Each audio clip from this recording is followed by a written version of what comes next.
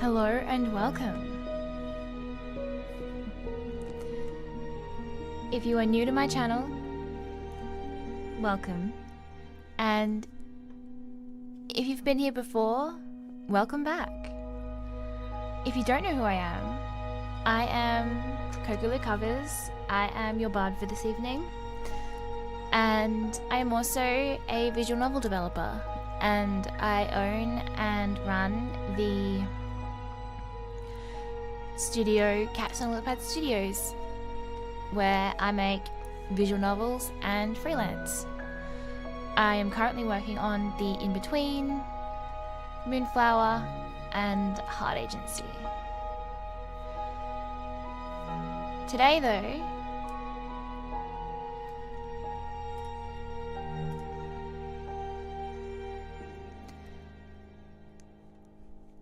I'm going to be finishing off 2 games from my friend's studio, and they are Start Again and Amelie.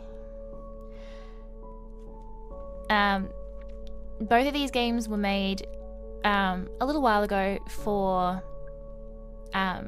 game jam challenges, and they are so, oh my goodness. They are so clever and twisty, and I am super excited to get stuck into finishing the story and see where they go. Because at the moment I have no idea what the end game of them is.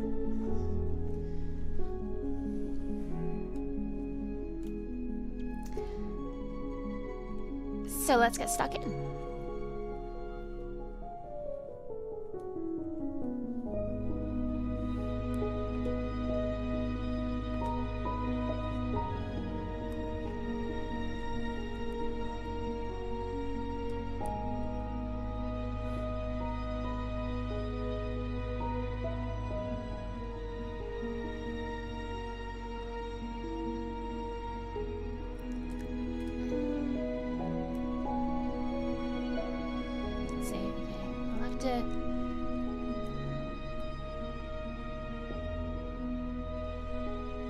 Hopefully my bard is not too in the way there. We'll see what she looks like when we start.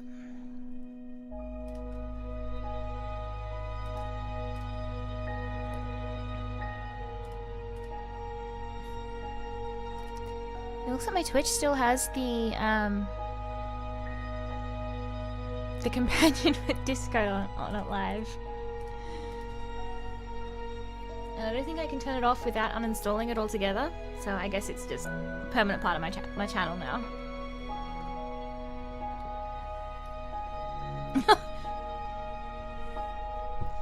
School can wait is how we get Sev.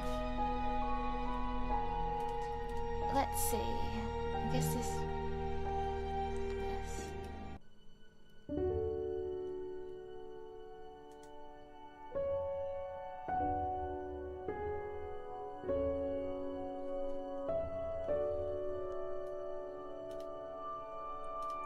No, I don't want to overwrite the save. Wait, where are we? Where did I save?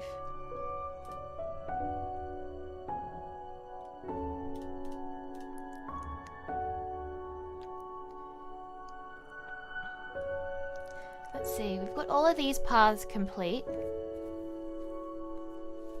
Hey, Mads. The flowchart is really cool. I can't believe this was only made in a month. Like the things that these developers can do is just insane, and I don't even know how they know it's a thing that's possible. Like,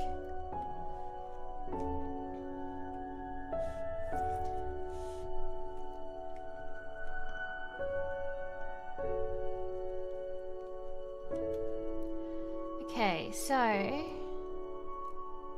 I have no idea where that's where the save is, but I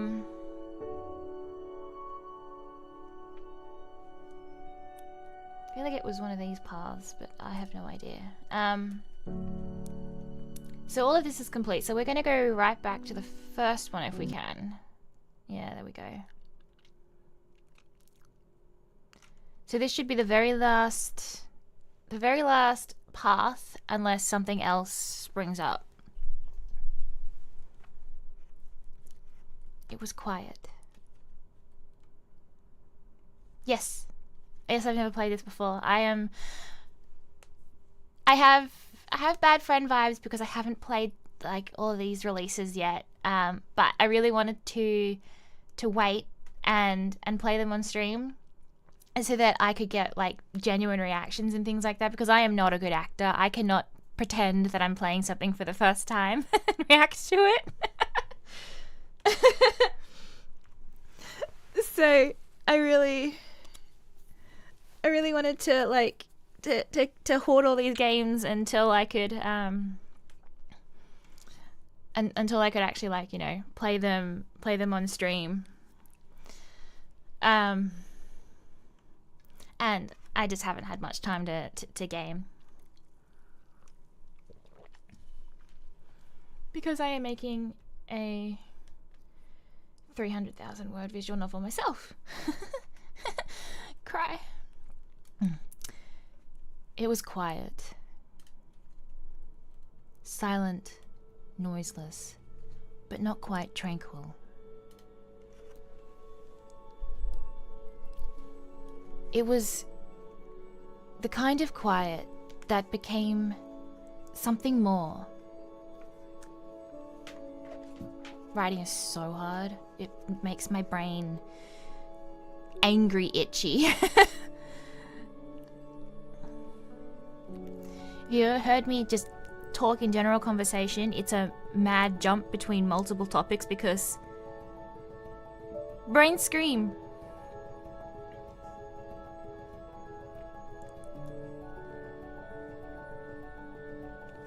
Did I not send that again? I did not. Sorry, I'm just trying to make sure I've got all my posts for the live up.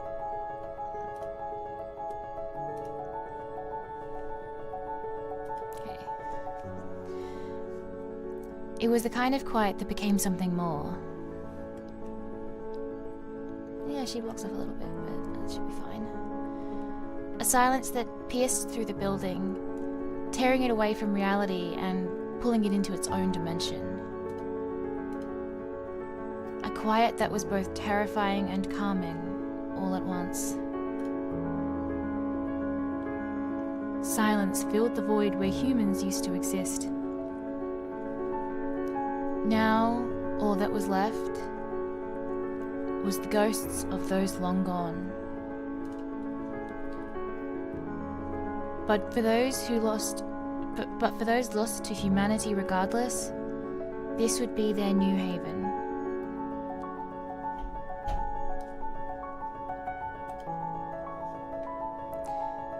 Sebastian opened his eyes, surrounded by that silence.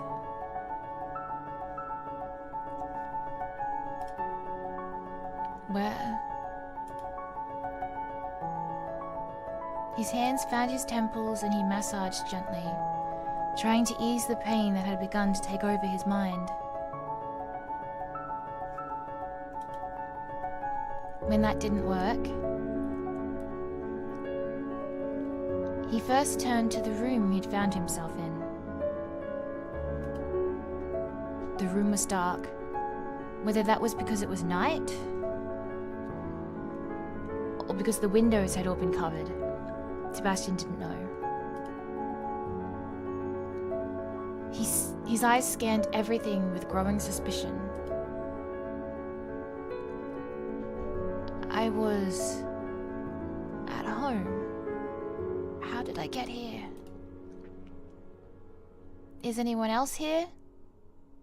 Hello? Nothing stirred in the darkness. All was still. He jumped to his feet and cautiously took a step forward. The floorboards, damaged from what looked like years of battling against the weather, creaked underneath his careful footsteps.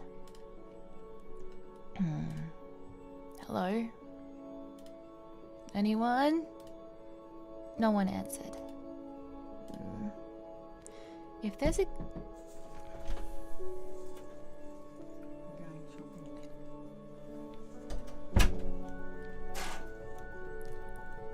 If there's any ghosts here, I promise I'm not an exorcist. I'm not even sure how I got here, but I don't mean you any harm. I'm just going to leave now, okay? Sebastian walked towards what looked to be the entrance to the house. I promise I won't hurt you, ghosts. The door was large and imposing, made from faded wood with deep engravings. Thick scratches ran down the wood. It's not ominous at all.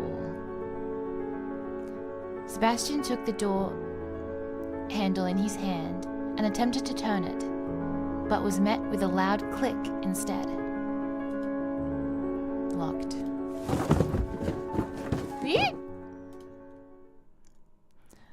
Oh god, Miss Ghost Lady, I'm really sorry. I didn't mean to encroach on your territory. I really want to leave, like, really.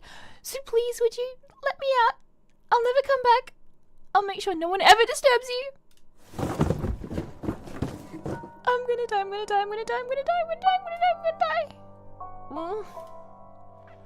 Promise I don't taste good. Look, I'm way too skinny, and I have no meat on my bones. Maybe you don't eat humans. You want to take over my body? Is that it? I'm sorry, but I really need it. Maybe we can share, if you let me go. Sebastian stumbled backwards, eyes flicking all over the room, until the back of his leg hit a small packing box. It was taped shut. Oh, there's something in there. Seb's one of those characters that you look at and you're like, oh no, he's stupid. I love him.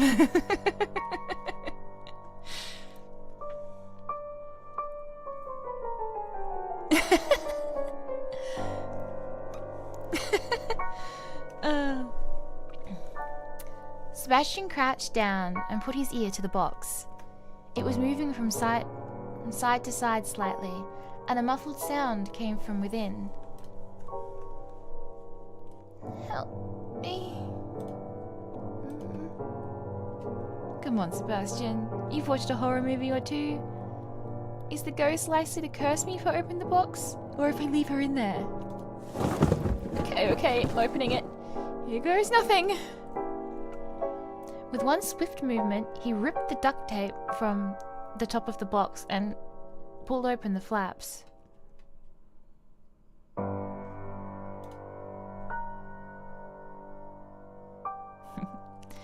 Inside was a little girl, with hair almost as pale as the moon, sitting there, huddled into a ball, with tears in the corners of her eyes.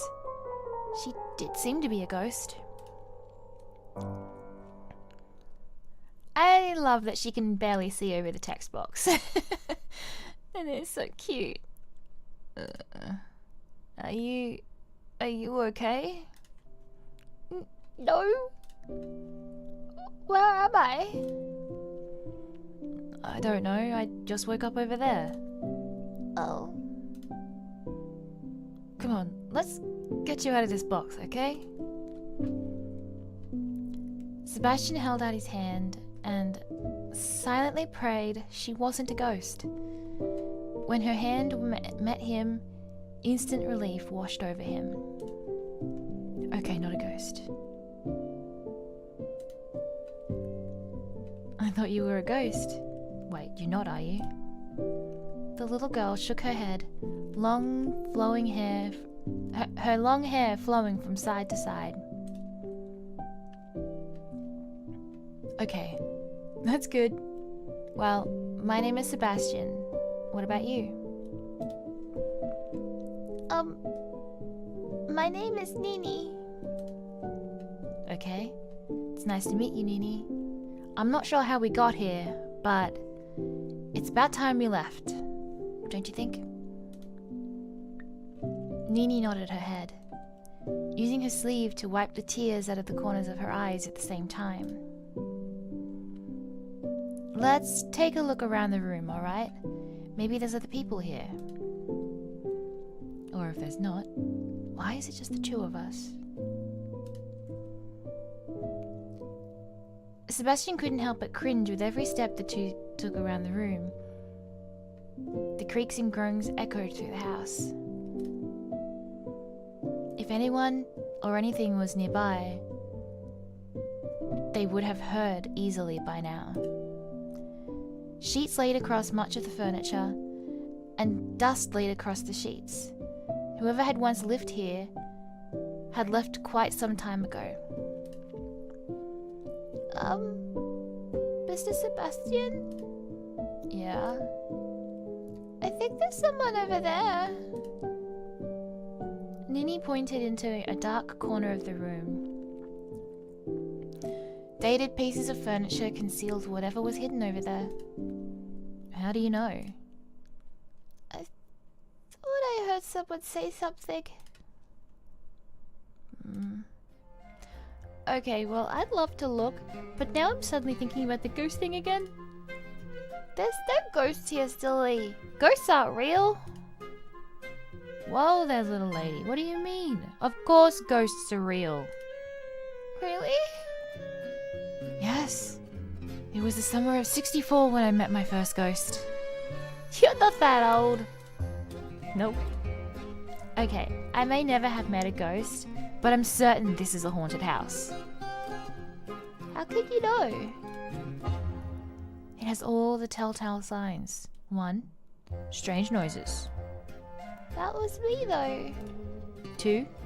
All the doors are locked. Couldn't someone else have locked them? 3. It's way too cold in here.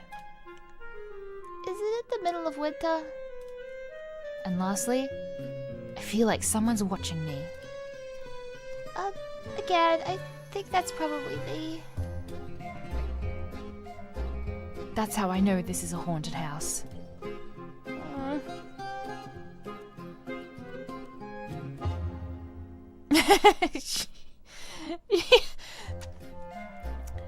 He literally always sends her in first.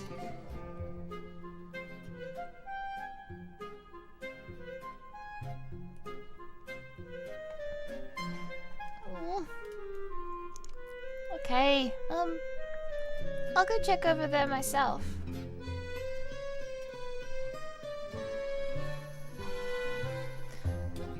Hey, thanks for the follow. She really is.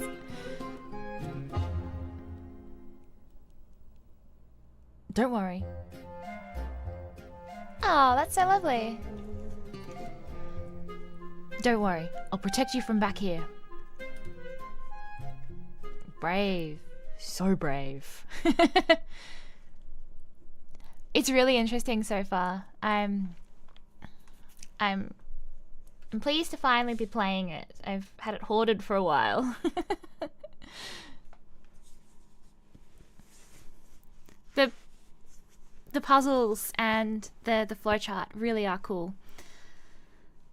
I have no idea how they managed to plan that all out though. Like, I mean, my brain could never. I can barely remember what I'm writing as I'm writing it, let alone something this interwoven. They are.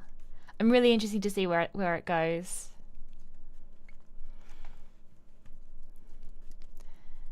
Sebastian gave Nini a thumbs up and a reassuring smile. She nodded back enthusiastically, as if she truly believed that he had her back.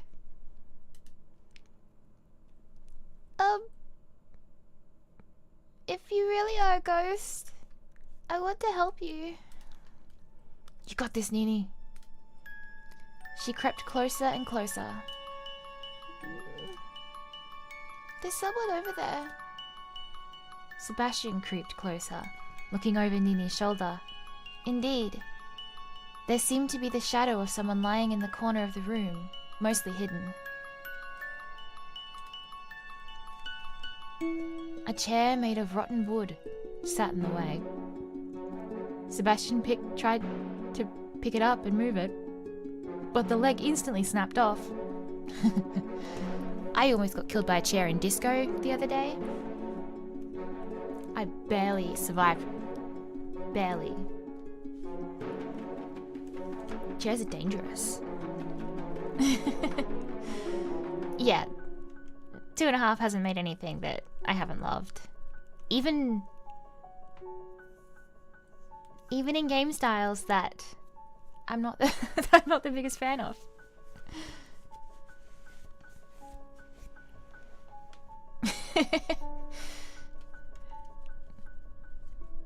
He picks it up. Now I have a poking stick. Won't he be upset if we poke him? Nah, I'm sure he doesn't mind being poked.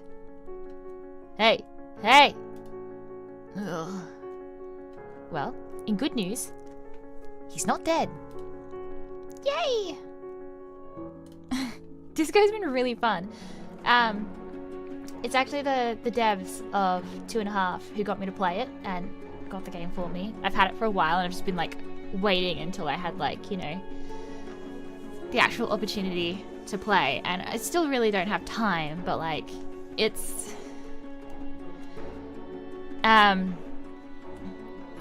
good to be able to experience other games. It gets me out of my own head a little bit, but that one is just, I can't imagine how long it took to write and just how everything was like kept on track, because there is so many options. It's super cool where a game, like, there's like endless replayability in it. It is so funny and so clever.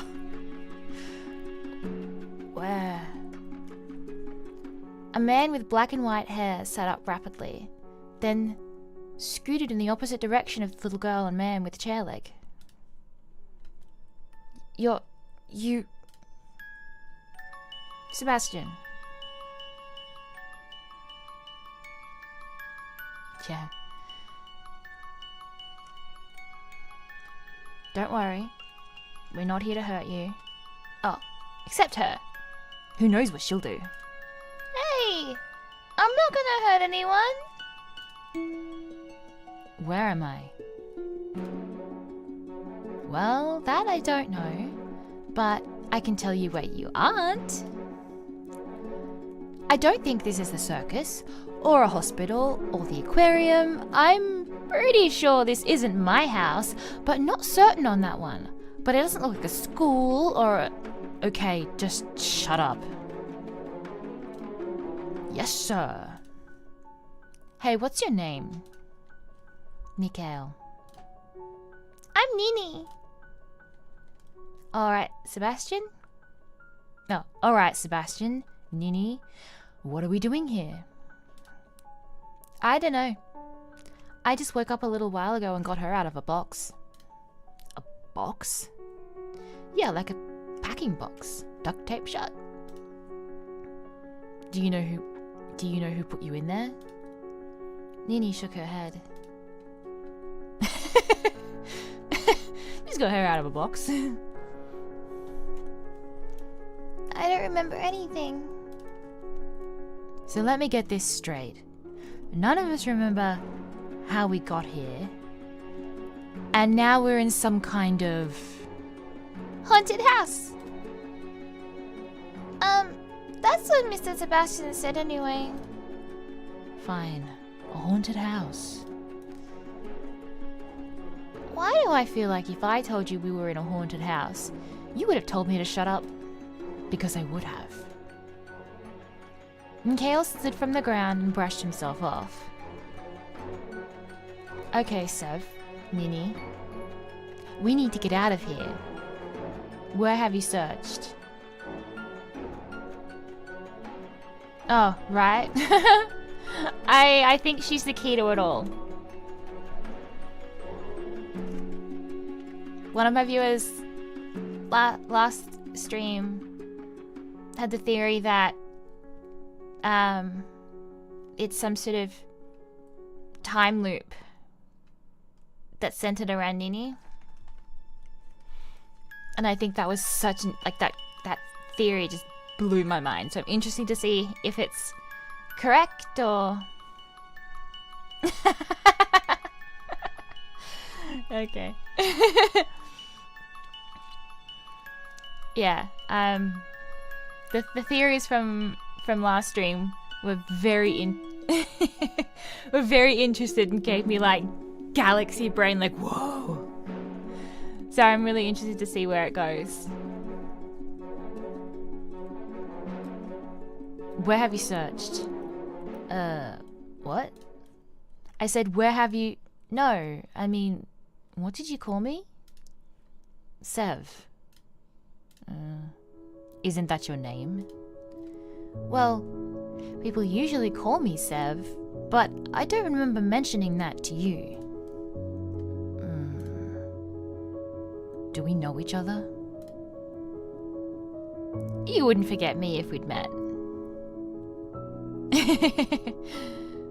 Look at this handsome mug. Yeah, we don't know each other. I wouldn't forget someone with such a big head.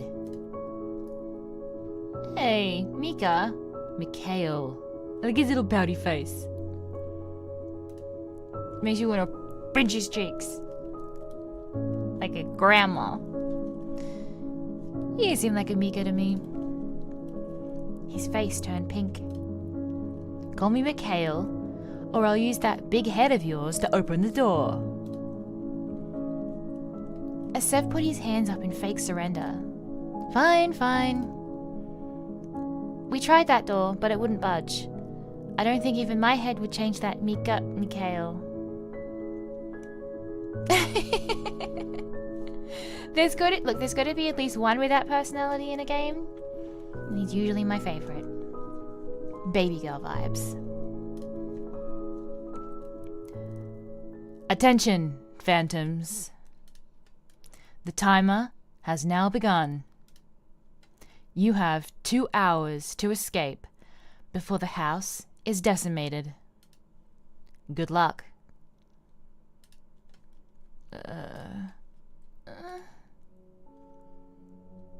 A timer appeared from somewhere unseen, projected onto the wall. In front of their eyes, it changed from 2 hours to 1 hour, 59 minutes remaining. What the hell? Who said that? Wasn't me. No shit, Sherlock. That's one of my favorite sayings.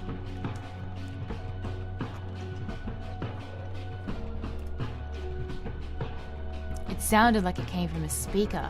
Is someone watching us? Do you think it's some kind of pervert? No, I think it's someone that wants to see all 3 of us dead. That seems worse. What's going on? Her large eyes blinked over and over as if she was trying to stop herself from crying. Sev knelt down to be eye level with her. It's okay. Someone put us in here, but we're going to get out again. You just have to be brave. Okay. I need you guys to think. I'm always thinking. Properly, Sebastian. What's the last thing you remember? Nini spoke up first. I was at home. That's the last thing I remember. Sev? I think I was in a train? No, a factory. Or was it a church?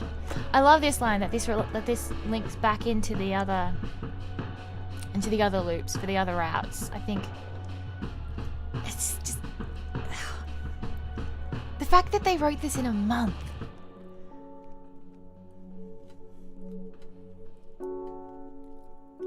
Can you be serious for just 5 minutes, please? I am being serious. It's like my memories are all fuzzy. Did you hit your head or something? I don't think so. Well, I can't remember whether I did or not, so maybe I did. Forget it. Then what about you? I was with someone, somewhere. For real. That's very informative, thank you. Like your recount was any better. Touché. This is going nowhere. Come on, we need to search the rest of the house. Time's already ticking. Following your lead... Someone else. Wait. Mikhail had already moved to leave through what looked like a dark, long corridor. He paused, a look of mild annoyance on his face. What? Please don't say something stupid and waste our time. No, it's just...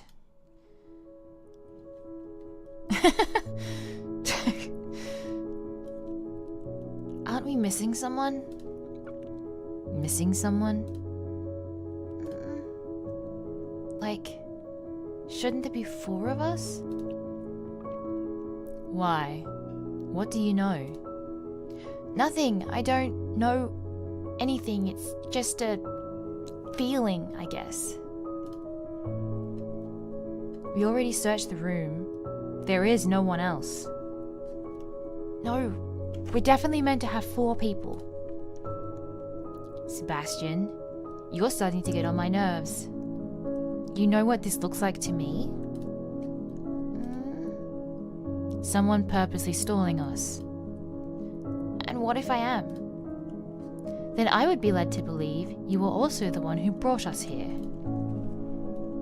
Mikhail's body stiffened up. Well, luckily, I'm not.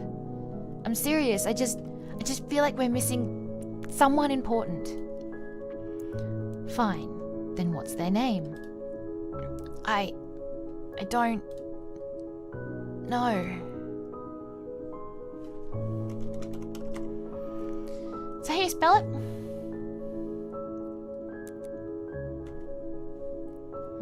Undone by not being able to spell. What's this game about?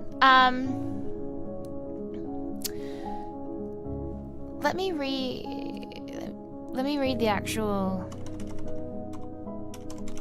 game description because it's a bit twisty just off the top of my head. Yeah. Basically 4 strangers wake up in a place that they don't know and they have to find their way out. Each time it's a different place, but it's the same people and they never remember each other, but they kind of do.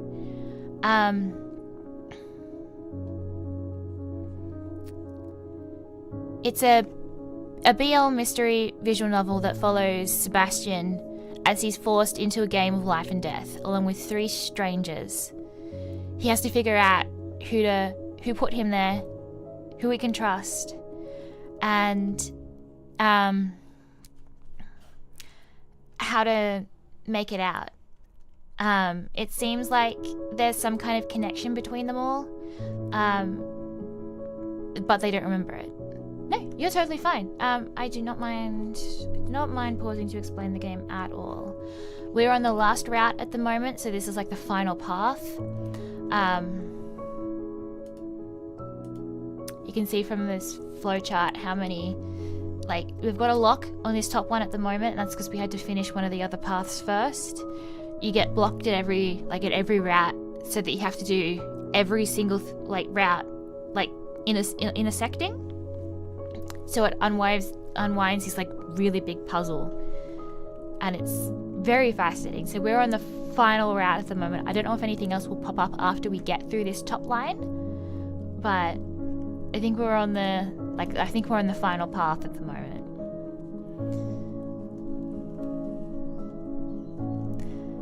So yeah, it's gonna be interesting to see how everyone is actually connected and what the story is, because they don't remember anything so far, just little snippets of connections.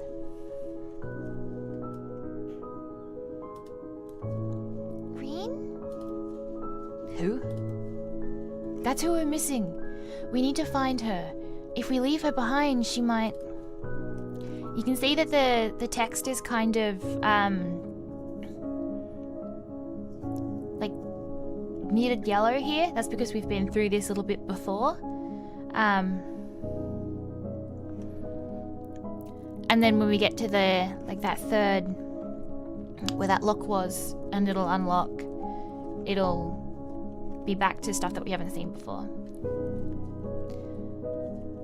Which I also think is very cool. So you know where you've been before.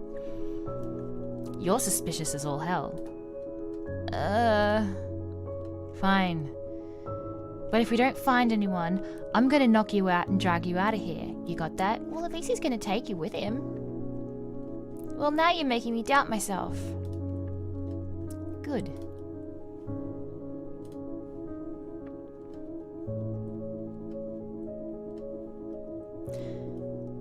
Nini, you go look near the door again. I'll take the area where I woke up. Sev, you just do whatever you do. You got it, boss. As the other two busied themselves searching for their respective sections of the room, Sev wandered back towards the spot he himself had woken up from. Oil paintings with dark stains sat discarded in the corner of the room. As Sev moved past them, he could have sworn their eyes followed him. Waiting, watching. He tore his eyes away from the portraits and resumed his search. Moss that grew between the floorboards cushioned his steps, though nothing would fully mask the creaks that seemed to echo all throughout his body. Nini and Mikhail were like a thing of the past as Sev moved forward and further into the shadows. Where are you? Who are you? A drip of liquid landed on top of his head. It was ice cold. His eyes travelled upwards, but the ceiling was concealed in darkness. Whatever it was, he wouldn't know. And he thought that was probably for the better. As the brunette pushed aside furniture long broken, he heard it. A gentle whimper. He hastened his actions, tossing and throwing everything to the side without any care, which quickly attracted Mikhail and Nini's attention. A young woman, no older than 20, lay sleeping beneath a pile of debris. The three worked together to pull her out and check her for injuries. Is she hurt? She's okay. She's just sleeping. I'm not sure if this makes you more or less suspicious. A bit of both? Sev cradled the woman to his chest. Her breathing seemed normal, and there wasn't a scratch on her body. We'll talk about it more later. We gotta wake her up and get moving. Excuse me, miss. Miss, it's time to wake up. She didn't stir, no matter how hard Sev shook her shoulders. This calls for something more serious. Should I be worried? No, it's not that bad. When I was in school, my mum could never get me to wake up. So she would hold me down and tickle me until I was blue in the face and passed out. It always worked.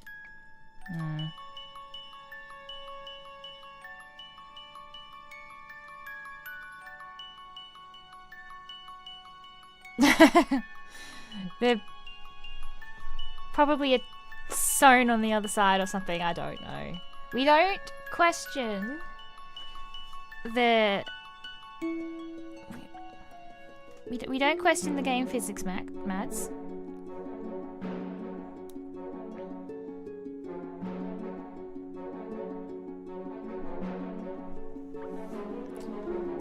If you pass out, wouldn't you be in bed for longer?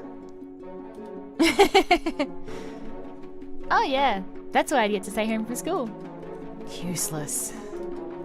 It's not useless. You're useless. Hey, Miss, what did you say her name was again? Reen. The moment he spoke her name, her eyes fluttered open. They were a deep red, almost the same color as her dress.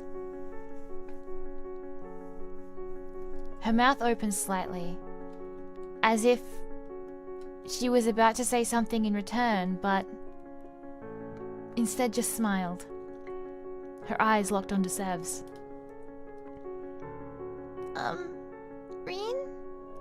Are you okay? We should probably ask if her name is really Reen. I mean, this whack job is the one that said that was her name in the first place. Yes. My name is Reen. Do you know me? I don't think so.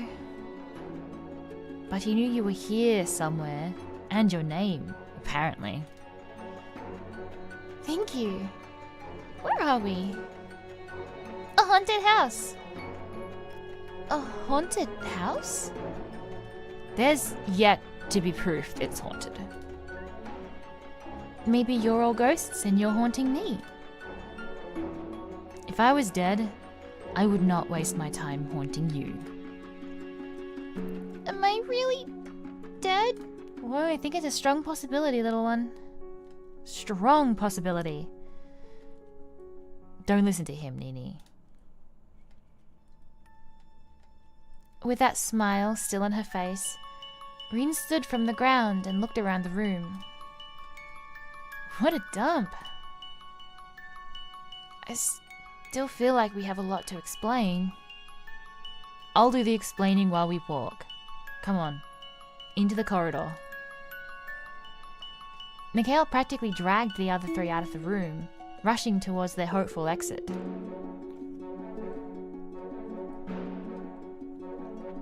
The room beyond was even more starved for light than the entrance hall.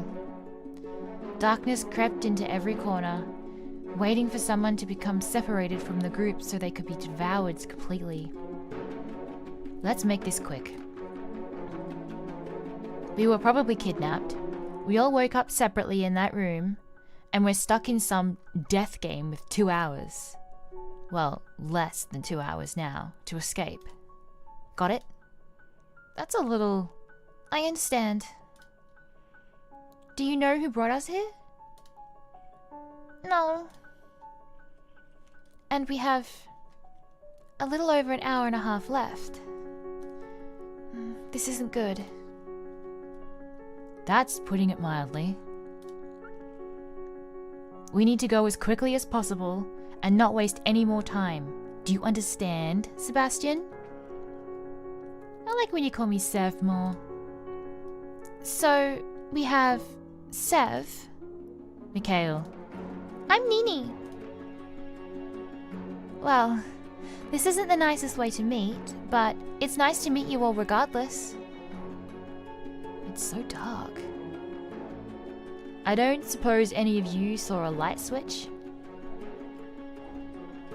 If this house even has lights, it looks old. There didn't used to be lights? Not before I invented electricity. He's such a turd. Seb. You invented electricity? No, he didn't. I did. Wow. You're such an asshole. The further the group travelled, the more gloomy the lighting became, until it was almost pitch black. And finally, the hallway ended in a staircase. Beside it was some kind of plaque, though it was unreadable through the darkness. Mikhail ascended a single step of the staircase. Wait. This might be important. And if it was important, they wouldn't leave it somewhere we couldn't read it. I agree. I don't think we should move on before we read it. Yeah. You're all as bad as each other. Fine. What's your solution then? Because we can't take it with us unless any of you are carrying a screwdriver. That's not a bad idea. What? Check your pockets for anything. A lighter, a torch, some matches. Who carries around any of those things? And even if we did, do you think whoever put us in here would let us keep them? Despite saying that, he too began to check his various pockets. Nothing, I'm afraid. I don't have anything either. Slowly, Mikhail produced something from his pocket. What was that you said? Who carries around those things? A small box of matches. Shut up. I didn't put them there. Well, I certainly didn't do it. Oh, really? Seeing that their arguing might continue for a while yet, Rin took the matches from Mikhail and struck one against the box, creating a shallow yet warm light.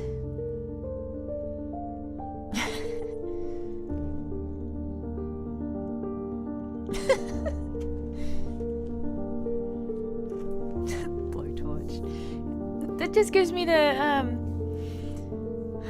that meme with the kid running around the pool and he's got something in his hand and the mum's like, "What do you have?" "A knife." "No!"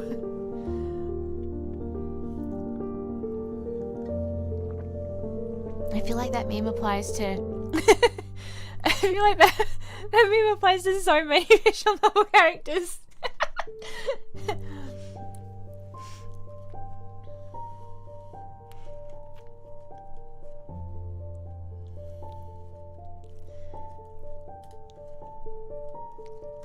If you two are finished, it says... They instantly quieted down and gathered around Rin. Above, 2 doors you will find. To escape, you must split evenly. Choose not to, and your time remaining will halve. Lucky we stopped to read that, huh? Yeah. The group, now all the wiser, ascended the staircase together.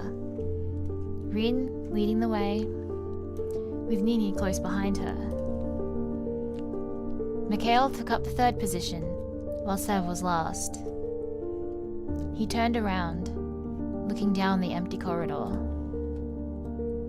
For some reason, the house seemed awfully lonely all of a sudden.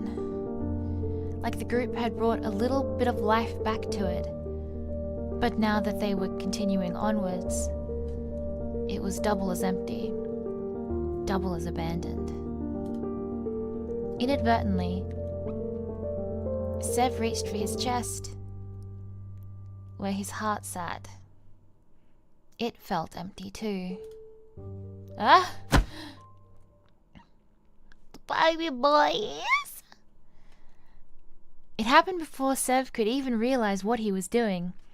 Whether he'd slipped or stumbled or a step had broken, he didn't know. They're so cute, aren't they?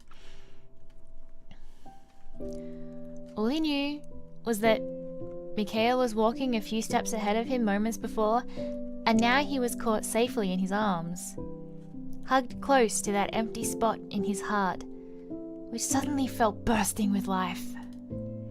Shit. Thanks. Sorry, I think I tripped on something. For once, Sev found himself dumbstruck in such a way he didn't have a single thing to say. Not even a joke. It's no problem. Sev? You... and me... Hello? Earth to Sev. Sebastian.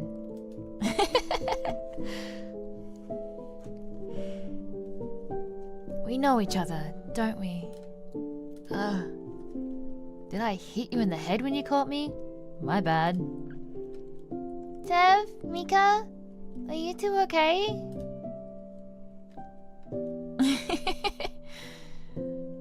Sev's heart beat loudly in his chest, to the same rhythm as his head began to throb. No, my head's... well, not exactly fine, but you didn't... I'm sure we know each other. Did you fall? You have to be careful in the dark. Let me go already, jeez. You're starting to embarrass me with how hard you're staring. Reluctantly, Sev finally let Mikhail go, and the two rushed to the staircase to meet with Reen and Nini, who were peering down at them in worry. I'm glad you're both okay.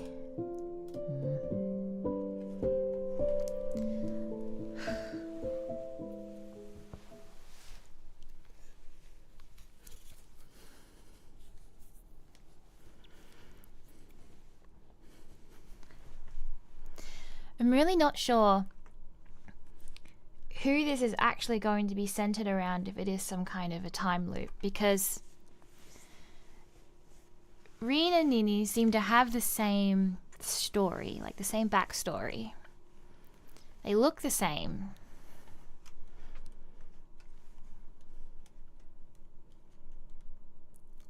And I get the feeling that this is some kind of like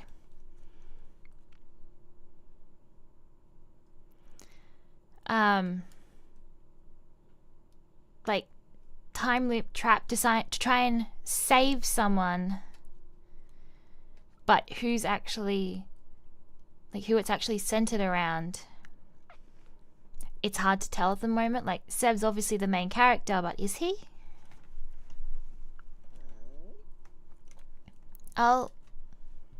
Nini, you can come with me. Really? Yay! Wait a second. Is there a problem? Well, I guess not. Good. Then we're all sorted. I'm sure we'll be back together soon enough. Make sure you two behave. Yes, ma'am. No need to worry. I'm always on my best behavior. Questionable. Very questionable.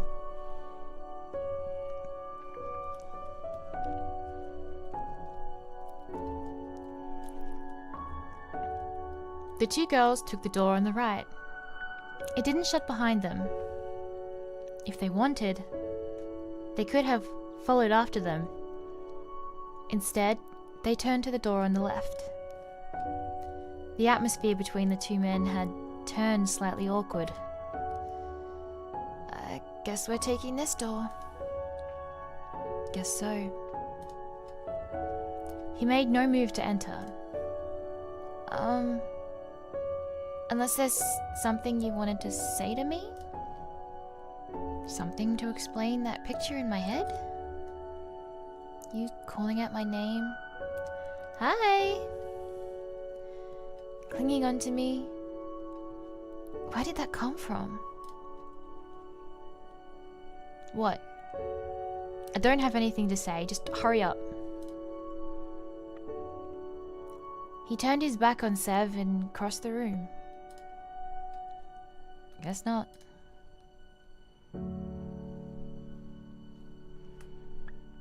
They shielded their eyes as they walked into the room, although it couldn't be described as bright exactly. Some light was finally present. It's just a dude. Enough so that Sev found himself feeling overly self-conscious, which was particularly unlike him. Some kind of dining room. There's even still food out on the table. Covered in a layer of dust so thick that you couldn't truly see the food beneath it. Want a bite? I'll feed it to you. Feed it to yourself. Why would I want to eat that? If you wouldn't eat it, why would I?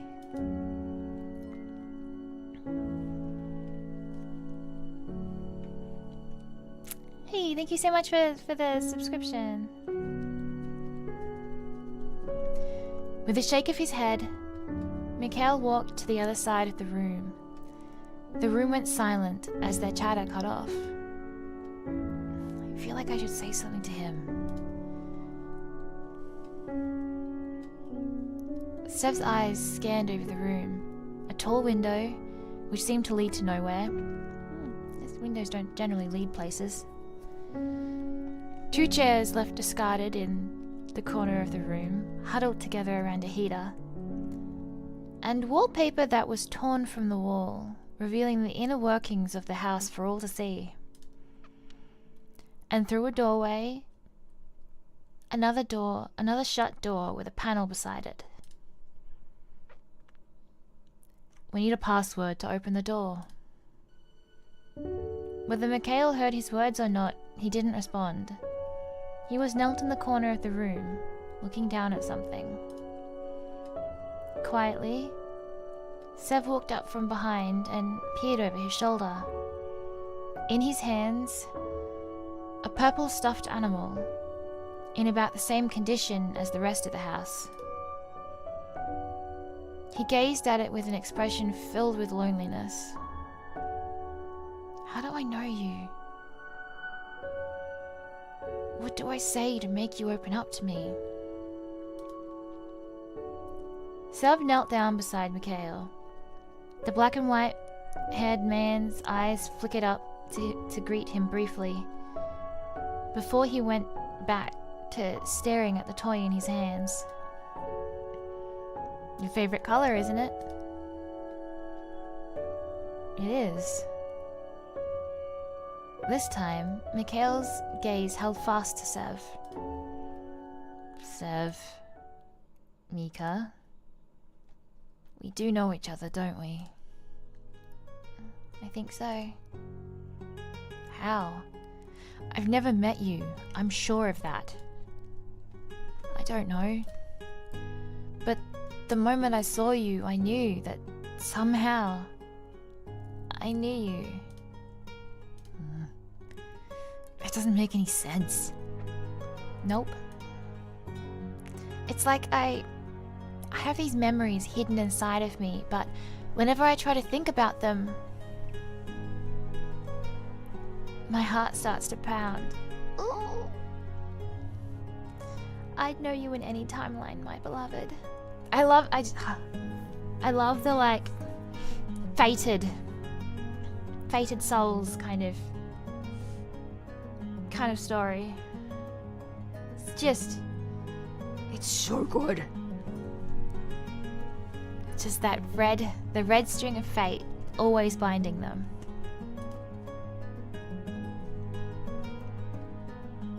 We need to keep this between us, okay? Why? I don't know who I can trust yet. If there really is some history between us, we might be an advantage if we know about it. Does that mean you trust me? As much as I'd trust anyone in a death game filled with strangers. Fine. I trust you. For now. I trust you too. Mikhail stood, putting some distance between the two men that had very quickly been shrinking. Glad we're on the same page. As much as I'm enjoying this reunion, if you want to call it that, we need to get moving. You said we need a password? Yeah, for the door. The password is smooches. Then let's find it. I bet the other two were already waiting for us. Especially considered we only have an hour and a half left. If I was a spooky ghost and or kidnapper, where would I hide a secret code? Yeah, I mean, couldn't hurt, right? How can one person be so flippant? Pretty easily. Come on, Mika, time to escape. It's Mikhail. You didn't seem to mind a minute ago. Oh, how about this bad boy? I read that completely wrong. Really the wrong tone. Just really excited about that cabinet. Sev walked up to a large cabinet and opened the doors. It was empty. Looks pretty empty to me. Behind it then. No harm in trying. Help me push. Mikhail stood facing the cabinet, both hands on the aged wood.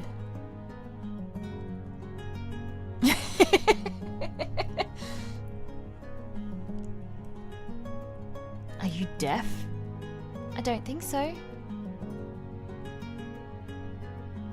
Sev, with nowhere else to go, stood behind Mikhail, wrapping his arms around the man to set his hands against the cabinet. And there was only one bed. With a smile, Sev pushed himself onto the tips of his toes and set his chin down on the top of Mikhail's head. Look here, maybe we know each other. But you know we're also complete strangers, right? Do you do this to everyone? Only for special people? Nah, it's just you. Yeah, I do this to everyone.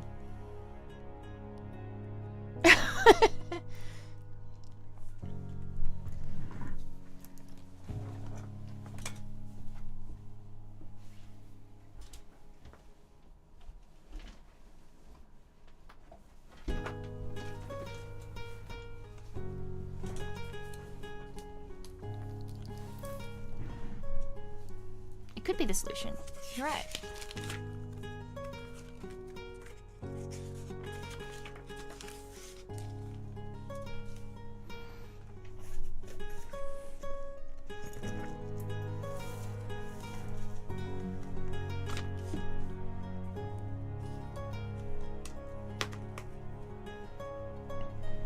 It's just you.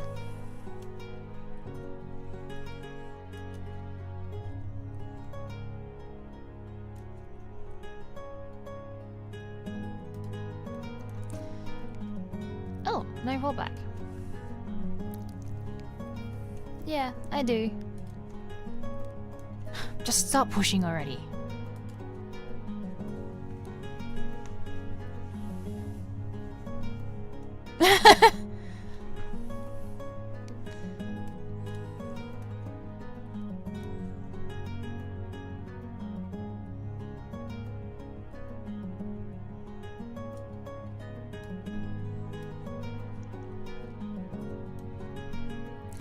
Do you do this to everyone? Only with you. I don't want to do it with anyone else. Do you even understand what you're saying? Yeah, I do. Just stop pushing already. With a creak, the cupboard was pushed to the side, revealing what was hidden behind it. Another screen that seemed to match the one beside the locked door. I think we found what we're looking for. How does this thing have any power anyway? The house is in ruins. I don't know, do I look like an electrician to you? Are you an electrician? No. Huh. Well, you definitely have the look going for you. I'm just going to ignore you. Sev took a step closer to the screen. On it was a simple question. What is Rin afraid of? What is this question? How are we meant to know? What are girls usually afraid of? Monsters? Vampires? Ghosts?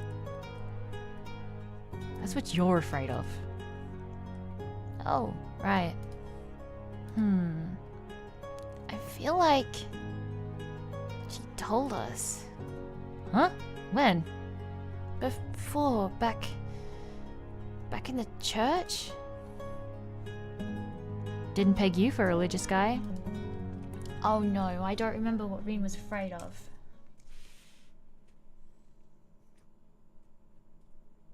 Uh-oh.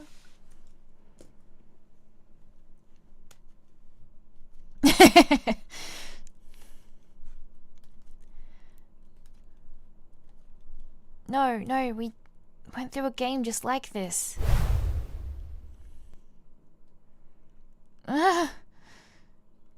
He stumbled back from the screen, tripping and falling until he hit the ground. Whoa, are you okay? Mikhail rushed to his side, quickly grabbing his hand to help him to his feet. The Sev just shook his head. I'm fine. I thought I saw Rin there. In the church. We spoke. Their hands lingered. Sev's grip tightened on Mikhail. Then, do you know the answer? Yeah, I do. Oh, we've got new stuff now. Okay. My text has just changed. So this is just... So, we've now reached a part... I guess it's that locked... It's that locked section has just unlocked. I can't remember what it is though. We're in the unknown. I can't remember what she's afraid of, is the problem. There's something rattling around in my head that says it's the dark, but I cannot remember.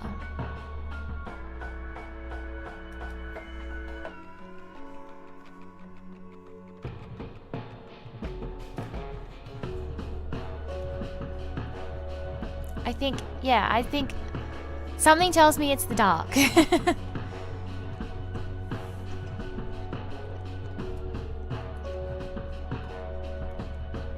Sev, still holding Mikhail's hand tenderly, jumped to his feet and approached the screen. He raised his spare hand and started to type the answer with one finger. You don't have to cling on to me, you know. I don't have to.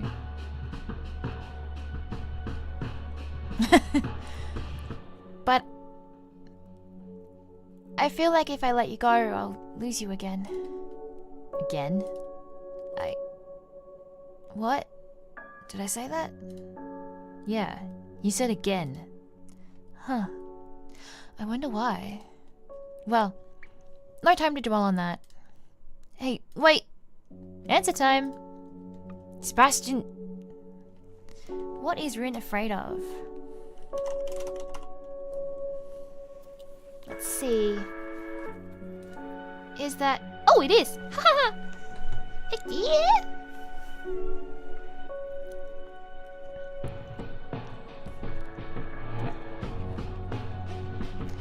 There, easy.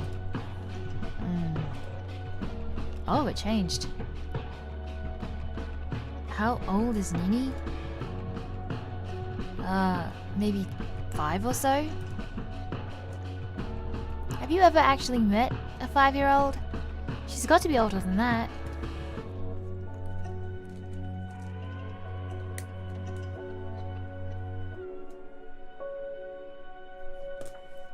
I don't know. I'm not the one with the memory that seems to have all the answers. She's... The pain travelled from the back of his head to the front, behind his eyes, as if trying to stop him to stop thinking. It's trying to force him to stop thinking. got it. Really? Is she 8?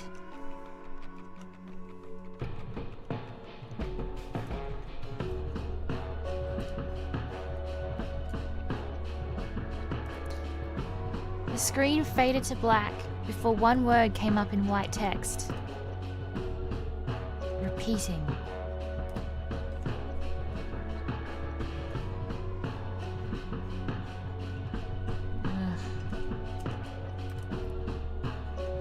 Take it easy.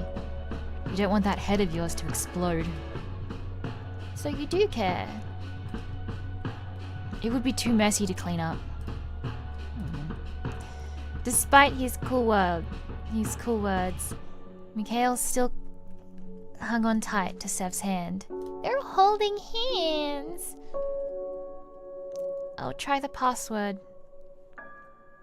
Wait a second. Weren't you the one going on about not wasting time? Thanks. Wait, what did I do? Stuck with me, even though I'm this insufferable. Out of the two of us, I'm definitely the more insufferable one. Guess we're a good pair then. Baby boys! Guess so. The two approached the door that would hopefully lead them closer to the exit to the nightmare they'd found themselves in. Beside it, a screen similar to the last, though smaller, awaiting the passcode. There goes nothing.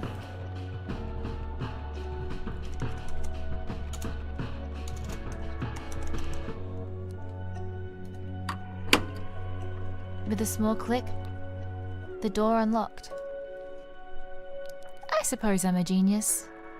Yeah, sure. Hey, what's that supposed to mean? They passed through the door to the room beyond, bickering back and forth like a married couple.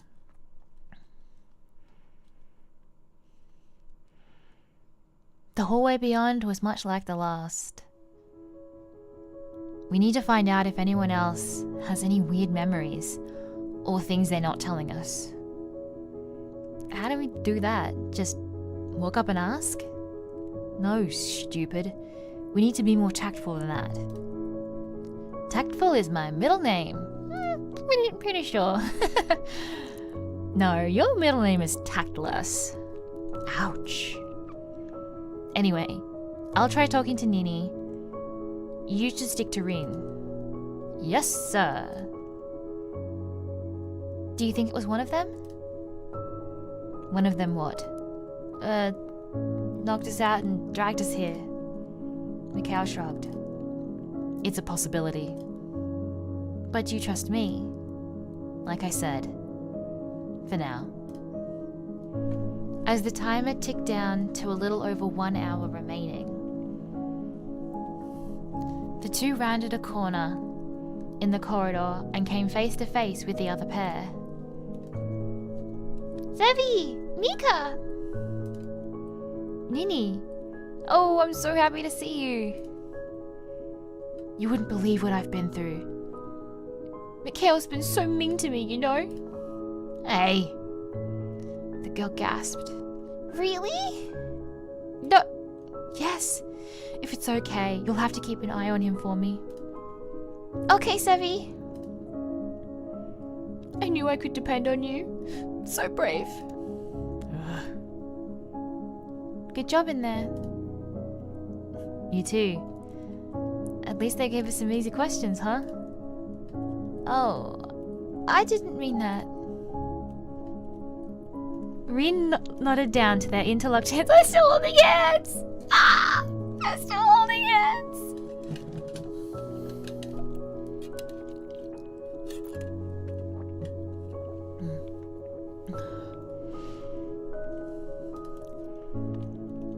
You two seem to have grown quite close in our absence.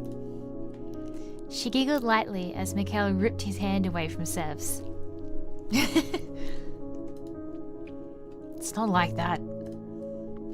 Of course not. I love a little cat mouth. A little cat mouth? What's going on? You see, don't need any more of your bullshit. Fine, fine. I won't pry. I'm sure we'll have all the time in the world to chat about you two once we're out of here. It's not like that. It's a little like that. No, it's not. Just a little. No. The two of you make quite the unlikely pair. Oh, I give up. Escape yourself, assholes. Mikhail sped up, quickly leaving the rest of the group behind. But he wouldn't be alone for long. I'll go get him!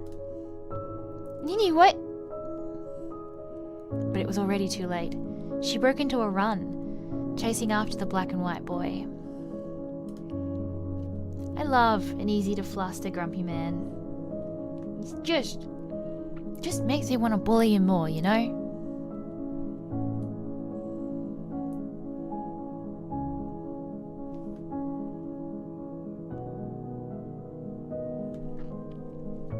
There's really no stopping kids when they've set their minds to something, huh?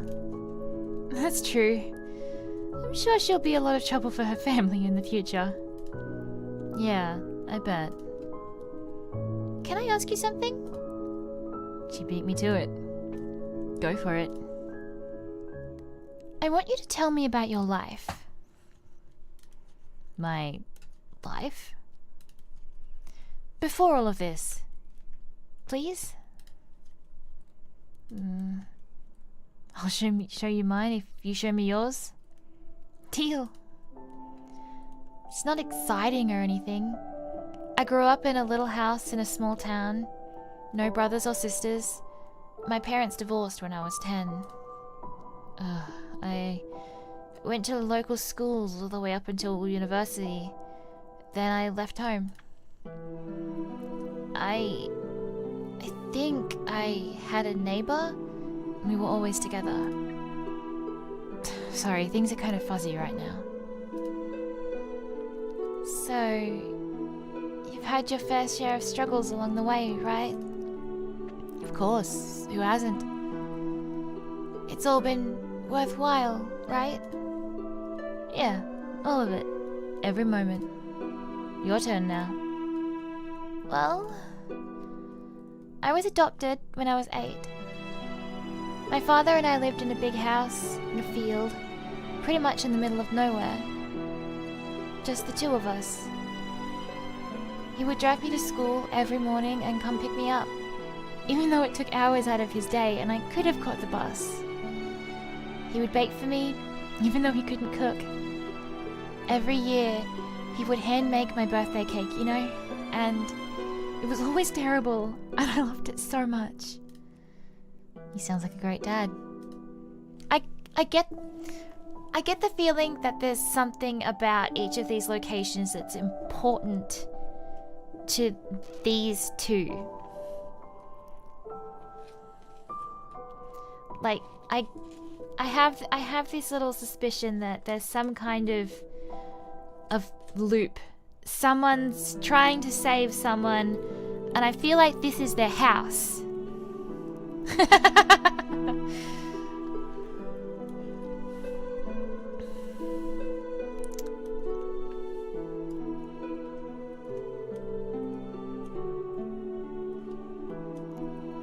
I couldn't have asked for better.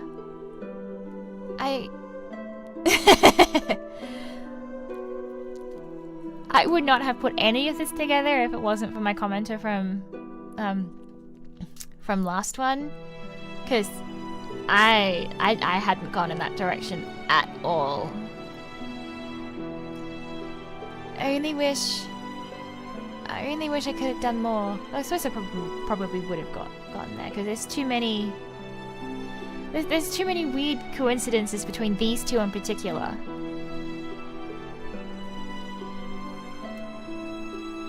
I think it was the song and the phrase. Oh no, final puzzle. I'm so bad at the puzzles. It took me so long to put the books together. Although I did work out that I could spell the word boobs, so that was fun. Oops. What did I miss there? I couldn't ask for better. I only wish I could have done more. For him, to make him happier. Because I could tell he was always so full of sorrow. In the moments where the dew would cling to the grass. In those hours as the sun rose. He would brighten up just for me, but I could still tell. I'm sure you did enough. She shook her head. When I asked him if it was all worthwhile, I got so stuck in that puzzle. I had to ask Gabby and Emma how to get through it because I wasn't clicking properly. It was like the space between like the wall and the wrecking ball, and this I just couldn't. And then I got stuck on the sequence within the box. I just didn't understand how the clues correlated, and I do not have the brain for puzzles. I admire them so much.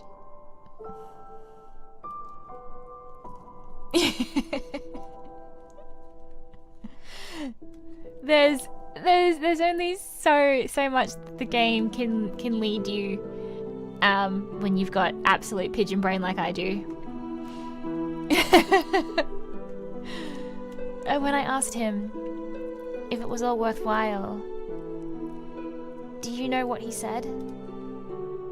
Yeah, all of it. Every moment. Yeah, see, I feel like I don't remember I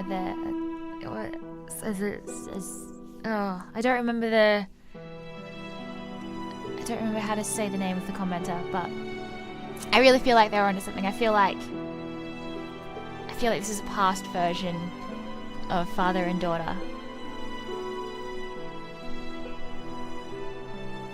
Before Sev could think of how to respond, they finally reached an open doorway at the end of the hallway. Beyond, faint voices could be heard. Guess we found them. Rin sniffed, wiped at her eyes with her dark sleeves, then smiled at Sev. Yeah, looks like it. Come on, we better hurry up.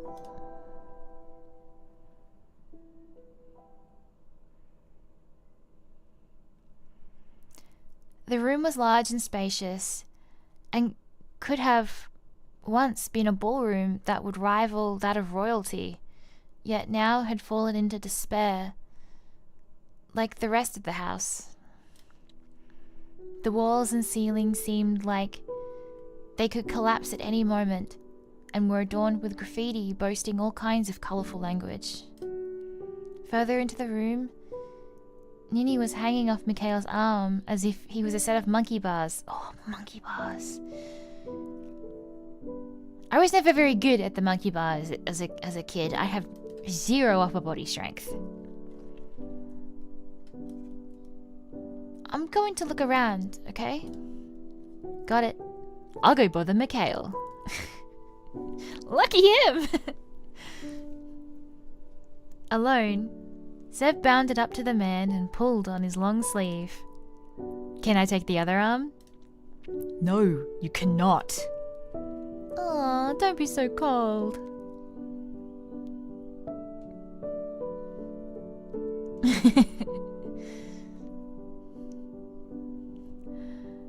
Didn't you miss me? Not one bit. If you have the time to play around, then you have the time to search for the next code, for the next door code. And what you're doing isn't playing around? I don't play around.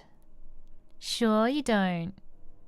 The sound initially seemed to come from the stage, as if a phantom band was playing a tune for their arrival. But soon after, the sound moved, as if it came from the very air they were breathing.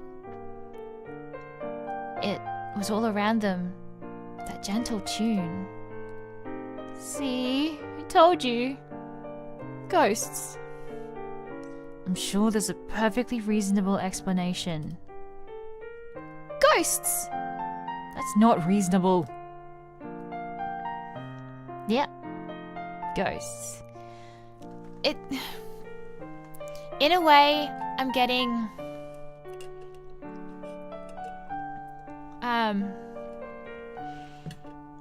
What's that? It's like The Others or something like that. The movie with Nicole Kidman. Where she thinks her house is haunted, but she's the haunting. I love that movie. It is so messed up.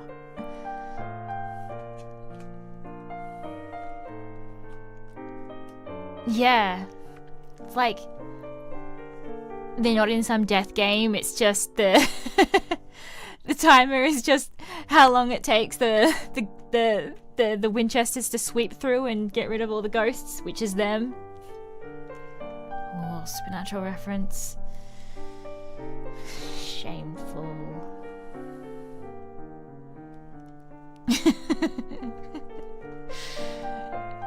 Anyway, we're busy, so maybe you should look somewhere else. I have the, well, of course I still have it. It's not exactly going anywhere. The protection symbol tattooed on my wrist. It's a little bit different. It's like a Celtic version of it, but it's there. Always. Anyway, we're busy, so maybe you should go look somewhere else. Guess he's not done interrogating her. Yes, sir. You got it, sir. He rolled his eyes and turned back to Nini, purposely putting his back to Sev. Reen was knelt to the ground, inspecting something that Sev couldn't see too closely. A dance, my lady? Reen jumped to her feet, her eyes filled with surprise. You surprised me. Any other time I'd take you up on your offer. Rejected. My poor heart. Shouldn't you be asking Mika anyway? Why him? It's not like we know each other that well. Maybe that will change in the future. Who knows?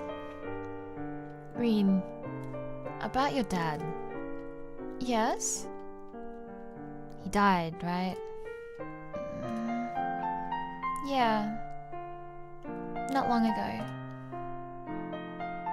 What will you do after this? After? I don't think I'll be going back home, to be honest. My home may not even still be there, but that's okay. As long as the rest of you are okay. Oh, yeah, she's done something. She's absolutely done something. She's the one that's put them in this way. I feel like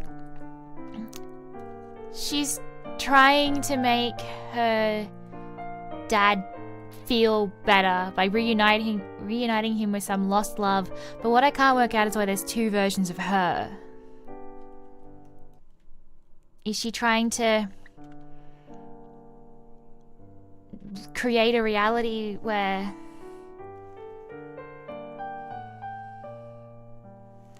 the two of them adopt little her and it changes the reality for them all? I don't know. I feel like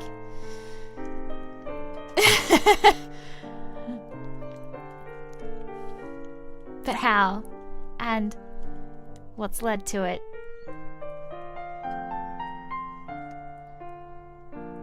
Why would it be gone? I think what's happened here may change everything. Really, it's okay. I'll be fine. Why not come with me then? I don't think it's that easy, but I do appreciate the sentiment. Reen! Sevi! Mika found something! Mika. Oh, that's so cute. She's so cute! Mikhail crossed his arms, as if he'd given up on insisting his name was Mikhail. It's some kind of math. Oh no. Oh no. Yeah, but he'd have fun before he died. Game thing. I don't know. I've never been good at math. Math is the worst.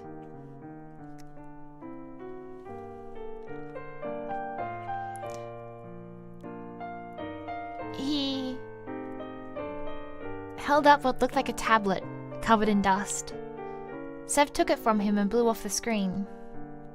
Huh. Looks like we need to add up to 25 and 50. This should be a piece of cake. Are you good at math, Sevi? Nope. Give me a break. Maybe I should... I'm scared. No. Now I feel like I need to prove myself. No, give it to Reen. Give it to Reen. Let her do it. We can't do this, bro. We can't. Come on, Sebastian. You've got this. You really... Oh my god, no.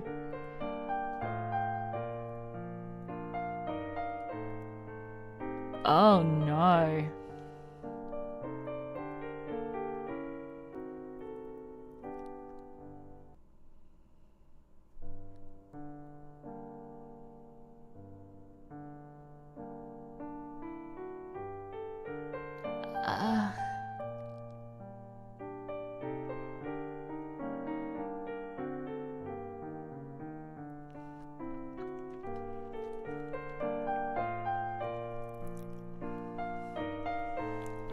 Oh my goodness.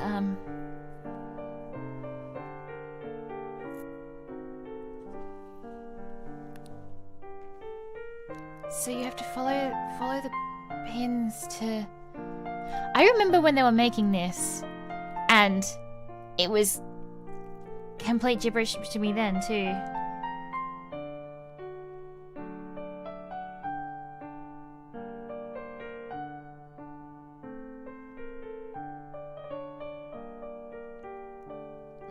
Nope, that one's 26.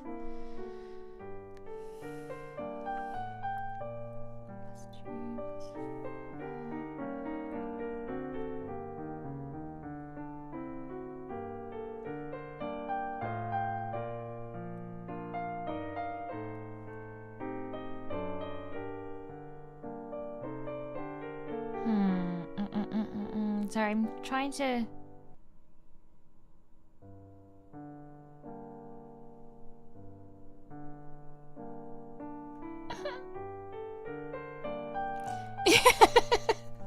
just furious calculator typing and sad whimpering.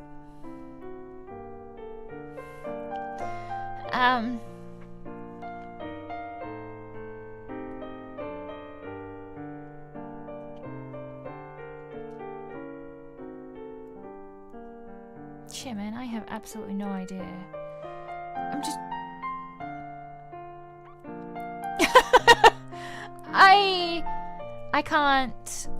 I can't do maths at all.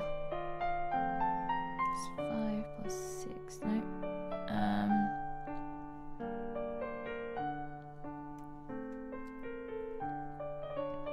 8 plus 3. No. Fuck.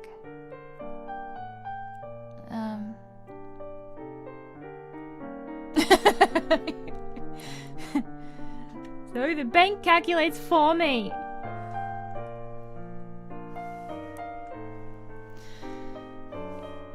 Oh my goodness, okay.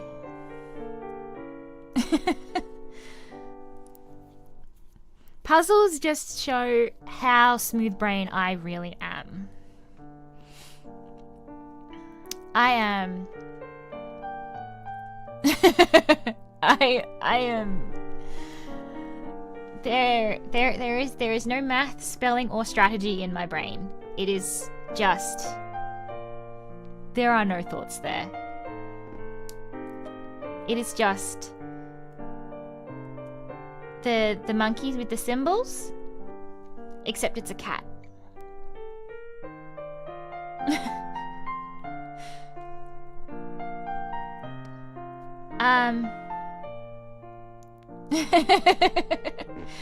Shit, fuck, I don't know, man.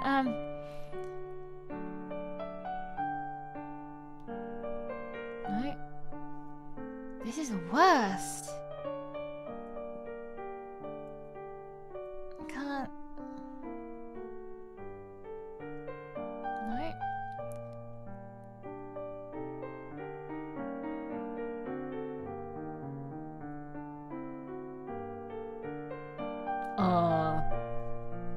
Those do look kind of fun though. The Resident Aria, that's Resident Evil, where they like the.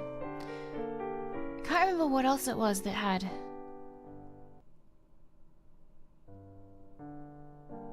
There was something else that I've played that has like a circuit board that you have to like.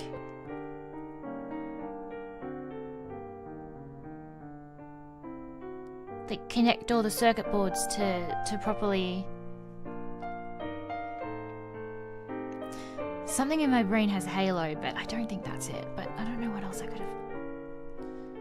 I need to look this up. I have no idea.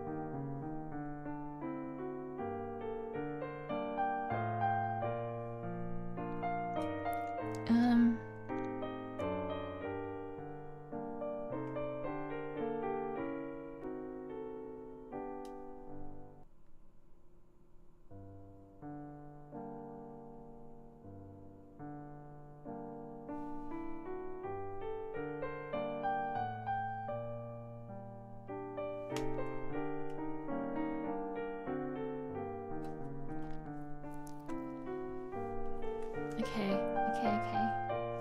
I'm trying to look it up while also not seeing anything else, because man, I'm so bad at.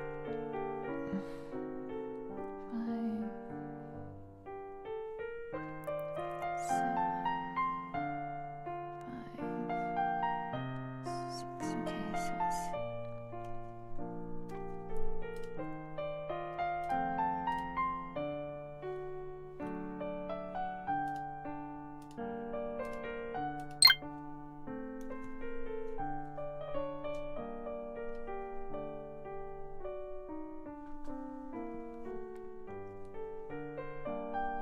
And then it was.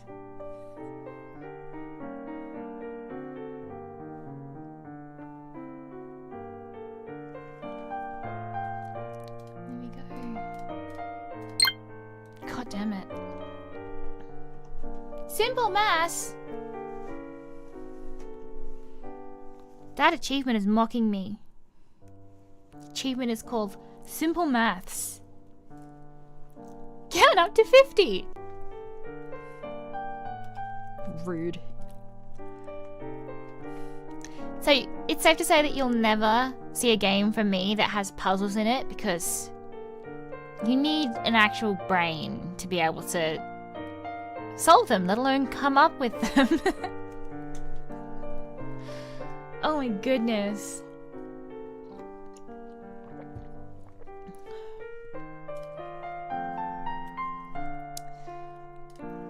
So I'm sure that was incredibly painful to experience.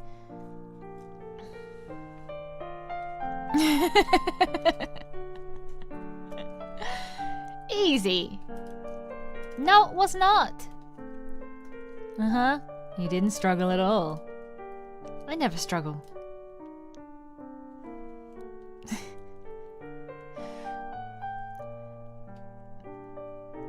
The code is time. Ah, yes. Something we're running out of. Yeah, I think I probably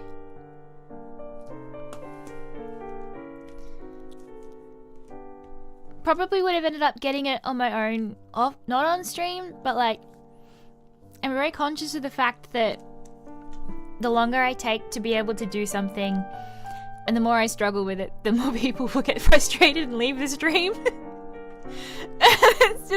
And it's like I can know something like the back of my hand and be like the like special interest it, but as soon as someone asks me about it or is like watching me while I do something, I am just like absolute brain dead mode. Like I could not tell you a single thing about it.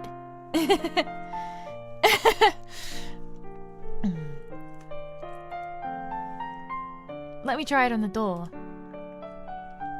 We're having way too much fun with this. You and I have something to talk about anyway. Come on. Whoa, hey! Mikhail grabbed Sev by the collar, Ooh. causing surprised looks from both Nini and Rin. Exactly. Although, for things like favorite band, I actually don't have an answer, because for me, answers like that change so much because it depends on like feeling. So many things change for me because my favorites change with how I'm feeling. Yeah. So like I can give you like a rough top 10, but that won't necessarily be what it is in the moment. And it might change. I do have like consistent ones. Like one of my favorite songs is Love Shack from B-52s and always has been. And another one is Bow River from Cold Chisel. I quite love a lot of Cold Chisel bands. I don't know if Cold Chisel's all that popular overseas, but they're like a legendary Australian band. I fucking love Jimmy Barnes, and I have never gotten to see them play live, and that upsets me. I have gotten to see AC/DC though, twice, which is super cool because I grew up on their music.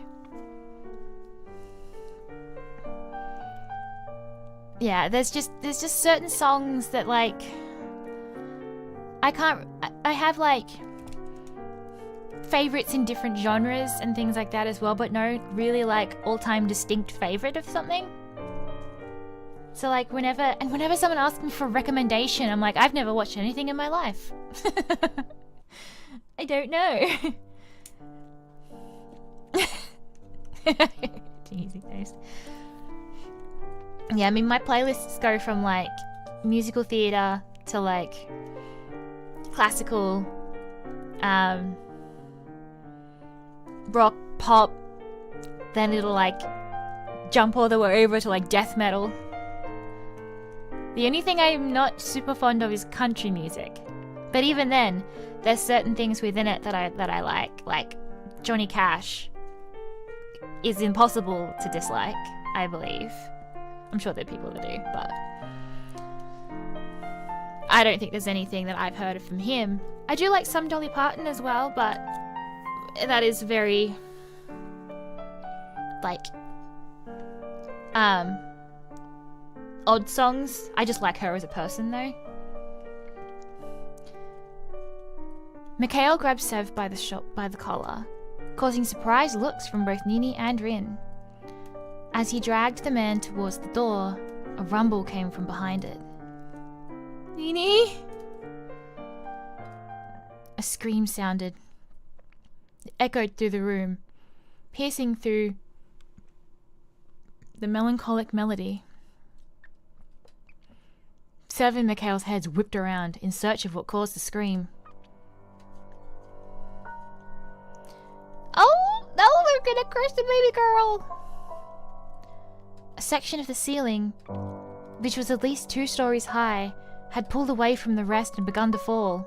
Well, don't just sit there, move! Sev broke away from Mikhail and ran, but he wasn't fast enough. When was he ever fast enough? When could he ever save anyone? But the rubble never hit its target. Instead, it floated 5 feet above her head. Her arms raised to shield herself. Ho-ho?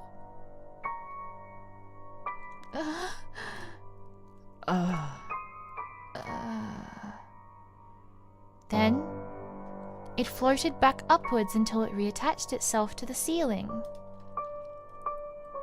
Nini? No, I'm sorry. I didn't mean to. I didn't know. Calm down. I'm sorry. Please, I'm sorry. What just happened? Nini. No. Don't call me that. I'm sorry. With speed, she ran towards the locked door, inserted the code, and dashed through the now open door. What? Nini has powers? I guess that would make sense if it is all, in fact, centered around Reen and it's some sort of time loop. Is that why she was kept in the attic? Because she's got powers? What the hell was that? I don't know, but does it matter right now? We need to find her. Nini.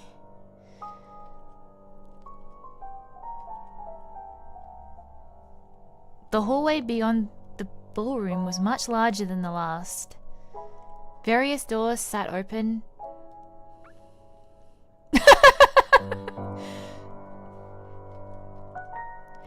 That is one thing about having the shocking memory that I do. While others suffer because I don't remember what I've said 5 minutes after I've said it, you can tell me the same thing again, or I can play the same thing again, and I'll have zero recollection of it. Everything's the first time I experience something, because I have, like, I call it pigeon brain, because it's just no thoughts, just clock.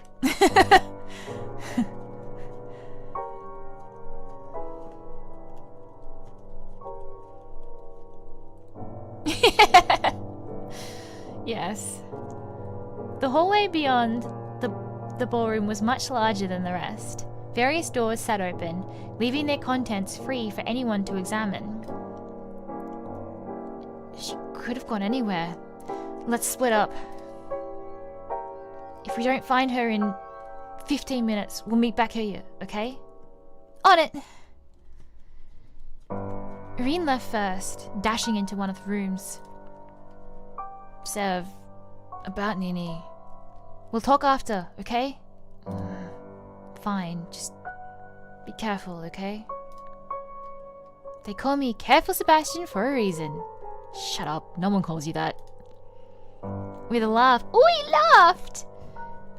Mikhail ran in the other direction to Reem. Alright. Where are you hiding, Nini?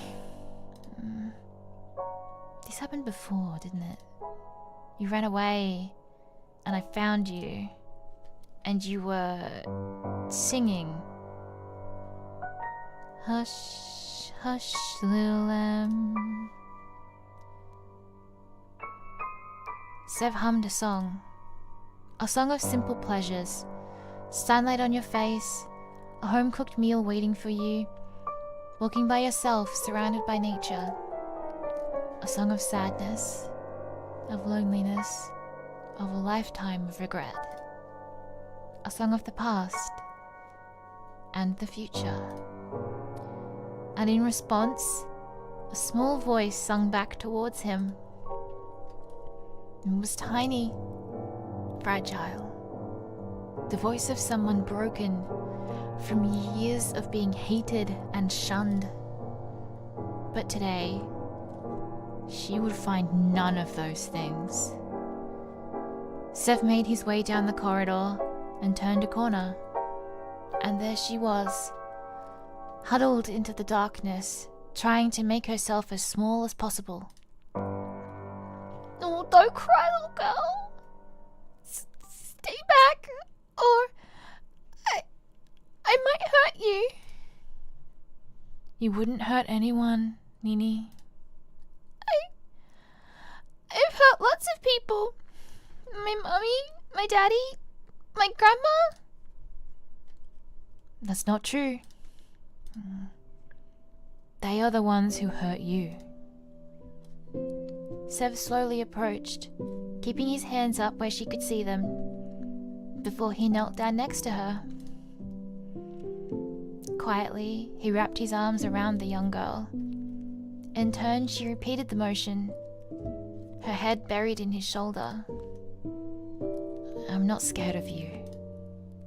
Are you sure? You promise? I pinky promise. Do you want to tell me what happened back there? Sometimes things like that just happen, but I can't control it. You can turn back time. If I could turn back time, if I could find a way. She shrugged and pulled away. Dunno. It's like Mummy and Daddy didn't like me.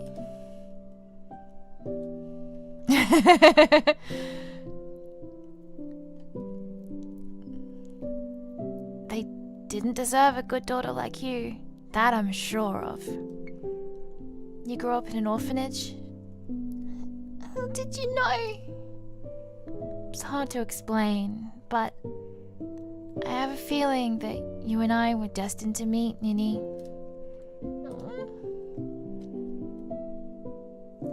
Sev's eyes went to the time remaining 40 minutes. How about this? Once this is all over, why don't we live together? No more orphanage. If you want, that is. I can't promise I'm the most dependable person. Her eyes lit up as if the words that escaped his lips were magic. Really? Really, really. Oh, okay, that's giving me Shrek vibes. Really, really. Yes! Sev stood from his place and held out his hand to the young girl, who instantly took it and sprang to her feet. Irene was right after all. About what? There you are. Oh, thank God, you found her. What happened to meeting up in 15 minutes, asshole? You made us, worried. I said if we didn't find her, we'd meet up in 15 minutes. Has it really been that long? Wow. I found her. Don't get particular with me. Sorry.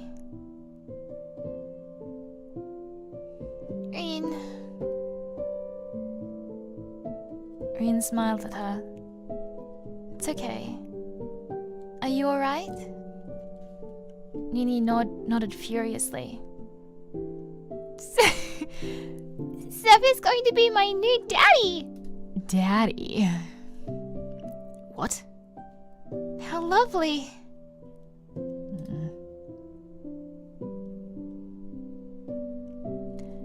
Irene, can you take Nini with you and keep going? I need to talk to Sev.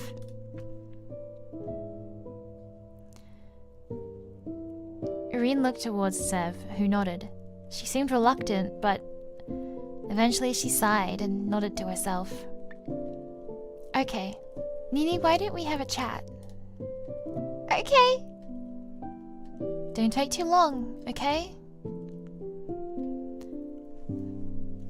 The two left, rounding the corner and heading straight and heading. Oh, good night. Thanks for joining and thanks for accompanying me on this journey. Thank you. The two left, rounding the corner and heading towards the next room.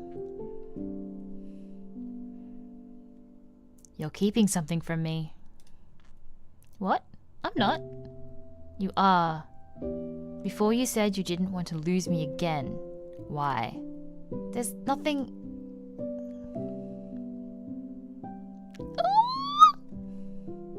Oh, what a time for Mads to leave. Why does the smudgies? Boys.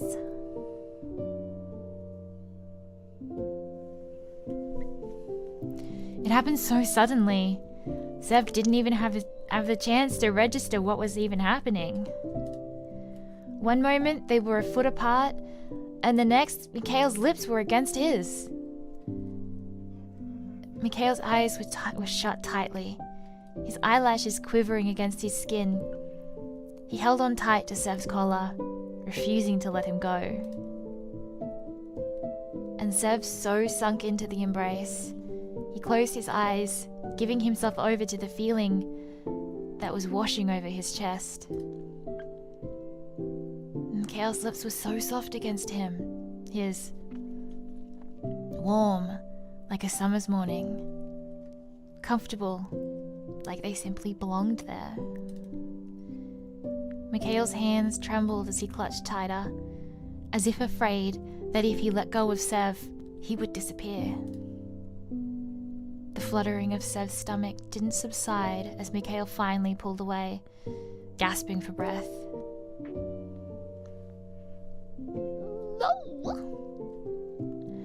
Ugh. It's pissing me off that you know something and you're not telling me. What happened to trust, huh? Wait a second. Stop. You just kissed me. Mikhail's eyes darted away as his face became an even deeper shade of red. So? Got a problem with it? Nah, do it again. No problem. And don't complain, or I won't do it again. But why in the first place? You were just yelling at me. Because I felt like I had to, in case I lost you again. Look, I don't know if I'm crazy, or if my memories are all fake, or I saw you die over and over again in a train where you and I were best friends. You were on a bed and you hugged me, and then you died. I died? You sacrificed yourself to save the rest of us. And that's not the only time. We were in church, and you hated me for some reason, and then you died. Well, we all died. But we're alive. Was there more times? In a factory. We didn't know each other then. You and Reen. You both died. How? How could that be possible?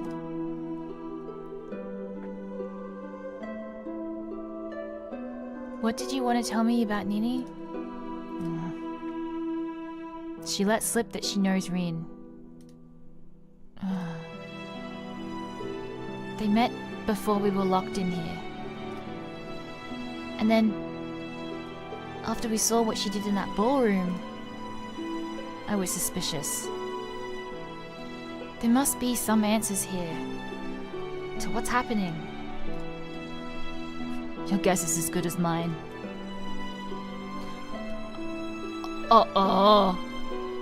What the? Oh, it's moving. Oh no, it's moving. What the heck?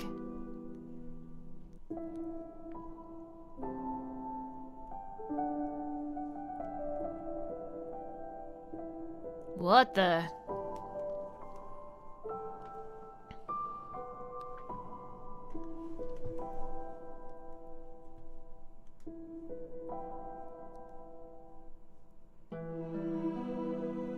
What the?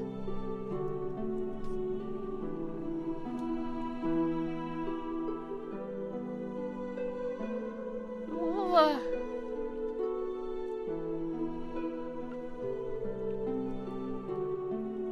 What the heck is this supposed to be? This is cool though. I don't know what I'm supposed to do with it, but it's cool.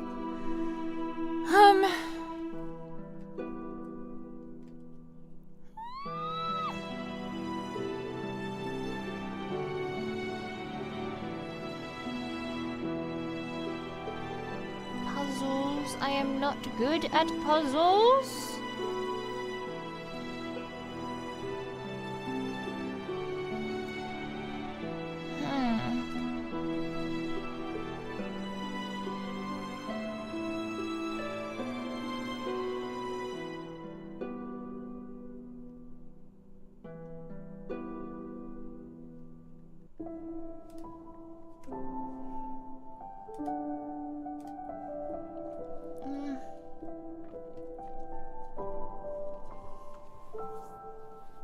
I was thinking like time travel, but it's not enough letters.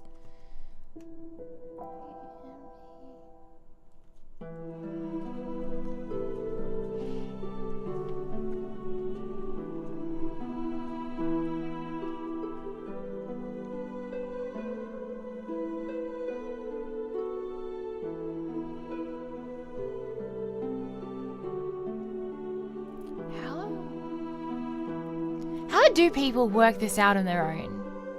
Like, are there any hints or anything on this? No.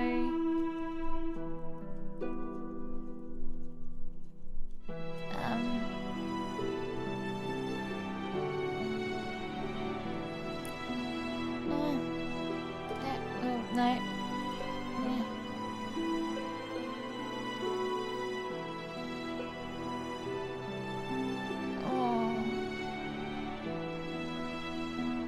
I don't like these. My eyes can't focus on things in motion. I'm like the opposite of a cat.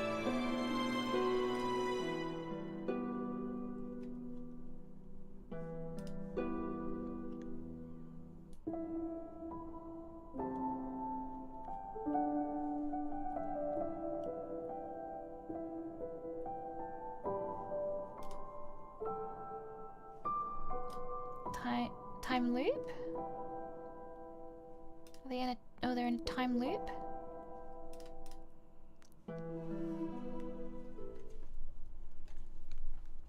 Wow.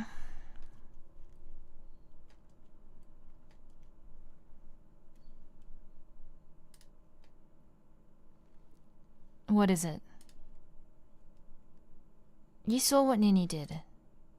We all did. We're stuck in some kind of time loop. Time's just been repeating.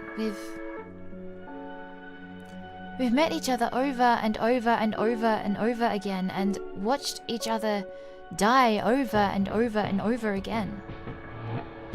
Do you realize how insane you sound right now, right? More insane than usual, that is. But then everything completely makes sense. Hold on, not quite everything. Why? Why would we be stuck in something like this? That I have no clue about. We need to go and find the other two. Now. Wait. Wait for what? You see, I'm afraid I might trip over in this dark house if we're going to run. So, I think for safety, we may need to hold hands. You are so ridiculously full of shit. He held out his hands, in opposition to his harsh words. boys. And Sev took it as they both broke into a run. They followed the corridor, twisting and turning, checking every doorway for the pair. And finally, they felt it. A breeze, escaping from a door at the end of the corridor. To the pair that were used to the stale air already, it felt like heaven. I'd say that's what we're looking for.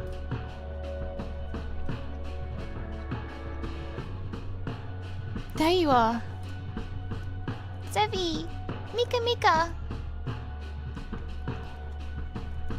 You won't believe this! We did it! The door is open! We can go! We can finally leave! Nini, I need to ask you something important, okay? Please. Can we leave first? We can talk about it after. It has to be now. Nini, that's not your real name, is it? Wait, what?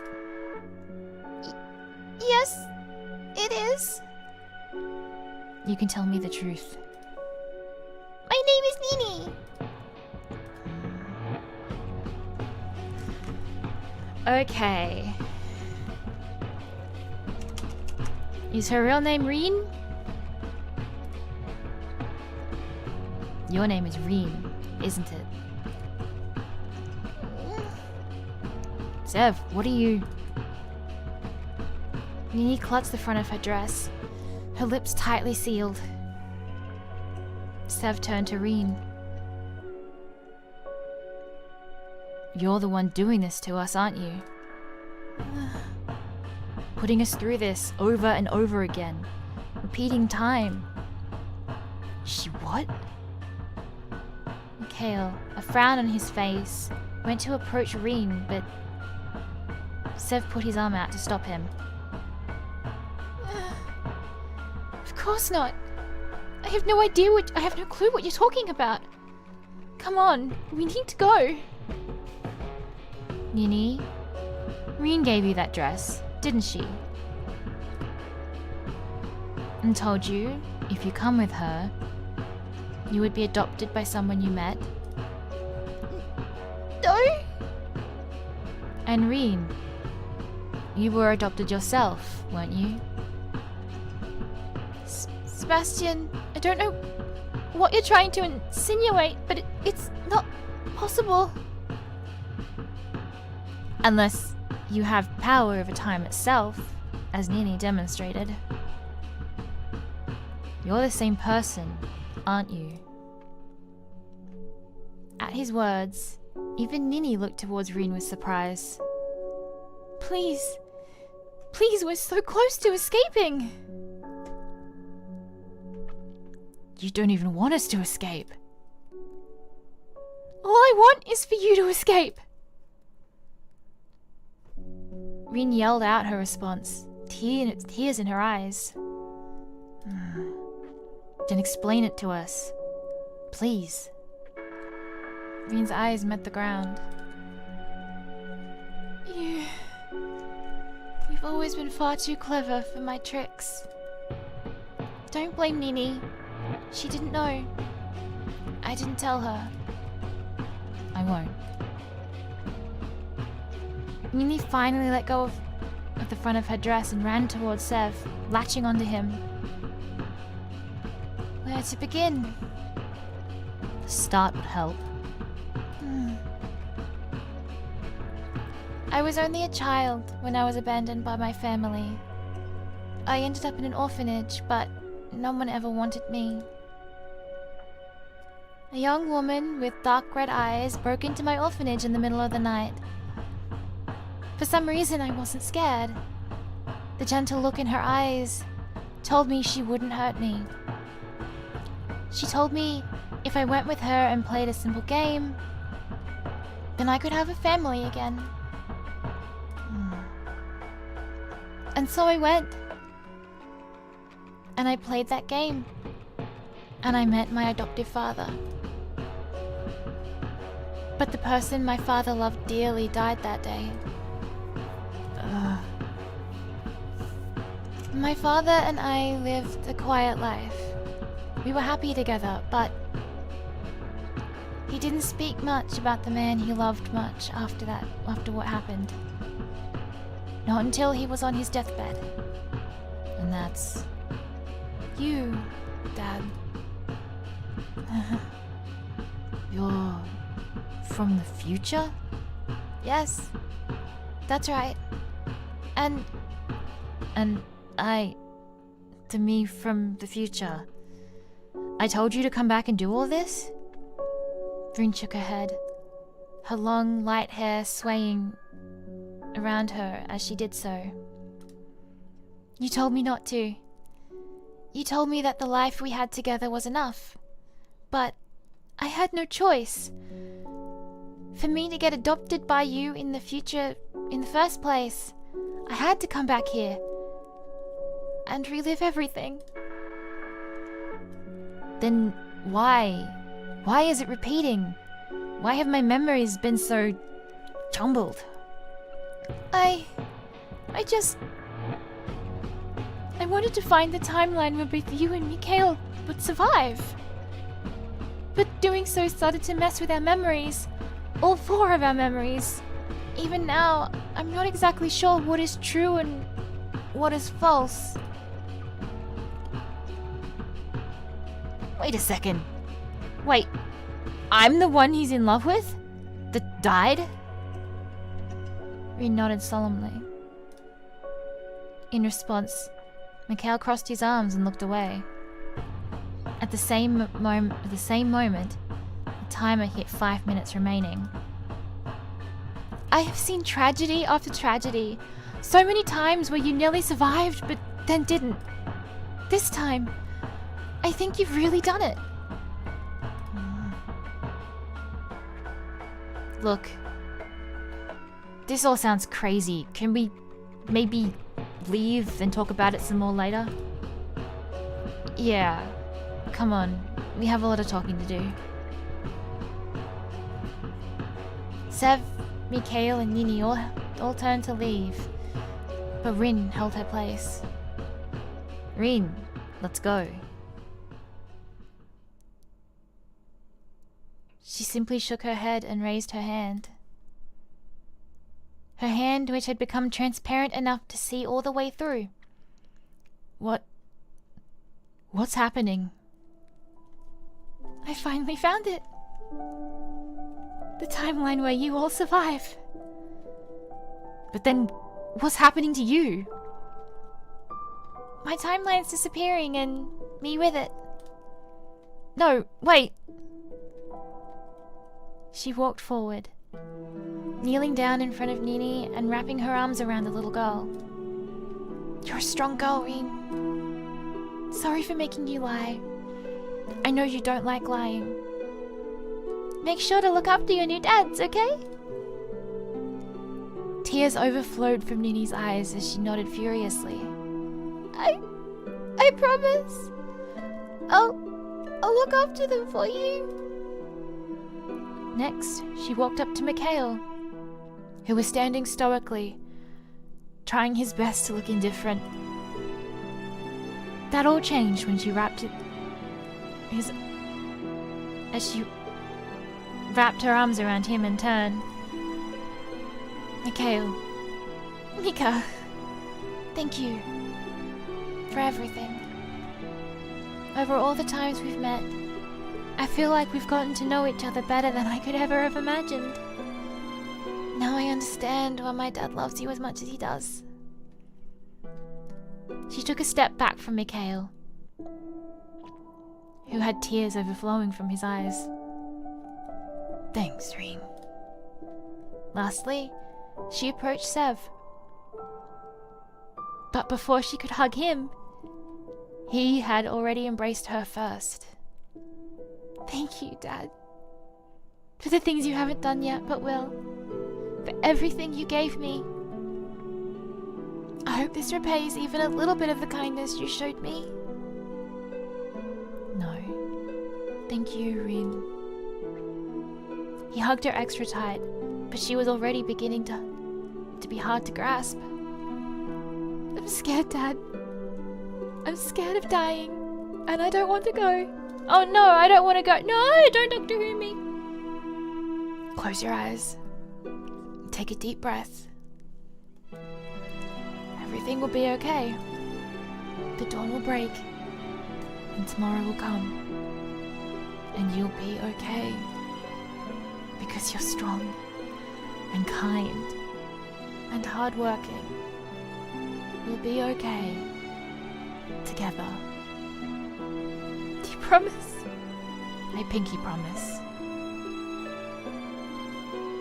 His shoulder had long become damp with her tears. She pulled back and placed her hand against his cheek gently, tenderly. Thanks, Dad.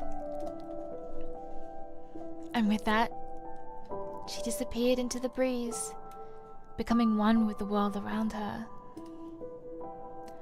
Warning. 10 seconds remain. His tears fell silently to the ground as he watched the space she had been only moments ago. Sev, come on. We need to go. For her. Yeah. Nini, Rin, Mikhail, let's leave. Together. 5 seconds. 4 seconds. The building began to shake and tremble, crumbling around them as they, hand in hand, shot out the door and into the fresh air.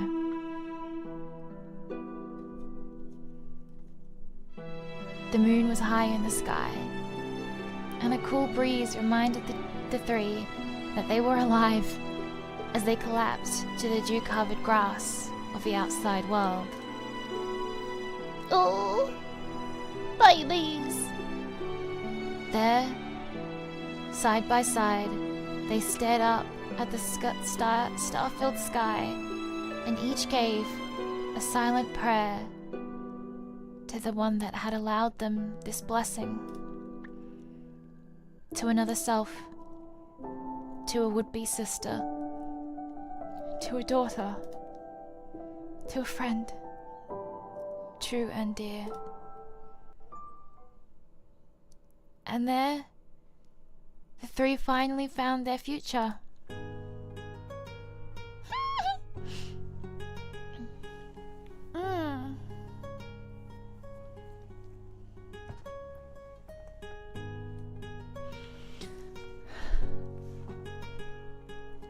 Wow.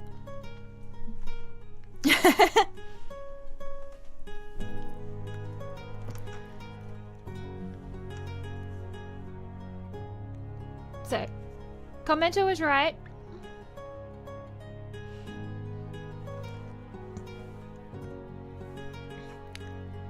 That is exactly what ended up happening. But if this is a time loop, Wow, look at all those names.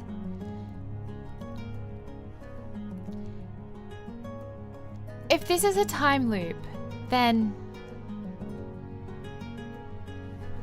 that means please save here if you would like to be able to go back to your flowchart. Okay, I'll save. Thank you for playing. Start again. Wow. But okay, but if that is a time loop and that's like a fixed event that always has to happen, that means that Rin's always going to die, and always going to die fairly young too. I don't know how old. I mean, it said what when he looked at her that she was like 20. Well, he thought she looked 20. So what? She has 12 years with him, and then she has to die. Time loops are always tragic unless they've created a completely new timeline that fractures off from the one that got them there.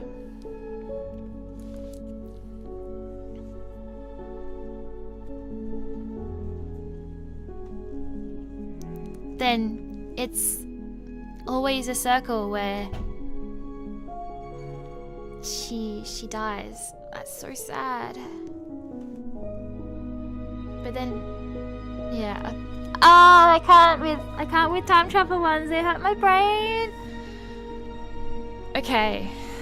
Well, that was Start Again. Which is very, very appropriately named. And now, I'm going to make an attempt. What are we? We're at about 2.5 hours of stream. My plan was to finish this and then go back through Amelie and finish off the final wrap, like the final stories of that. So, if you are still around on Twitch or YouTube, please stay with me, and I'm going to attempt to switch the game. We'll see if this works. My audio might stop. I hope not. It's very finicky sometimes.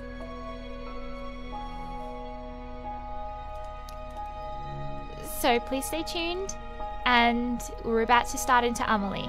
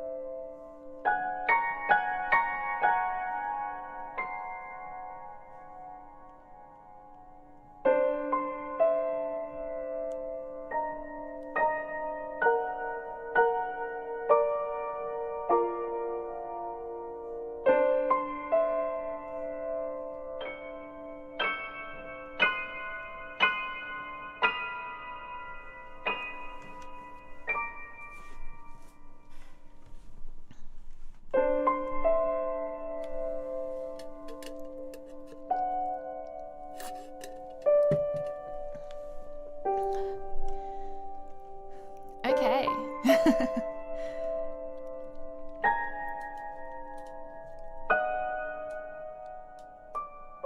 Let's bring that down a bit.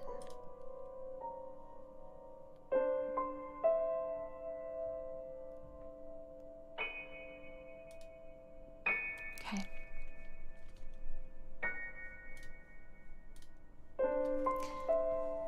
we are now playing Amelie. Another game from 2.5 Studios, who also made the last game, Start Again.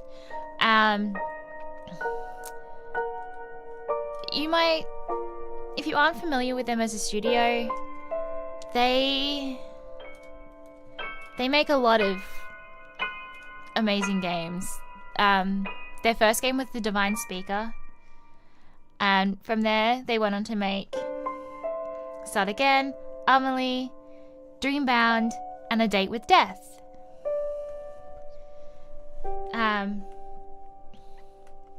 Developers are two of my best friends, and I admire absolutely everything they do. And are one of the reasons why I am a developer myself.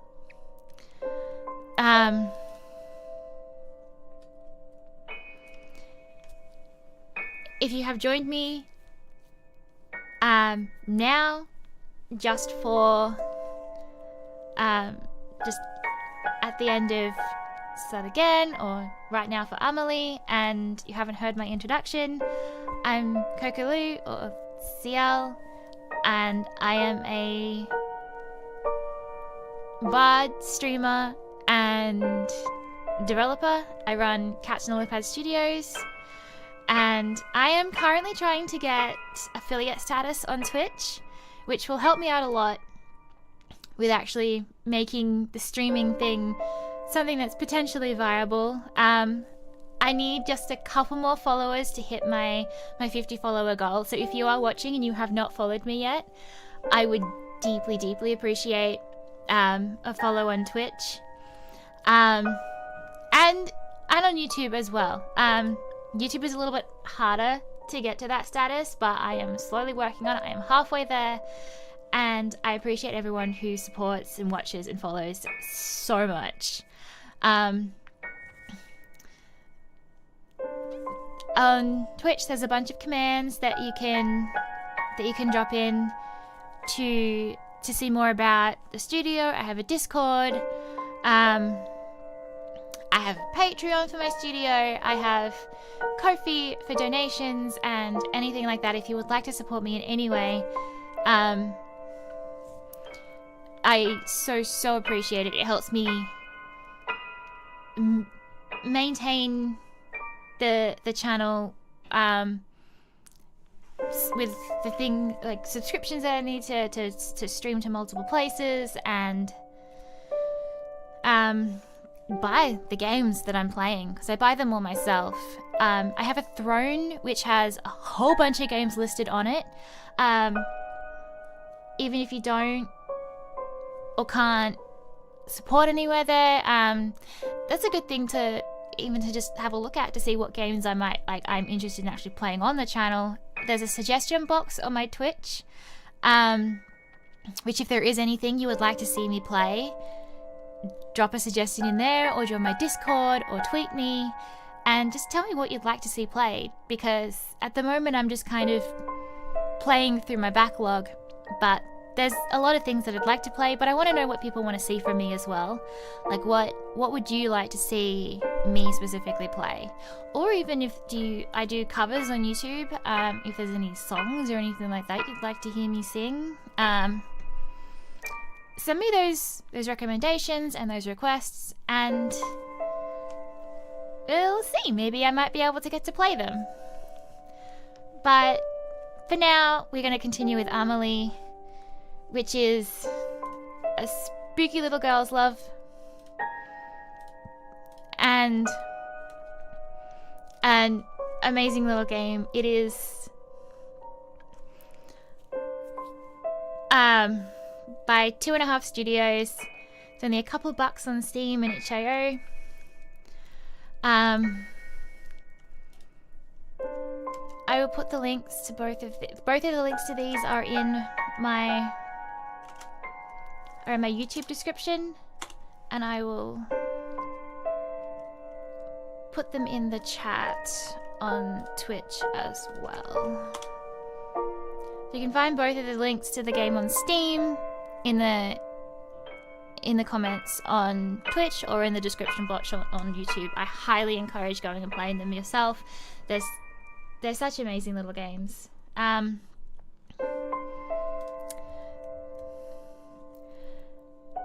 Now, for a little bit on Amelie, a young woman goes to visit her pen pal, and while she is there, some spooky things happen. It follows 3 character routes. We are on the very last one for this one, which is Lilica. I have 2 endings left on there, and then I think like a final like a true ending that comes from that. For those still watching, let me know about the... Hopefully music level's okay now. It needs to be turned up or down. Let me know. But let's get stuck in.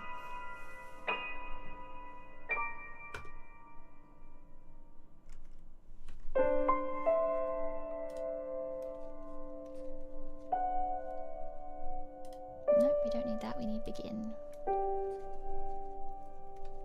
I really love the little portrait style that they've got for this.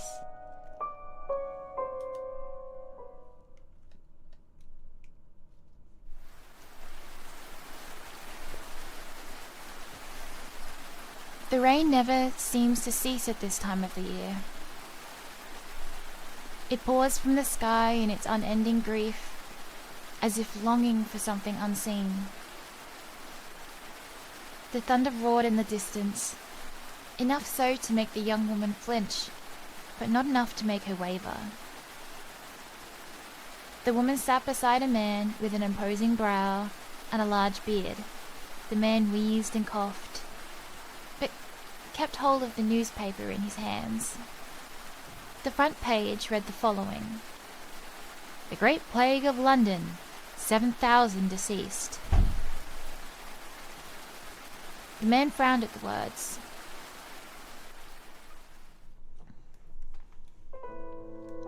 How utterly preposterous.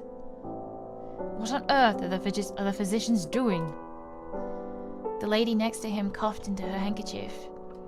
When she pulled it away from her mouth, it was stained red with blood. Oh, that's right, they've got tuberculosis. Or bubonic. I'm sure they are trying their best, my dear. Their best is going to kill everyone. Forget this rubbish. Amelie is still well, and finally of age to marry. We will arrange for a suitor before she becomes sick. If we send her out there, then she will certainly grow sick. She should stay here, locked in her room until it is safe to leave. No man will want a woman who has spent her only good years locked in her bedroom. Hey, fuck you. But she will be safe. The lady held her cheek, which quickly reddened after the impact. The Lord glared at her behind his bushy eyebrows.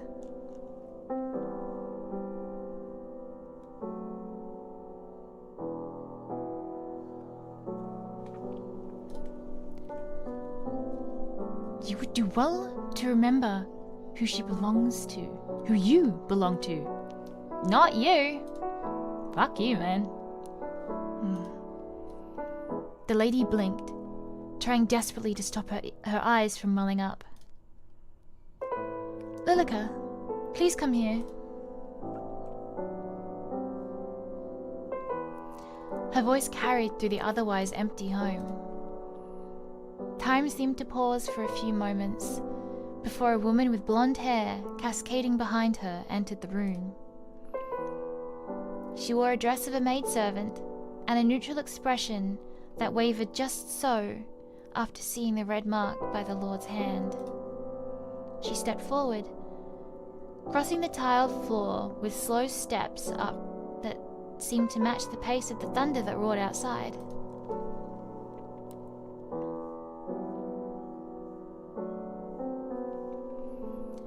The lady nodded to the maid. The maid nodded back to the lady. The moon reflected from the metal object in the maid's hand as she swung it down into the Lord's throat. Yeah. Fuck you.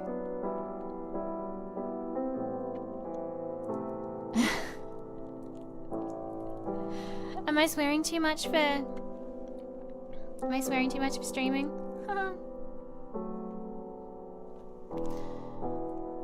He let out a gargled scream. Blood splattered out from his mouth, and he tried to speak, tried to yell, but it was too late. Yeah, good riddance. He fell forward onto the floor, and the tiles darkened into a crimson red. He squirmed and crawled, searching for something that no one would ever know, before he fell still only a few moments later. The lady stared at the scene. Her heart raced, and a laugh escaped her lips. Finally! You'll never hurt, Amelie. I hope you rot in hell. The maid wiped the knife against a small white hand towel. The stains would never be fully removed. My lady, I will deal with the body. I will help you. He's too much for you to carry alone. But my lady, you are sick. And I will get no better sitting here.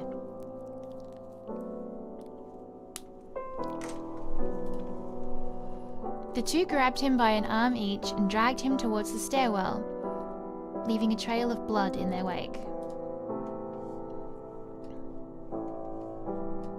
No other words passed from their lips as they executed their task. They reached the end of the hall and began the ascent to the first floor. The Lord's head hit against each step with a soft thunk. Thunk, thunk, thunk. The house was silent in all other regards. Two doors sat next to each other. Both were shut tight. As the two women reached the top of the stairwell, the maid pushed open the door to the master bedroom and entered.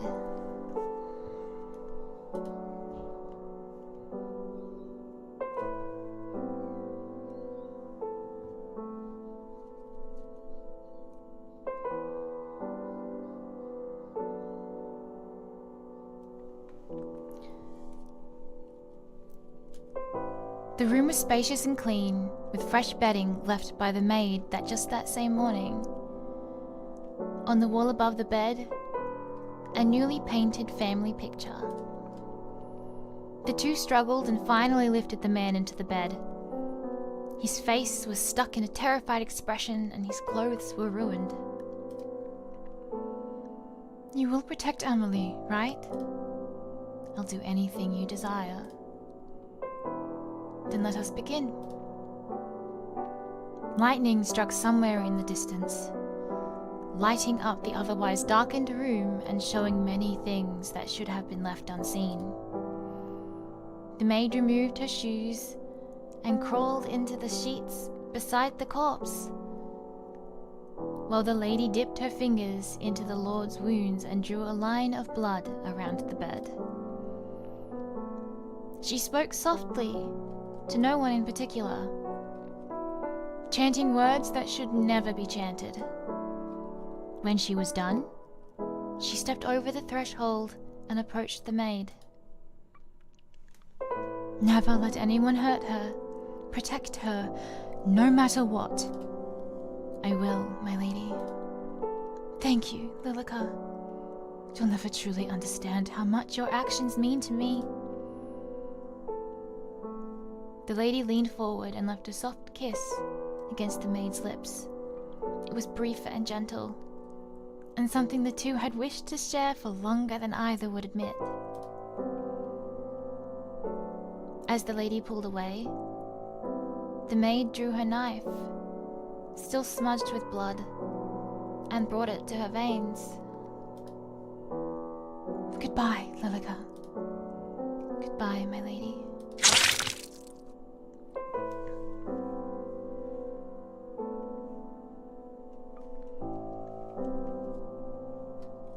The maid bled out slowly, painfully slowly.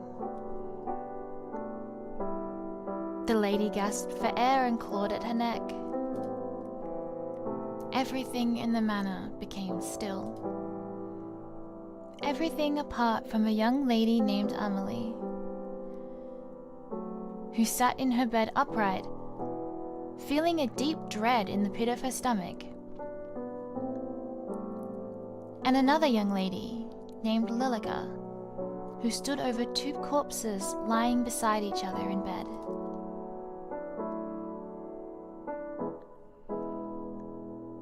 The young lady named Lilica stared at the maid in the bed. Her own face, her own blood seeping through the bed. And yet here she stood. She looked at herself in the mirror and saw a different person entirely. She was no longer the maid. She was Lilica. Her voice was softer, her hair longer. It worked.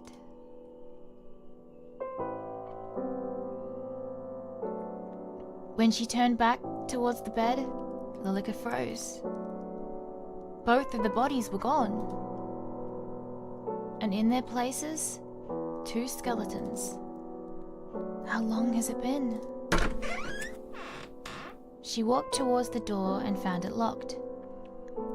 Digging through the tattered clothes of the long-dead maid, she retrieved the key and opened it. The door beside the master bedroom sat ajar just enough for Lilica to peer in. Amelie sat on the end of her bed, staring at herself in a small, handheld mirror while brushing her hair. She hummed a quiet tune, but froze as her eyes met Lilica's.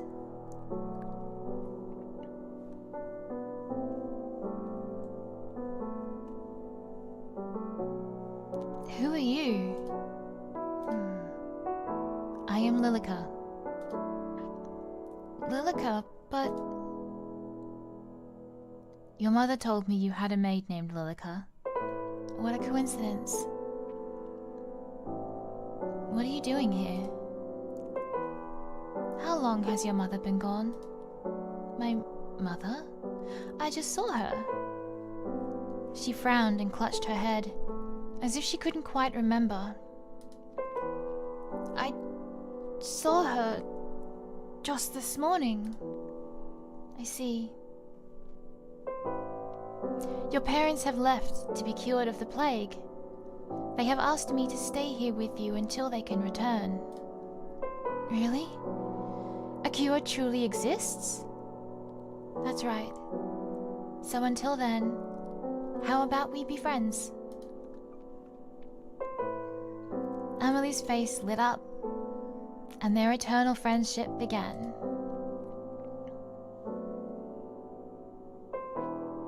How many years had passed since that day? Neither could tell. Time seemed to stand still within that manor, out in a field in the middle of nowhere. Is the manor in the final route of Start Again the manor for Amelie?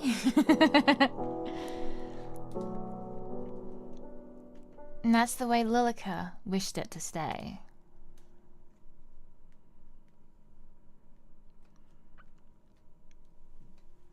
Lilica, a letter has arrived.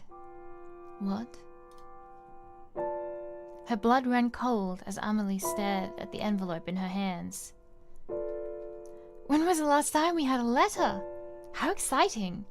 Perhaps it's Mother, writing that she will soon return? Perhaps so. Oh. Oh? It seems to be addressed to someone else entirely. Perhaps it was brought here by mistake. Then we had best send it back. Give it to me, and I will have it returned. A peek wouldn't hurt, don't you think? Lilica watched as the first cracks formed in her fragile world. I will dispose of it immediately. Give it to me. But it was too late. The letter inside had already been let loose, and Emily's eyes had already taken in the words left for someone else. Sophia. Lilica, I think I will write back. I will let her know that I received her letter by mistake. That isn't needed. Please? Just one letter. Thank you, Lilica.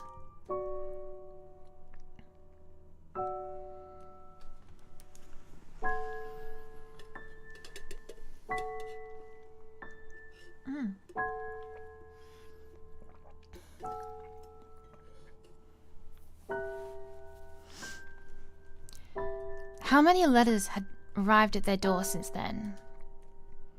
How many times had Emily spoken excitedly about Sophia to her? Sophia. Sophia, Sophia, Sophia. It's always Sophia. Sophia is the crack in this fragile reality. Sophia. I have to get rid of Sophia. Lilica? Lilica's eyes opened with a jolt. I'm sorry. I'm a little tired. What did you say? Sophia says she's coming to visit. Another crack formed from the last. It sprawled across reality, threatening to shatter at any moment. Emily, I don't think that's a good idea. The plague. Sophia says it's safe enough to travel now in her letter. Perhaps Mother and Father will return soon too. I'm pretty sure this was a COVID game. Has two world-shattering plagues connected their timelines? Girl from Plague Times and Girl from Plague Times?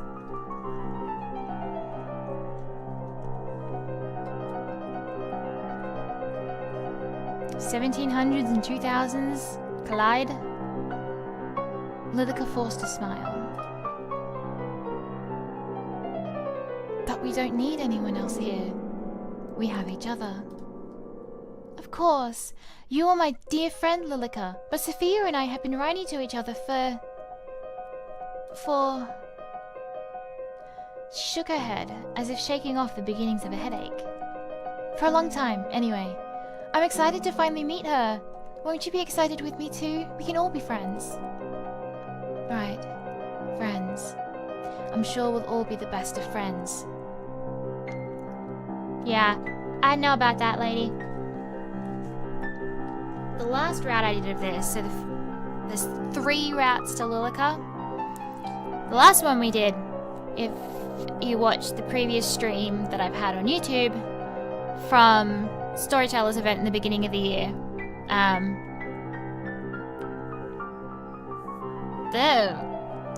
it got a bit flesh pile.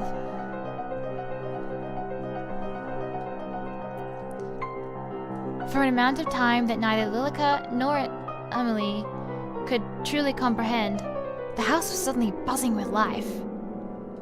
Emily's footsteps were lighter, and her days filled with excitement as she waited the arrival of Sophia. And finally, to Lilica's dismay, the day came. The pendulum clock on the wall swung back and forth, ticking down the time. Lilica stared at it, wishing that it would slow down even further. 10 minutes, then 20, then an hour passed as the two stood by the door, awaiting a knock. She seems to be late. Perhaps she is not coming after all, Emily. There is no need to make such a sullen face. Mayhaps this is for the best. She wrote that she would be here, so I shall wait. With her face hidden from Emily, Lilica scowled. Do you truly believe it's safe to have visitors during the outbreak?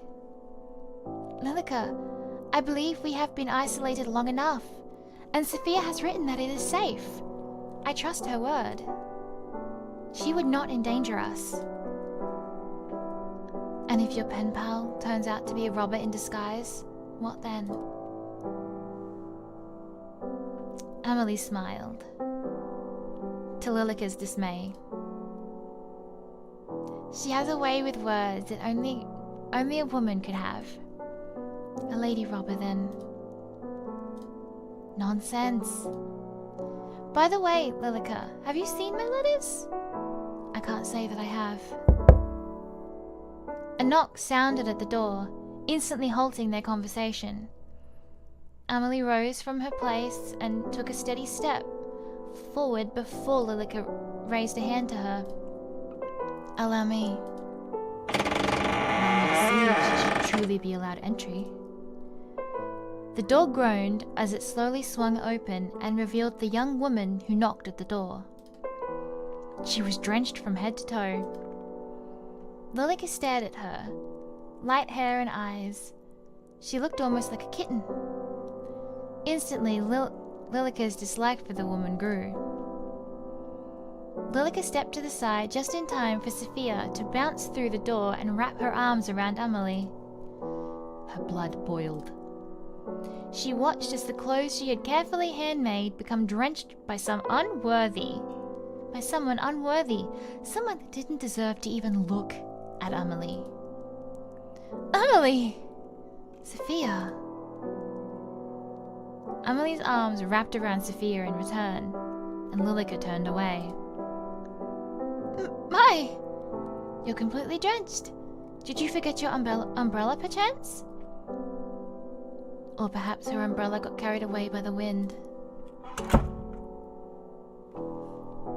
With a cool anger written over her features, Lilica shut the door. I didn't even think to bring an umbrella. The forecast said sunny all day. My fault for believing it, I guess. I can't believe you're truly here. Me either. About time, right? Oh, you're just as pretty as I knew you'd be. And you too. But what are you wearing? Seeing your house, I feel like I should have dressed up a little more. No, perhaps it is I who was overdressed. Lilica stood to the side, her arms crossed lightly over her chest. Her long hair reached down nearly to the wooden floor. Pardon my manners. My dear friend Lilica is here too. I believe I wrote about her in the past. I remember. I've kept all your letters safe. Don't worry. As you should. Amelie side-eyed Lilica upon hearing her tone, but Lilica simply looked away. Sorry, but is there any chance you have a towel? Of course. My apologies. We'd usually have someone here to attend us, but everyone's been sent home. Only the three of us remain. Let me fetch you a towel. Amelie disappeared down the hallway, leaving Lilica alone with Sophia. This really is a manor. She told me about her house. I almost didn't believe it. Has no one told you it's rude to poke around someone else's house? Sophia walked straight past Lilica without even a notion of responding. Hello? You can't see me. Sophia walked towards the settee and reached for the newspaper. Don't let her touch it. Don't let her touch anything. She'll break it all. She'll undo everything. She wants to hurt Amelie. She can't find out the truth. Oh, that is hard to look at, that effect. The window shook loudly in the wind. With the flick of her small wrist, Lilica allowed the door to fly open, causing Sophia to whip around in surprise. It's so windy. Lilica locked in on the object that Sophia had been reaching for. She rushed forward and took hold of it, then quickly hid it behind the cabinet as Sophia reached to close the door. Phew! Emily?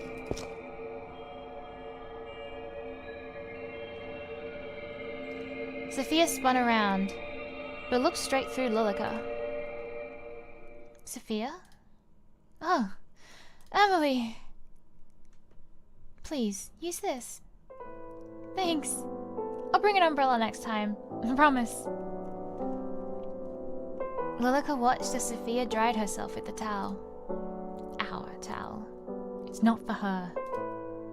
There can't be a next time.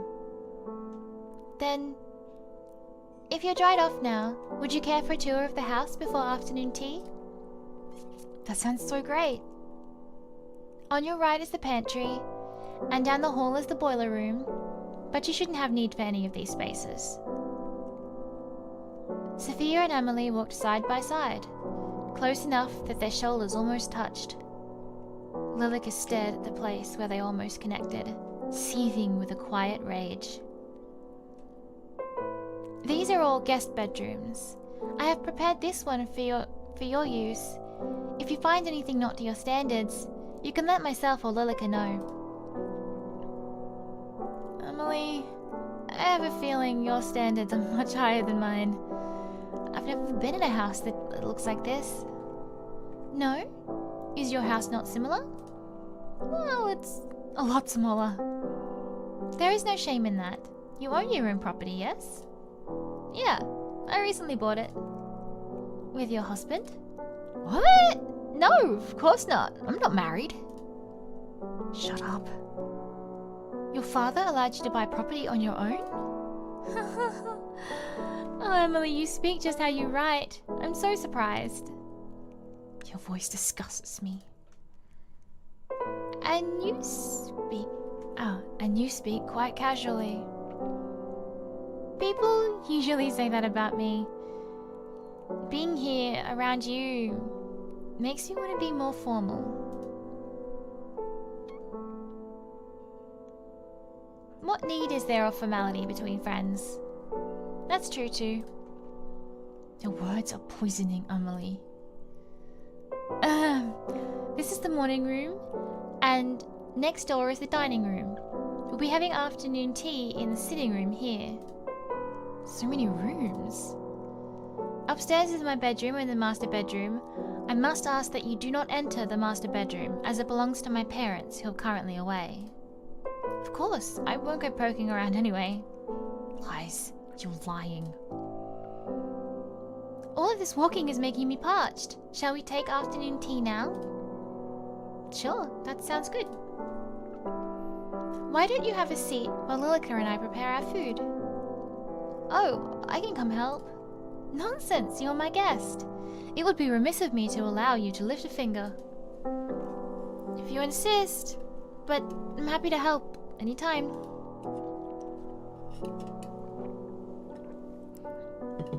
Thank you. I will be back soon. Please rest. Emily. Yes? It's nothing. Take your time. Sophia slipped through a doorway and disappeared. Emily smiled widely, while Lilica just stared blankly ahead. Isn't this lovely, Lilica? To have a new face in the house. It feels like forever. Yes, how lovely. I'm glad you are having fun, at the very least. Are you not? I'm always having fun when we're together, Emily.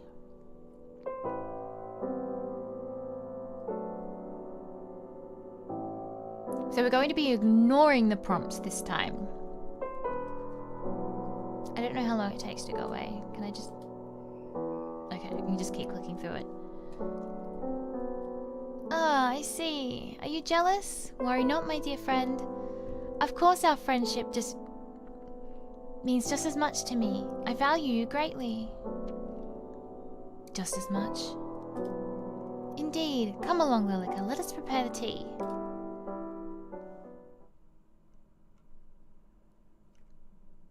Did you finish the baking yesterday?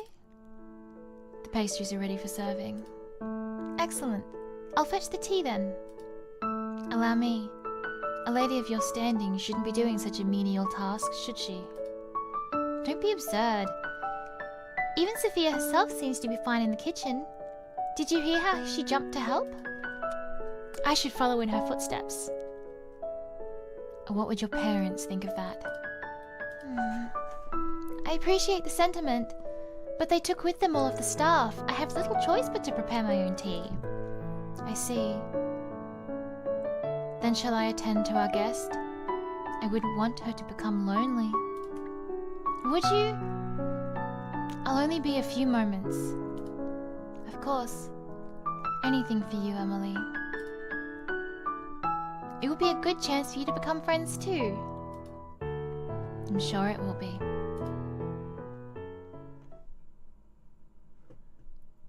Lilica's smile at that moment seemed to hide behind it an intent that much deeper than Emily realized. The walls had eyes. Eyes that tracked Lilica's every move. They followed her as she made careful, deliberate steps towards the sitting room. They stared, their eyes bulging, judging. They had no mouths in which to scream, but Lilica could still hear their words. We all sacrificed ourselves for you. Hope, our only hope. Amelie, protect Amelie. Has she been like killing off the staff one by one to maintain whatever little time pocket this is? Prove your worth. Prove your love. Amelie. Amelie. Amelie. Under her feet, shattered glass pierced through her shoes, cutting her feet. She could feel the blood ooze out, pooling. It was warm, comforting. She looked up to find where the glass had come from.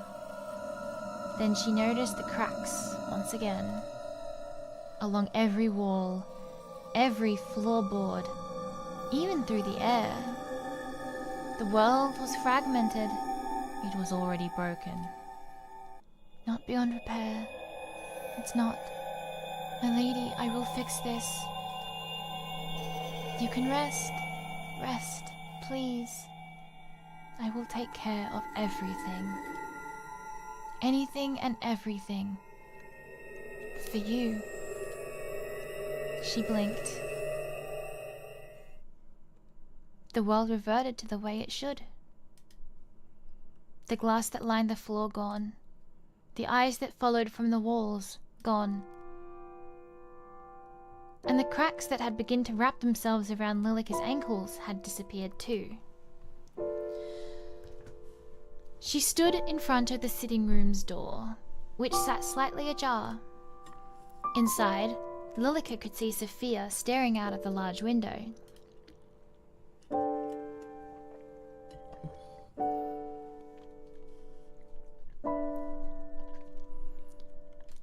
Her back stayed turned as Lilica entered the room. Of course, it wouldn't have been possible for Sophia to turn and look at her, but Lilica still found herself taking careful, quiet steps.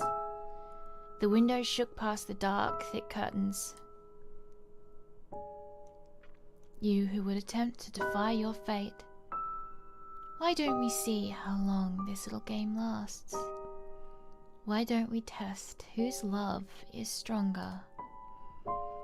I swear, my love is unwavering. My infatuation, my yearning, my desire. You could never wish to even match it. Lilica pulled out a chair roughly, dragging the legs across the floor. Yet you dare to challenge me? You dare to test my love? Emily? Was that you? Emily?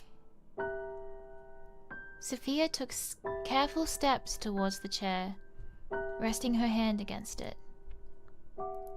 Or Lilica?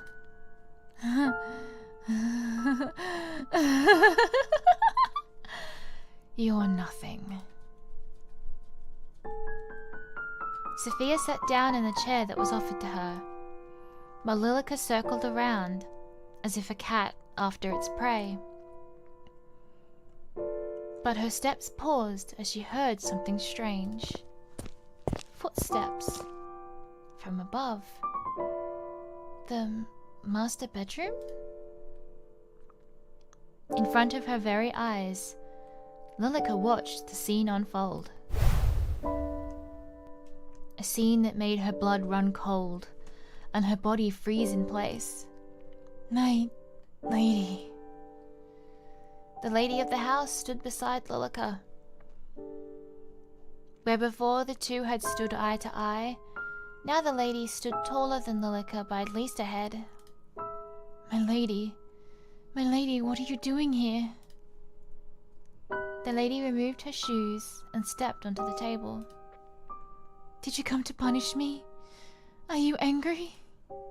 I promise, I will remove the plague that has entered our home. I swear it, upon my undying love. The lady did not respond. Instead, she reached up and took hold of the noose. The rope wrapped around her neck, exactly where the necklace that the maid had gifted the lady should have rested. Join me. Her eyes locked onto Sophia's. Her hand was outstretched, waiting to be taken. Why won't you look at me, my lady? Are you truly so angry? Angry enough to despise me? For but a moment, as Sophia's outstretched hand came closer and closer, the lady's eyes turned slowly towards Lilica. They carried with it a message that only Lilica could decipher. Lilica's body shook.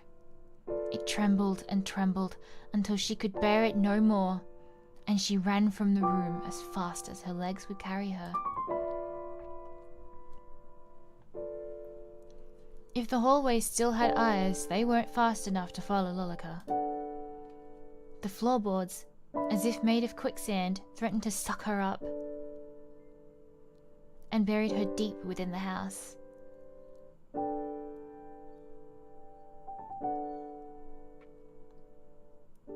Her feet felt heavy and leaden. Every step was as painful as that brief glance. Thank you for the follow. She raced through the hall and up a flight of stairs. Past the stained glass window, which left a myriad of colours over the carpeted steps, and past the doors that led to the master bedroom and Amelie's room. Closer, closer, until she arrived at a bookcase. She pushed it to the side and entered the hidden room. The room behind the bookcase was small, and not a single window faced outwards, thus the room was near pitch black. Each wall was plastered with handwritten letters. Handwritten letters, clearly for Lilica alone. Her eyes, frantic, finally started to calm as she took in the words. Her words. Left for her. Left to her. For her. Only for her.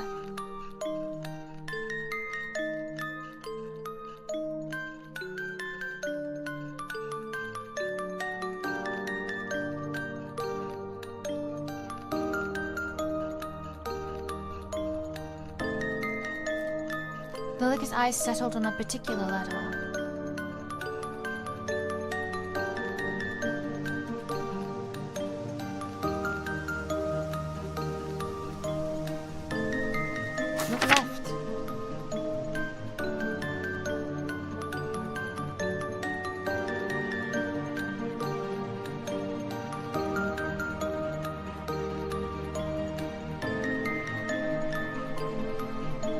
How wonderful to hear you're doing well.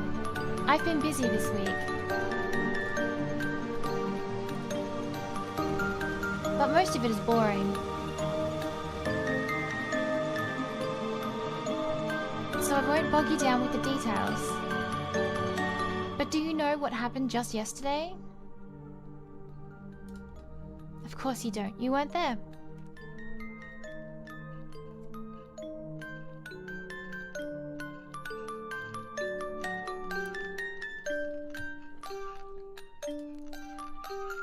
I was walking home when I found an abandoned kitten.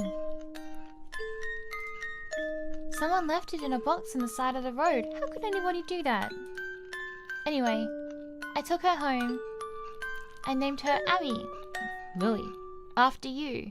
It's a little embarrassing writing it out like that. I hope you don't mind. Yours, Sophia. Marion. This is weird. She's stealing her letters.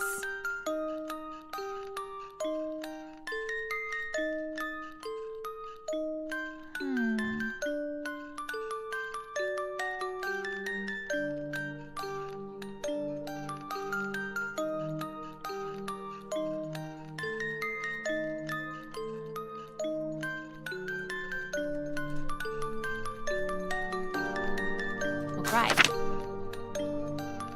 Dear Emily Lilica, I've spent the past few weeks studying. Don't get me wrong, I enjoy it, but everyone needs a break, you know?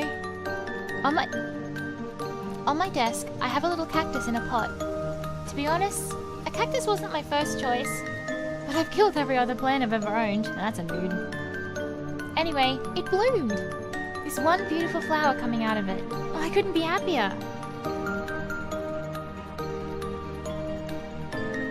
So that makes studying easier.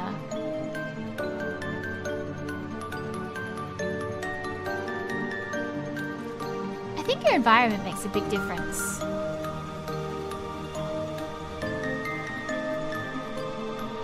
How about you? Do you have any plans?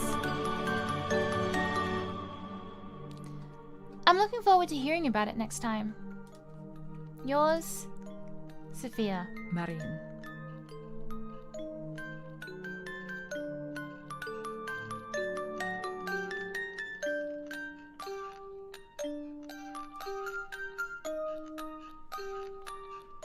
Look ahead. Dear Emily Lilica, today was tough. I tried my hardest, but I still failed. Don't you think life is unfair sometimes? I wish trying hard enough was all it took to succeed. Sorry, I'm whining, aren't I? I came out of my interview and it was raining. I thought, just my luck.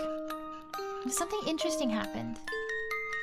A rainbow in the distance peeked out from behind the grey clouds. It reminded me of you, and then I felt a little better. I hope we can meet soon. Yours, Sophia. Marion. She ripped the letter from the wall and clutched it to her chest, collapsing to her knees. She couldn't hate me. She couldn't. She adores me like I adore her. She entrusted her everything to me. Everything. Her everything. Emily. The letter dropped from her fingers that were neither cold nor warm. You want me to get rid of that disease, don't you? You won't accept me until I protect Emily. Is that right, my lady? I'd do anything you ask. So if that's all I have to do, then I will do it. I'll keep Emily safe. Forever.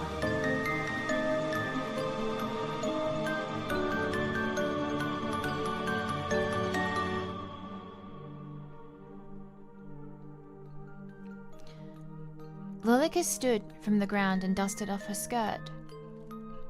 Her face that had previously contorted in distress had finally calmed, and a smile gently crept onto her features and her face.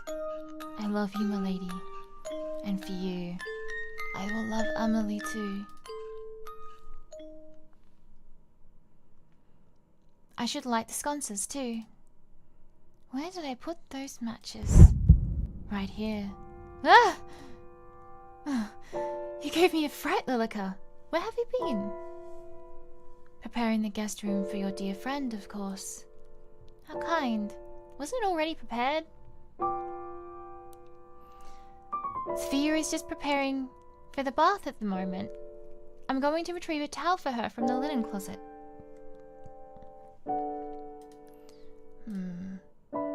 Emily, I think it's best you send her home post-haste.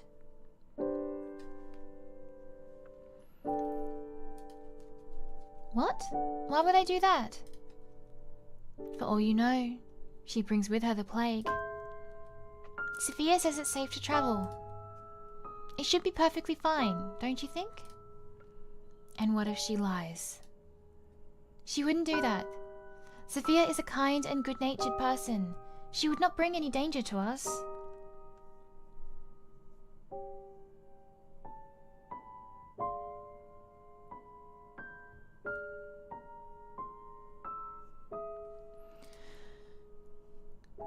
Did you know that Sophia attends a local university?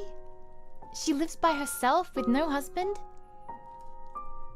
She says that if I wanted, I could also study. Study? Study. She wants to leave. Leave the house? No, she can't leave. She can't go anywhere. She belongs here. She was entrusted to me. The lady of the house should not study, Amelie. You must stay inside the house and await your parents. But I'm sure Mother would want the best for me. Perhaps while I await her, I could go to inspect Sophia's school. Amelie. You must stay inside and await your parents' return. But don't you trust me? Have I ever led you astray? No, Lilica. I was just thinking that perhaps it truly is beginning to be safe. Look, I have brought today's newspaper. Do you see the title? The plague runs rampant. Put the notion of studying or leaving away for now, yes? As soon as it is truly safe to do so, then we shall, and you will be reunited with your family. For now, it's just you and me. Thanks, Lilica. I'm glad you're here.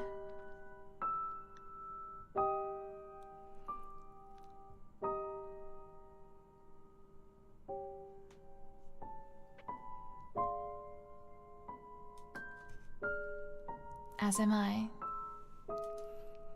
Hi there, thank you for the follow. Oh, the towel. Let me go retrieve it. Go ahead.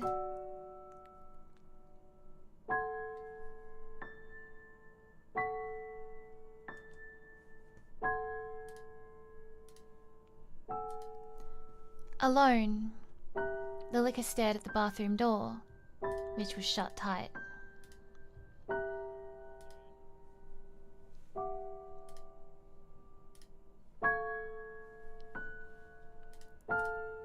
Behind it, she could hear the water running.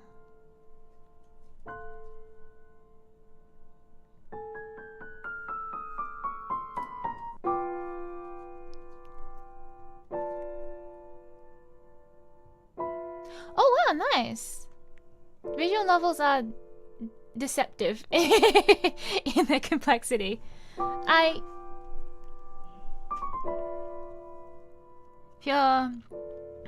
If you're planning on making one, I'd love to hear more about it sometime.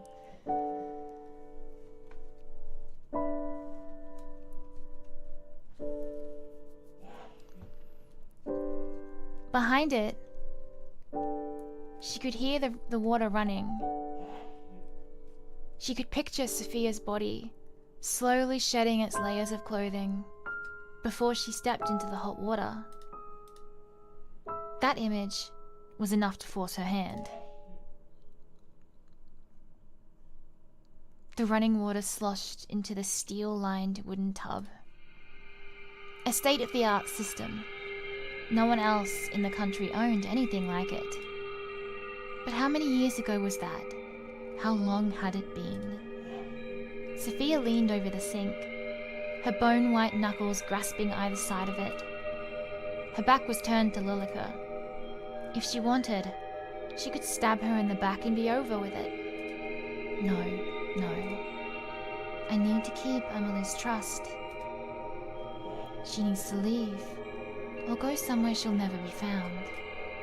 Or do it herself.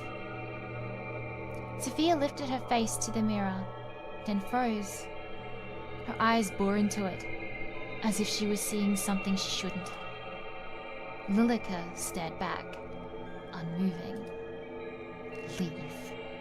Leave already. Who?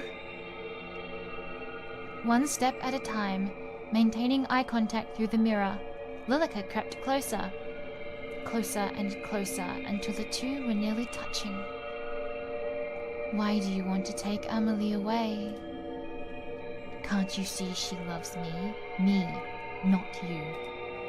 Your words are poisoning this household. If you don't leave, I'll kill you. I'll have no choice. I'll just kill you. Who are you? Sophia whipped around, but her eyes didn't focus on any spot in particular. To her, Lilica was gone. Lilica walked towards an open cabinet and pulled something out. The metal of the razor glinted. Lilica raised it up and moved to stand over the bath. With ease, the metal cut into her arm. Drops of blood fell into the water, leaving tiny splashes where they connected. Blood still runs in my veins after all. Sophia rushed past Lilica, desperate to turn off the overflowing water, before she froze once again. The water was deep, dark red. Her slender fingers dipped into the liquid as if she were entranced. One layer at a time, she stripped bare, her expression hollow and lifeless. Lilica watched as her naked body stepped into the crimson water. Why not just end it here? You're scared, aren't you? Just sink down. Accept your fate. Accept it. A knock came from the door. Lilica's widened eyes went from the door to the young woman in the bath, then back again. Excuse me, I'm coming in. Lilica ducked behind the folding screen just in time to hear the door open. Sophia? I knocked, but I didn't hear a reply. I brought you a towel. She didn't wait any longer. As Amelie stepped into the room to set down the towel, Lilica quietly dashed out into the hall.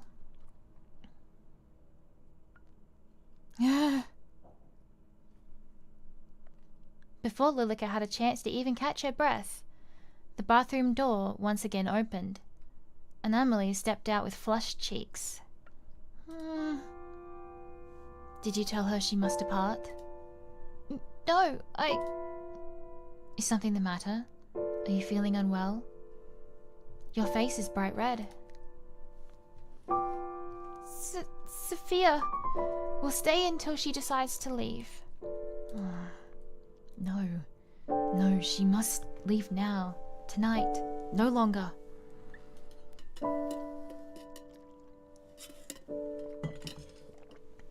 As you wish.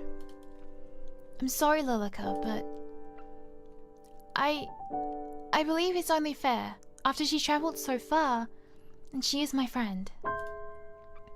That woman, that siren, look at what she does to Amelie. I will finish preparing the guest room. Let me come help. When Sophia's done in there, you can come to you can come to your room. Oh. Sophia, when you're done in there, you can come to your room. From the other side of the door, Sophia's voice came in return. Okay. Thanks, Emily.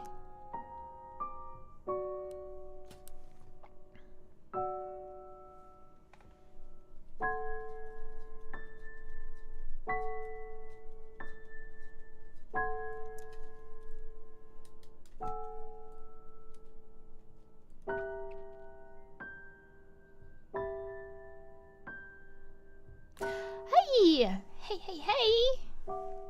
I don't think I have you followed yet either. Let me do that. There we go.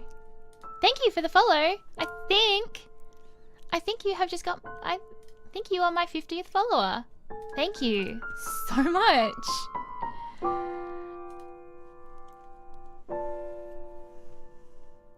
Look at that. Ah.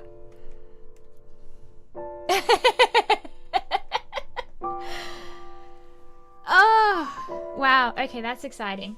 I'm not sure how the actual Twitch statistics work in that what it shows me on my goals there and what it shows me in like the analysis never matches up. So I'm not sure whether that 50 will be counted as the actual 50. But if it does, then the only thing standing that I need to still do for be able to qualify for affiliate is stream a couple different days now. I think I'll have one more unique day to stream. That's so exciting. Thank you so much. A huge thank you to everyone who's watching and to everyone who has followed me. I'm fairly new to Twitch, and I mean I've had the account for ages, but I would yes but I would mostly do like pre-recorded stuff on YouTube. Live streaming scared the hell out of me, but I am getting better at it. Things are slowly not going wrong with every single stream.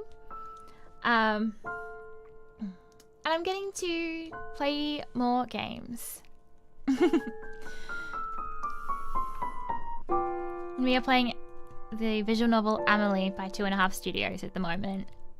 And it's the last couple of routes. The guest room was freshly cleaned, with new linen on the bed and a lit lantern beside it. Twitch confuses the hell out of me. Like, I have absolutely no idea what most of the things do. Fortunately, Lilica had prepared the room well in advance. Then why do they keep saying that they need to prepare it? You did a fine job preparing the room so far. Thank you, Lilica. Anything for you. I was thinking, tomorrow, if the rain has cleared up...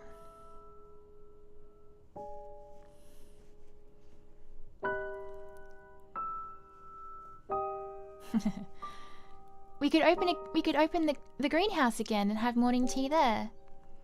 It's been so long since we last used it. By now, a dozen cracks stemmed from a dozen other cracks, filling the entirety of Lilica's world. At any moment, even a breeze could make everything collapse. Didn't we already speak of this? You cannot leave the house. But surely the greenhouse would be safe. No one else uses it, and it's only a few steps from the back door. It is unsafe. You know this. What's gotten into you? Is it because of your friend? I just thought it would be nice to at least sit in the sun. Then you may sit by the window in the dining hall. Is it really so unsafe to even take a foot outdoors? That even taking a foot outdoors would be so dangerous? Yes. Sophia, I didn't see you. I see you're done with the bath. Lilika crossed her arms over her chest, anger already rising in her chest.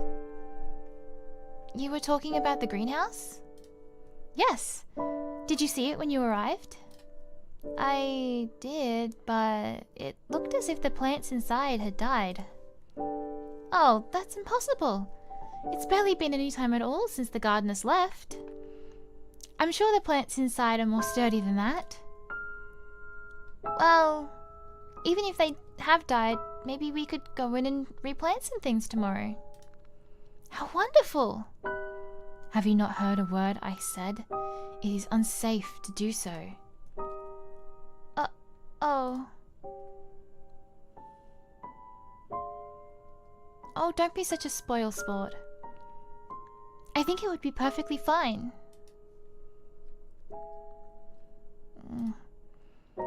Well, it's getting late now, so I'll leave you to retire.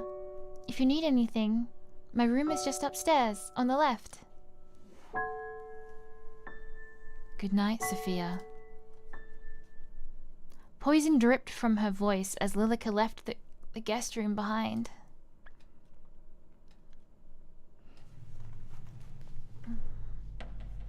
I have played one of the 3 Lilika endings, and I cannot remember what Lilika's thing was. Like whether she was speaking through Amelie sometimes, or...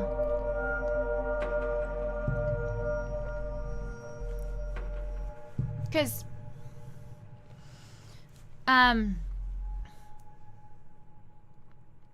Sophia doesn't see her, but she still reacts to what she says.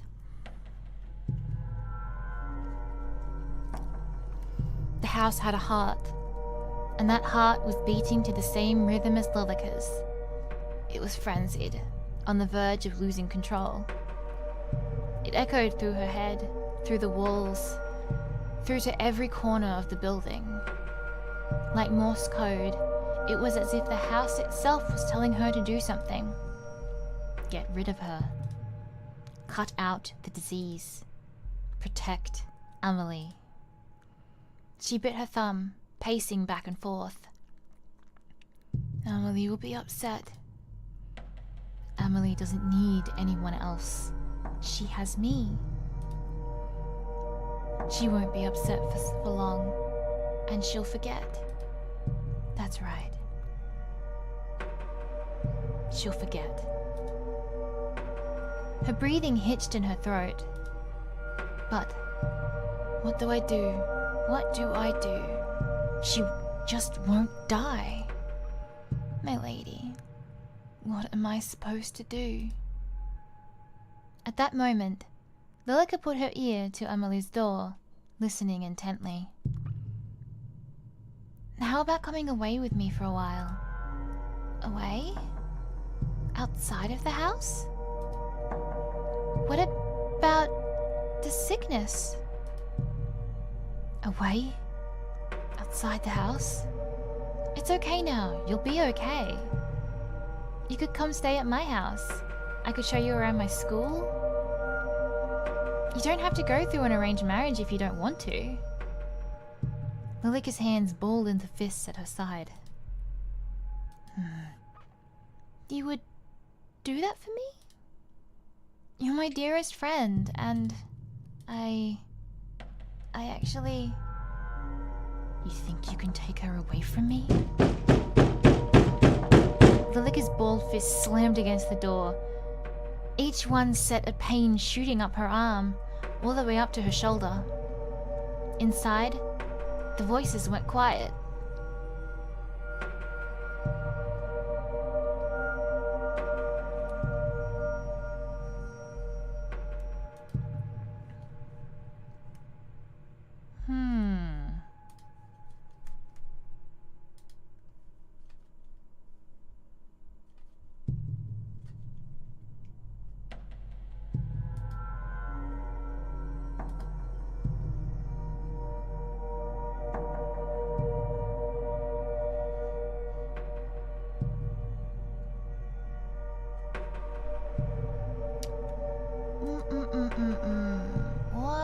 option.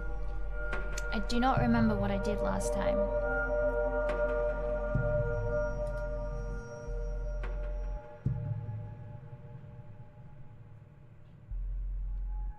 Or if it's even the same options. Let's allow her fate.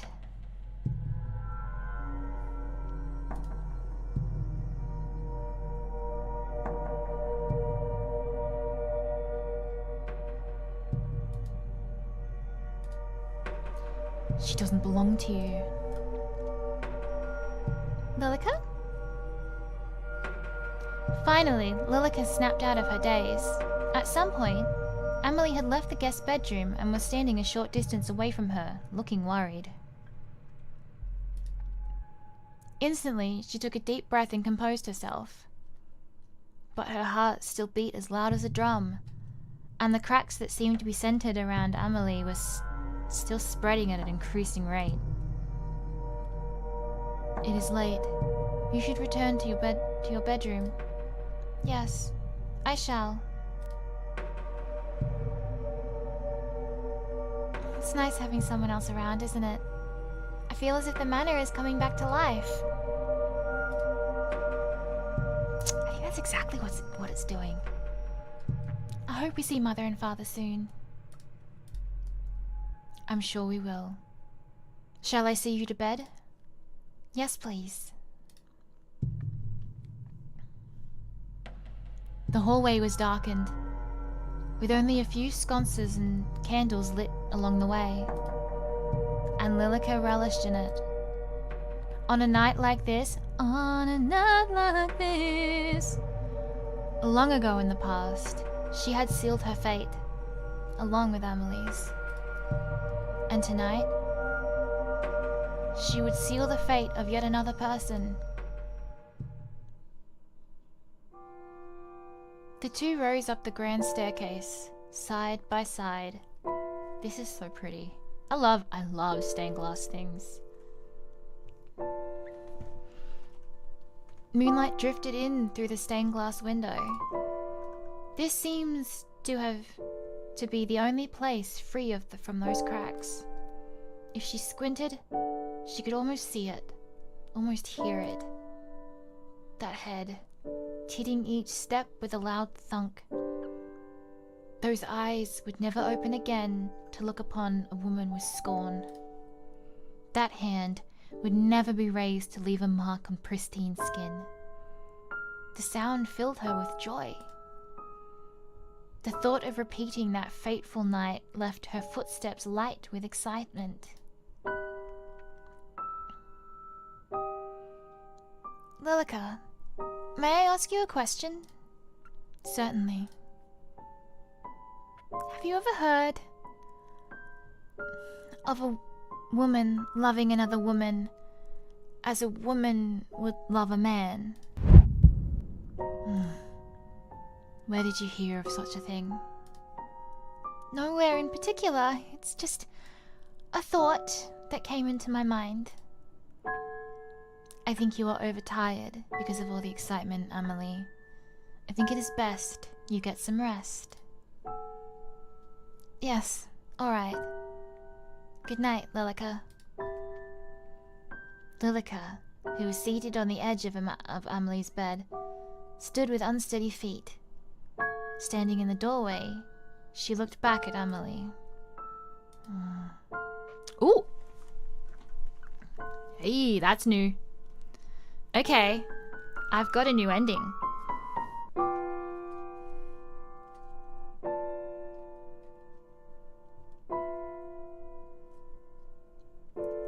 As her hand rested against the door, a sudden pang went through Lilica's cold heart. She is important to you, isn't she? Of course. Her words have always been something that have brightened my day. Even if she were to leave. Leave? Well, I believe she'll leave eventually, Lilica. There's little choice, really. All I can do is hope she'll visit again. I see. Good night, Amelie. Sleep well.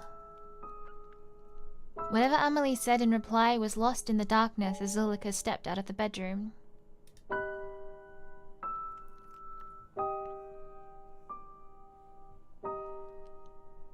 As she left the room, she noticed it.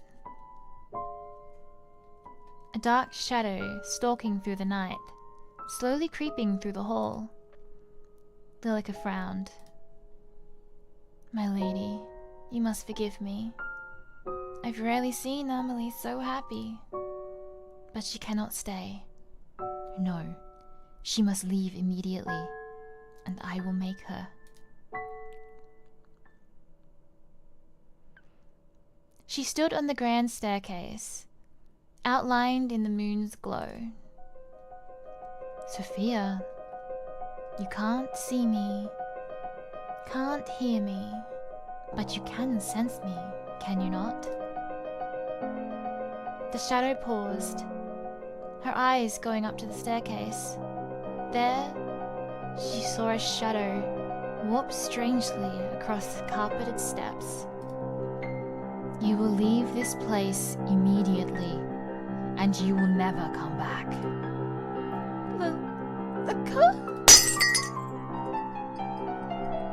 The blonde girl pushed a vase from its step,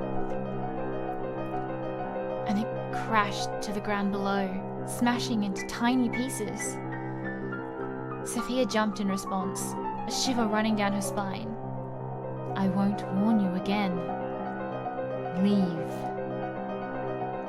Slowly and unsteadily, Sophia crept up the stairs until her face was close enough to touch Lilika's. "Is that you, Lilika?"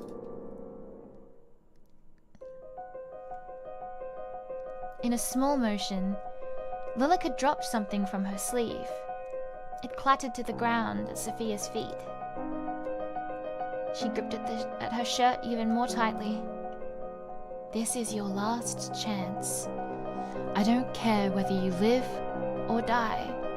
This is only a favor to Amelie." As if her nerves had finally got the best of her, Sophia turned on the spot and ran. Back down the staircase and into the dark hall. Lilika followed behind her, slamming doors and knocking things down to the ground.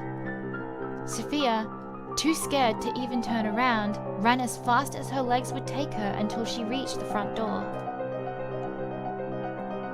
Instead of being locked and closed up tightly, it sat open as if waiting for her to leave. She didn't waste even a single second more, and she was gone. She's gone.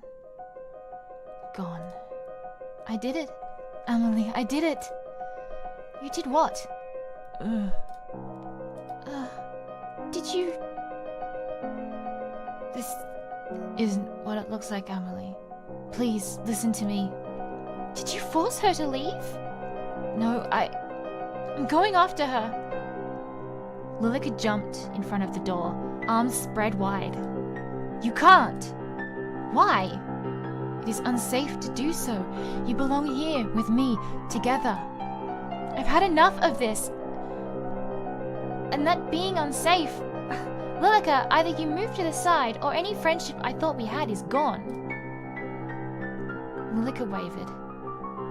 Her arms, which held such conviction, began to droop. "I have always done what's best for you, have I not? All this time, have I not remained at your side? Please, trust me. I only did what I had to do." "So this is what you've decided? Don't come near me again." Amelie turned her back on the blonde-haired woman, who dropped to her knees as she watched her leave. "Amelie!" "Good night, Lilika." Darkness filled every inch of her brain. A voice screamed out from inside of her, mocking her. "This isn't right. My lady, this isn't right. Didn't I do the right thing? I let her go. I did her a favor, but Amelie is upset.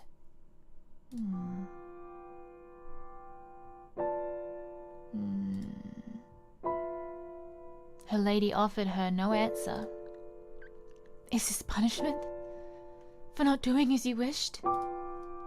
Sophia should have died. She should have died, Died. But now she is alive, and Amelie is angry. In that dark room, all alone, Lilica clutched onto something. Something she kept hidden in a closet, away from any prying eyes. She held it tighter. Its green dress fell apart at her touch. Can't you make this all better?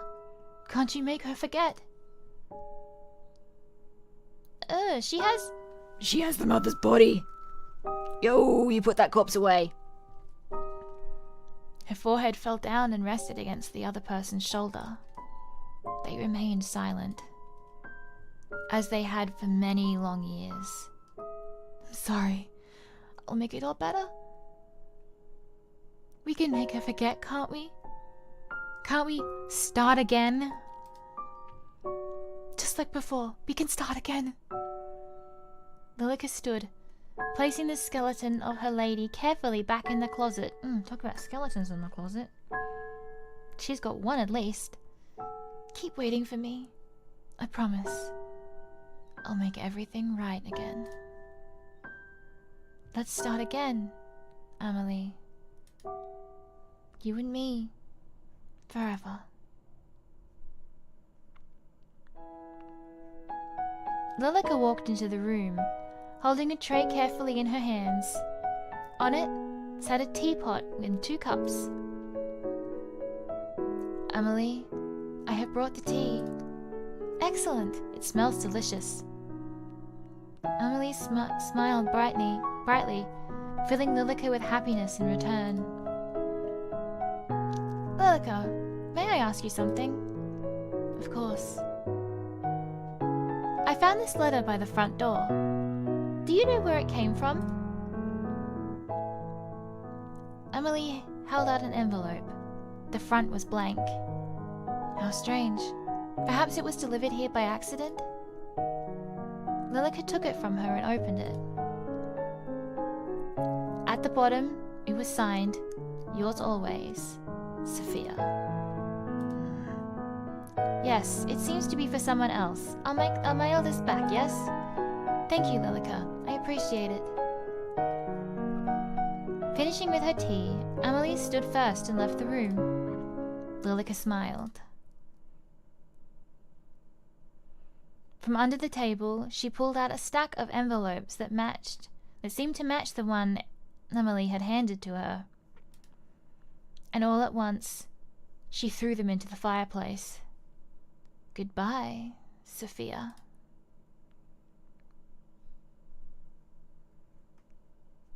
Ooh.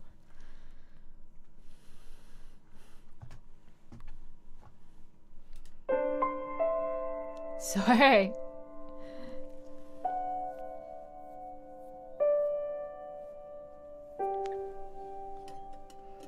Ending number 2. Well, 1, technically.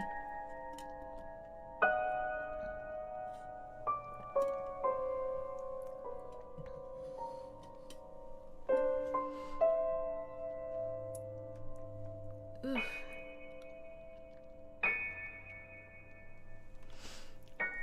Okay.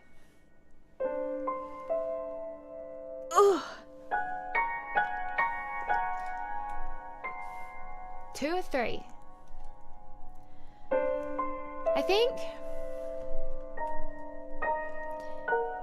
because most of it is exactly the same, and last time I did everything over and over and over again with the I think this time I'm going to skip through to make some different choices.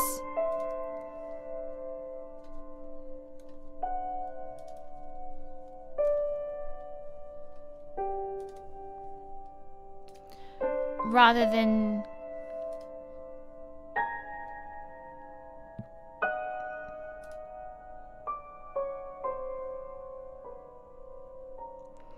rather than read everything out again that's all the same,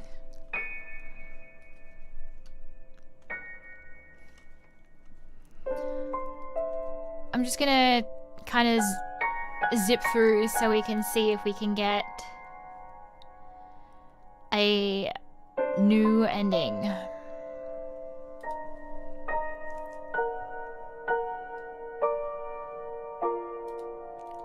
So the first one, ending, that one I ignored all the fate severing.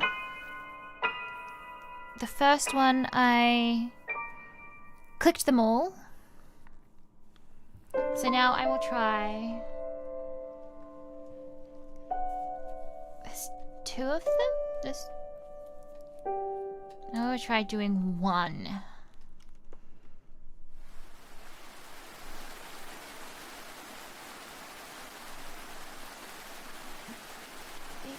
Let's save and see. Just make sure.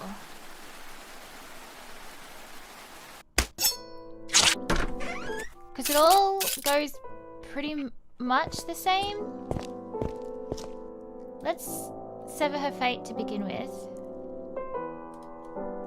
Yeah, see, it doesn't really change anything to start up with.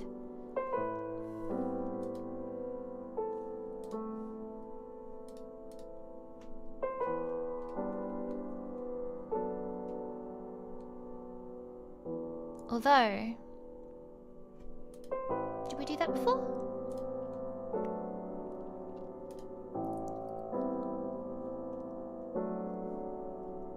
Let's sever her fate. I'm always having fun when we're together, Amelie. Ah, I see. Are you jealous? Worry not, my dear friend. Of course our friendship just means just as much to me. I value you greatly. Just as much? Indeed. Come along. Lilica, let us prepare tea. Amelie, I have something to say to you. You are my very best friend. Did you know that? I feel the same towards you, Lilica. And as such, I feel the need to be truthful with you. You appreciate the truth, don't you? Of course. I trust your judgment very much. Is something the matter? Lie. Did we get that the last time? Or does severing the fate trigger that? Your mother contacted me. She believes they will be able to return shortly. Oh, Lilica, this is wonderful news. Indeed. She was very excited for me to pass on her message to you, but... Keep lying. Well, she wasn't pleased to hear you had someone visiting without her permission. Oh. I thought she would be delighted that I had invited a friend. Your existence is a lie. Of course. I pleaded with her that Sophia was a dear friend, but she wouldn't listen. I see. Did she say when she would return? No, but it seems to be soon. Then I'll send Sophia like normal tomorrow. I can't exactly force her out into the storm, can I? Why not? Lilica. Naturally, I am just teasing. Of course it wouldn't be right to send her away at a time like this. I'm glad to hear that we've come to an agreement. How pleased I am to know that Mother will return soon. Let's prepare tea, shall we?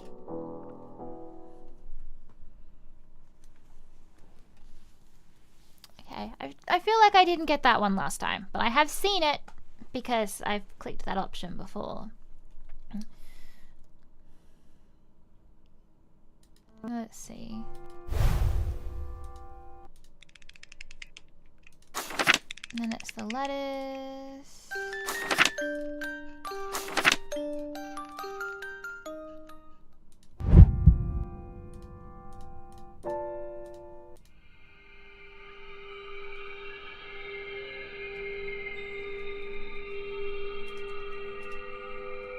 Need to keep Amelie's trust. She needs to leave, go somewhere she'll never be found, or do it herself.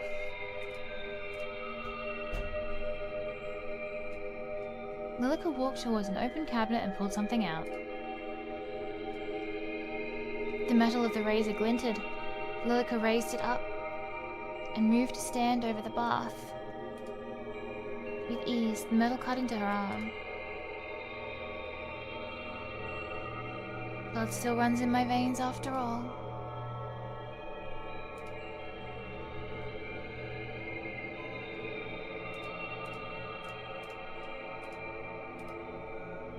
Okay.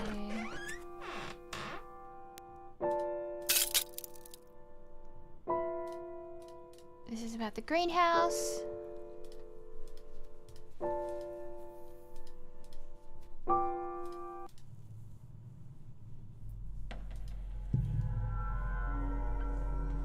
So, what have we got?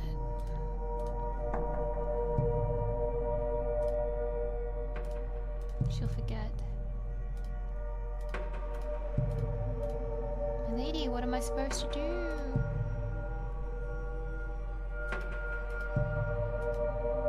Come away.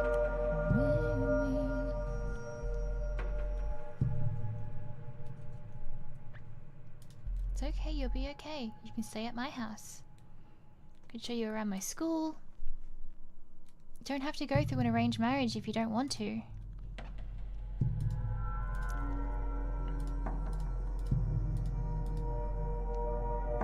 You think you can take her away from me? She's so unhinged. I really don't, like, I don't actually understand her actual, like... She seems like she's some kind of ghost or haunting or something like that, but she's... Because she was, like, ritual sacrificed by the mother? Showed up in a new, like, appearance, which is interesting. Oh. Okay, so we've only got one option there. She doesn't belong to you. To deny her fate.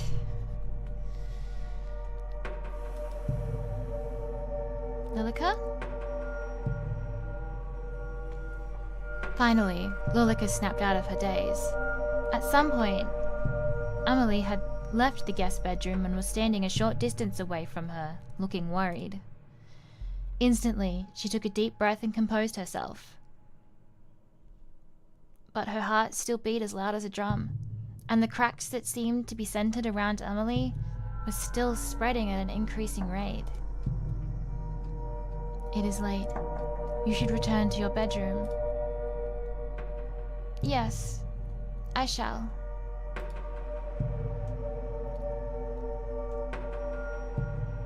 It's nice to have someone else around, isn't it? I feel as if the manor is coming back to life. I hope we can see Mother and Father soon. I'm sure we will. Shall I see you to bed?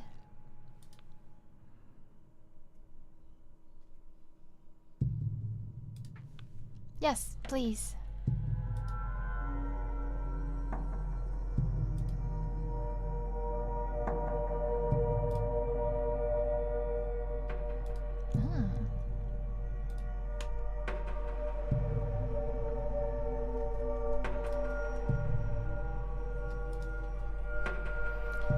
The hallway was darkened, with only a few sconces and candles lit along the way. It has taken me all this time to realize that I can just hide the Disco Elysium companion from view.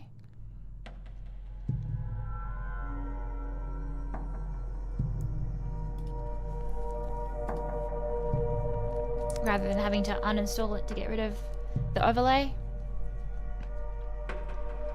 Lilica relished in that. On a night like this, long ago in the past, she had sealed her fate, along with Amelie's. And tonight, she would seal the fate of yet another person. Okay. What horrible thing happens to Sophia this time? The two rose up the grand staircase side by side. Moonlight drifted through the stained glass window. It seemed to be the only place free from those cracks. If she squinted, she could almost see it, almost hear it. That head, hitting each step with a loud thunk. Those eyes would never open again to look upon a woman with scorn. That hand would never be raised to leave a mark on pristine skin. That sound filled her with joy. And the thought of repeating that fateful night left her footsteps light with excitement. Lilica, may I ask you a question? Certainly. Have you ever heard of a woman loving another woman as a woman would love a man? Where did you hear about such a thing? Nowhere in particular. It was just a thought that came into my mind. I think you are overtired because of all the excitement. Amelie, I think it is best you get some rest. Yes. All right. Good night, Lilica. Lilica, who was seated on the edge of Amelie's bed, stood with unsteady feet. Standing in the doorway, she looked back at Amelie. Ooh, okay, we got a new one. Good night, Amelie. Tomorrow, everything will be better, so sleep well. Lilica steeled her resolve and stepped out of the bedroom.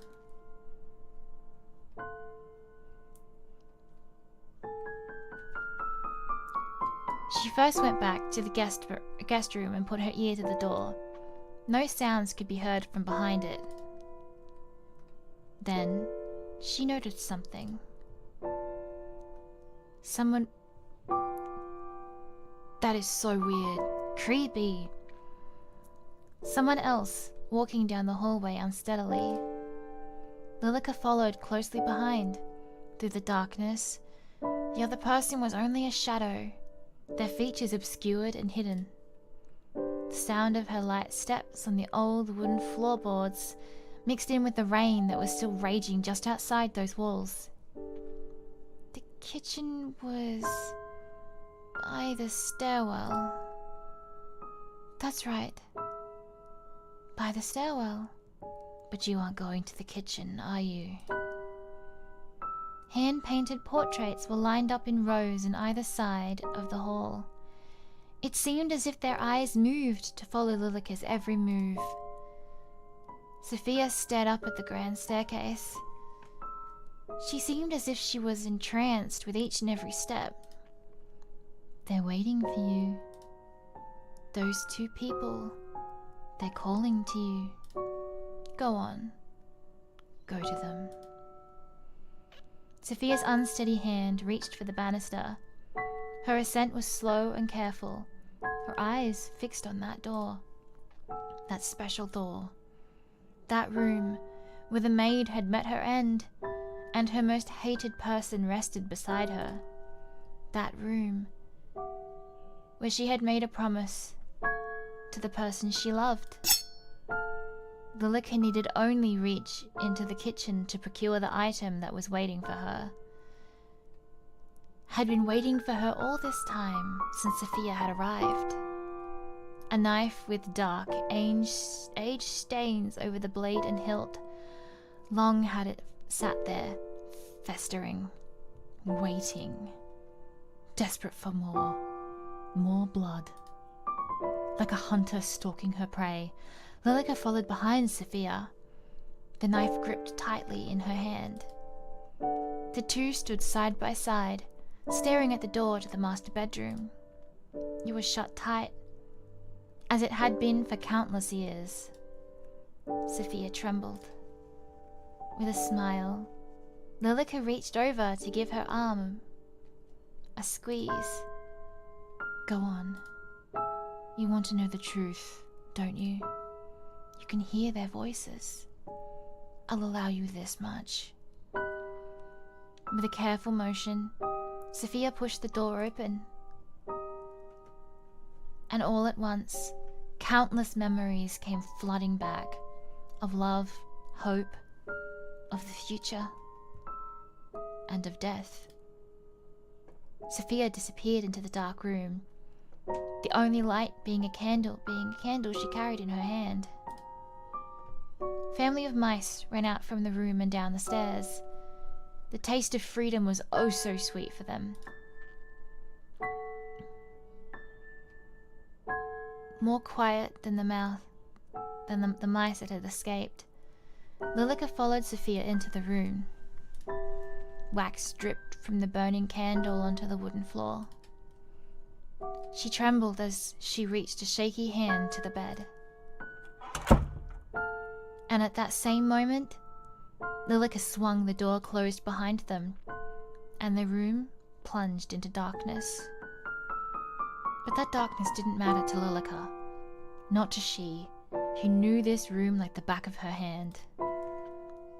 Amelie? Is that you? Amelie isn't here to save you. Sophia's eyes searched the room to no avail. I'm sorry I came in here after you asked me not to. I'll just go now, okay? The pale-haired woman fell back onto the bed before she had a moment to react. The yellowed bones of the lord of the manor and the maid rattled underneath her, flesh long deteriorated. Lilica smiled.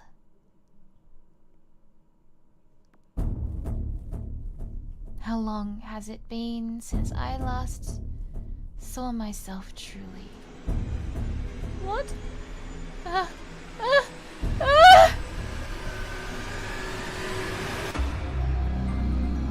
Looks like we're finally meeting, Sophia. With a leg on either side of her, Lilica held Sophia down to the bed, still smiling. She tried to squirm, tried to escape, to run free. Her eyes were filled with terror. You won't take her from me. Sophia's scream became a muffled cry, before finally extinguishing fully.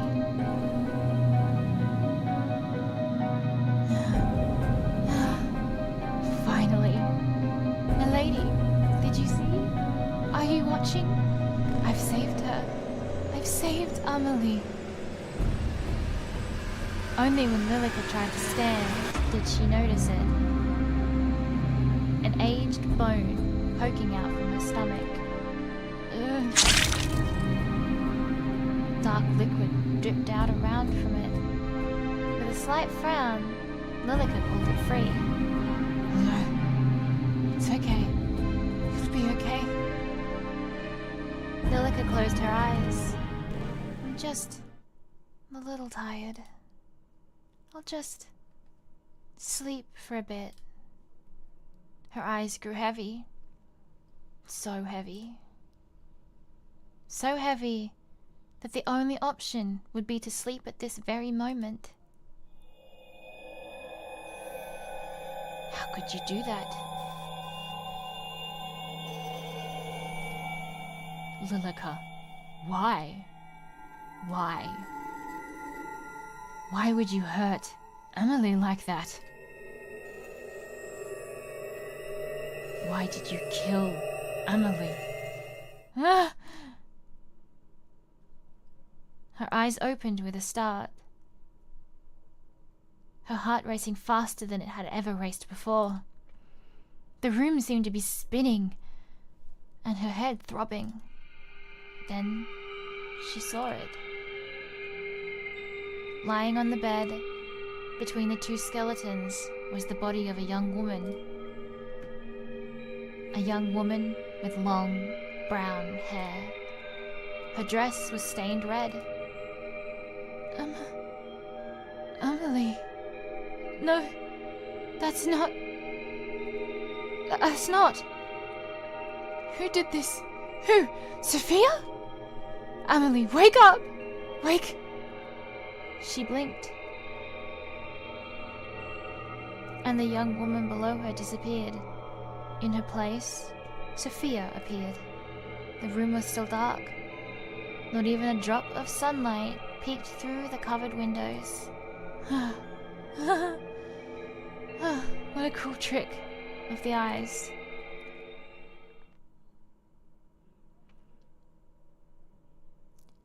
She stepped out from the master bedroom just as Emily did the same, right next door.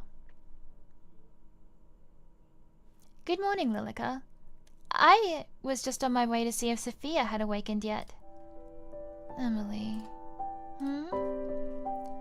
Sophia disappeared during the night. I believe she went to the same place your parents did. What?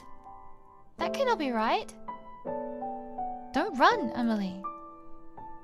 Emily dashed down the hall and knocked quickly on the door to the guest bedroom, which fell open with no resistance. Inside, the bedding was disheveled, and her luggage was strewn about. This is not true. She wouldn't just leave without saying goodbye. Dearie me, I'm sorry.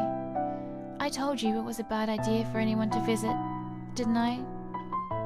Lilica, this isn't fair. I thought she said we would. There. Come here. Lilica wrapped her thin arms around the young woman, gently patting her on the back. See, you shouldn't depend on anyone else. I'm here. I won't ever leave you. Emily clutched at her back, tears already falling from her eyes. We'll be together forever.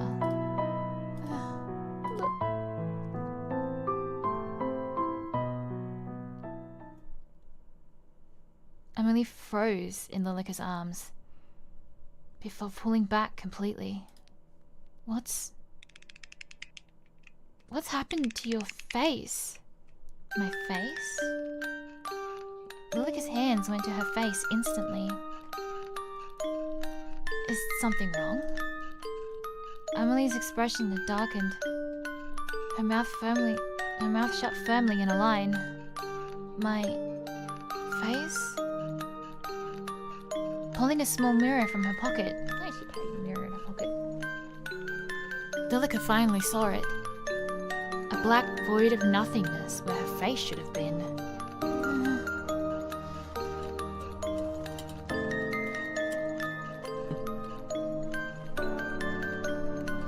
She turned and ran.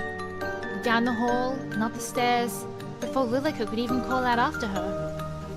The void seemed to seep out from her very skin, oozing, leaking out from the wound at her stomach. That disease-ridden hag. Emily, wait! It's okay! Everything will be Lilica's hand that reached out towards Emily fell to her side. At the top of the staircase, in this manor, in the middle of a field, far out in the countryside, Emily stood in an open doorway. A doorway that hadn't been opened to her in more years than she could truly imagine. And inside, she witnessed a sight she never should have. Her eyes hollow and her body petrified. Sophia. Emily, this isn't... Stay away from me! Her long brown hair cascaded around her as Emily rushed into the bedroom, slamming the door behind her. Lilica rushed up the staircase, banging her fists against the locked door. Emily, this is all a misunderstanding. She wanted to hurt you. I've saved you. She fell to her knees, her fists still pounding on the wooden door. A muffled sob came from within, then silence. The void surrounded Lilica, flowing from her wound and wrapping itself around her body. She curled into a ball. The sound of a chair hitting the ground inside the bedroom was the last sound Lilica heard before her eyes closed and she became one with the void.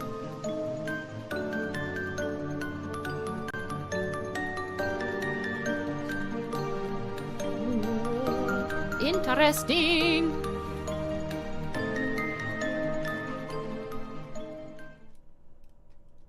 These endings are all so different. I wonder how they actually tie in. Is this really okay? Not really. What about the future? Should you try again? Yes.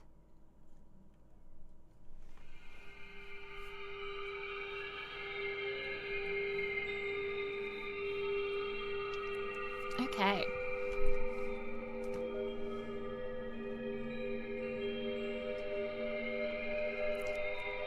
This should be the final of Amelie.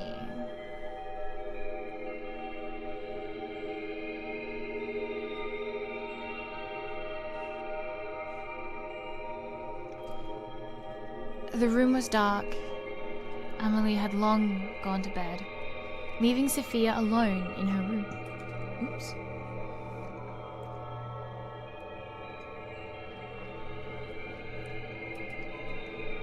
She ducked her head under the covers and pulled out her phone. Still dead. Sophia clutched it to her chest. What do I do? What exactly is going on here?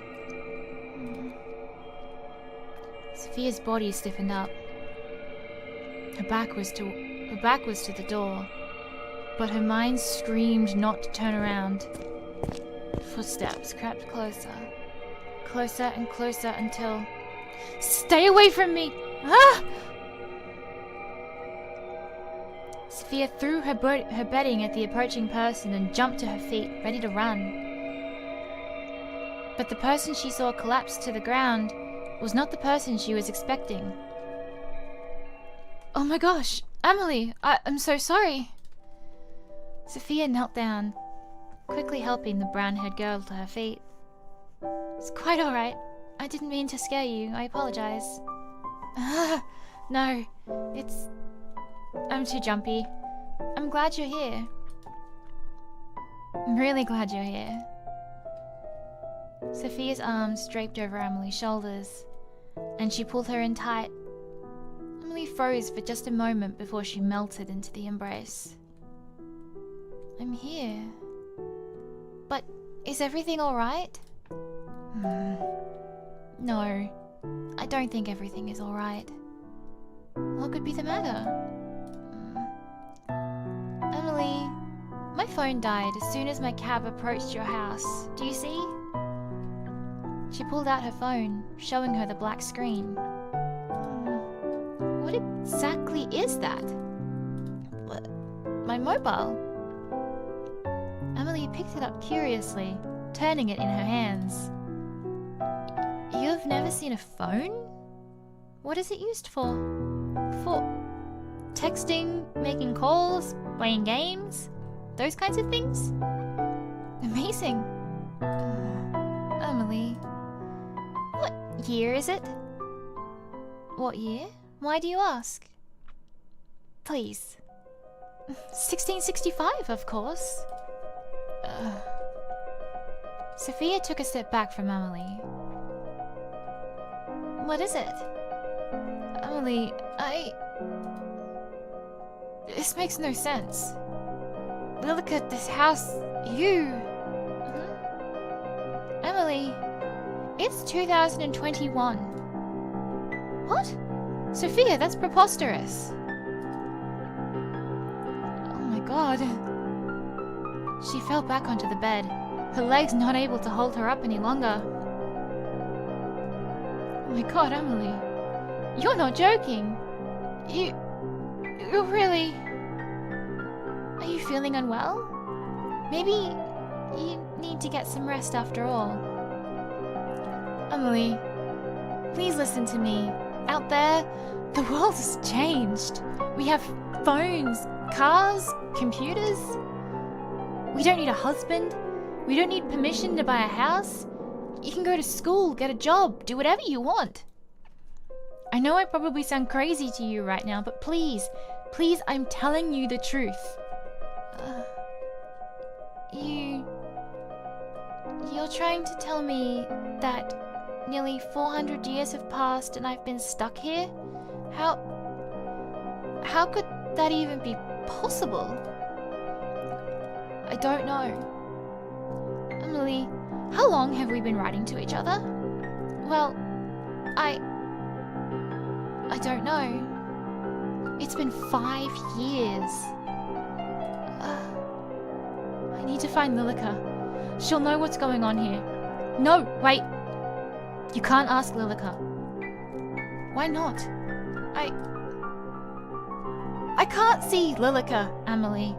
I haven't seen her once. But she's been here from the start. I've only seen you in this house. Emily, something is going on within this house that has kept you stuck here, and I think she is the one that has done it to you. That can't be true. Then why don't we find out together? How? The master bedroom. Lilica was the only one who said you couldn't. Lilica was the one who said you couldn't enter, wasn't she?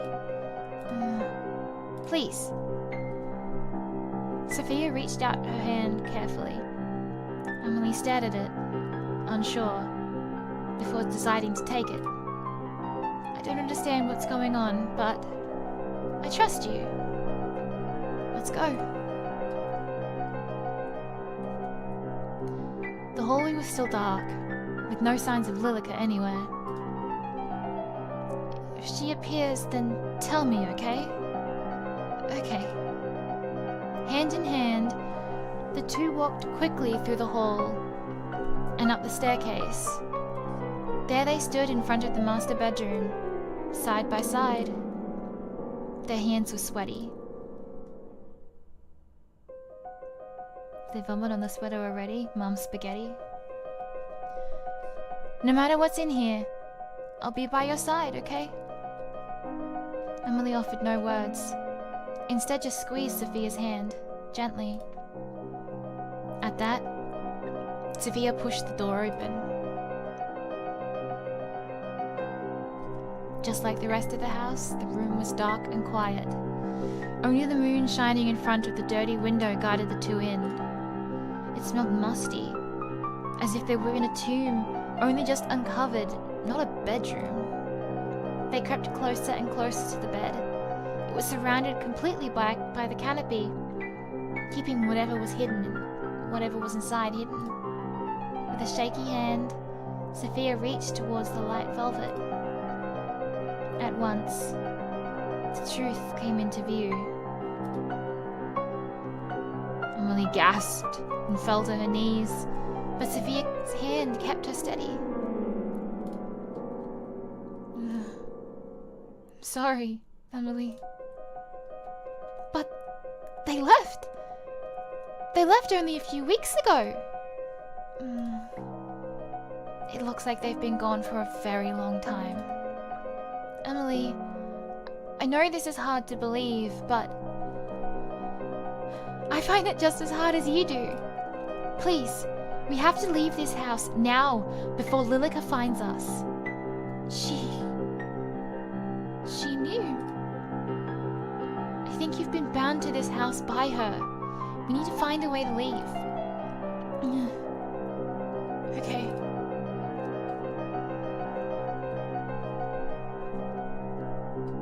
The two only got halfway down the stairs when Emily grounded to a halt. Sophia turned to look at her, her eyes wide in surprise, only to see that Emily's expression was one of immense fear.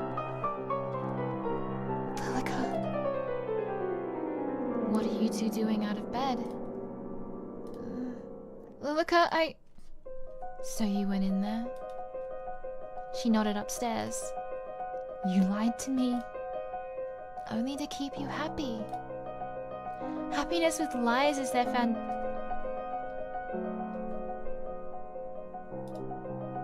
Sometimes it seems like Sophia does actually respond to Lilica and get very confused.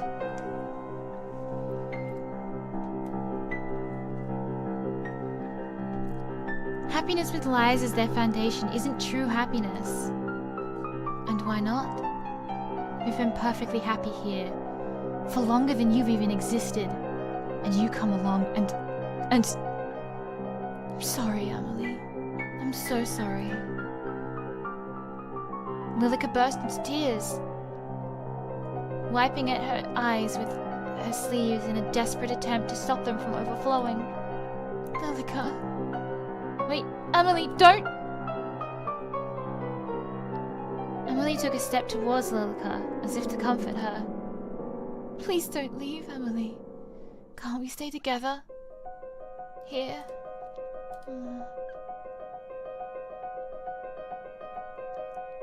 Emily, she's lying to you. She wants to keep you trapped here. Please! But... Please. Emily! Sophia pulled on Emily's arm, forcing her to face her. Emily's eyes were filled with confusion.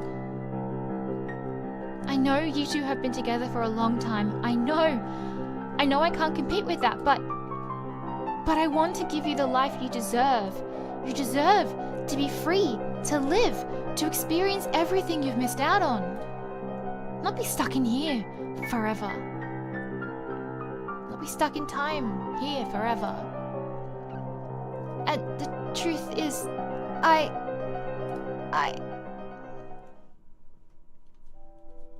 Whatever words were coming next were lost before they were even spoken as Sophia leant forward and placed a gentle kiss against Emily's lips. The cries from below extinguished in an instant as Lilica watched on in horror. But just for a moment, the rest of the world melted away, and all that existed were the two of them, Emily and Sophia. Emily closed her eyes. The sensation was new and foreign, yet not unwanted. Butterflies were let loose in both of their stomachs. They were connected. Heat spread throughout their bodies. And then Sophia pulled away.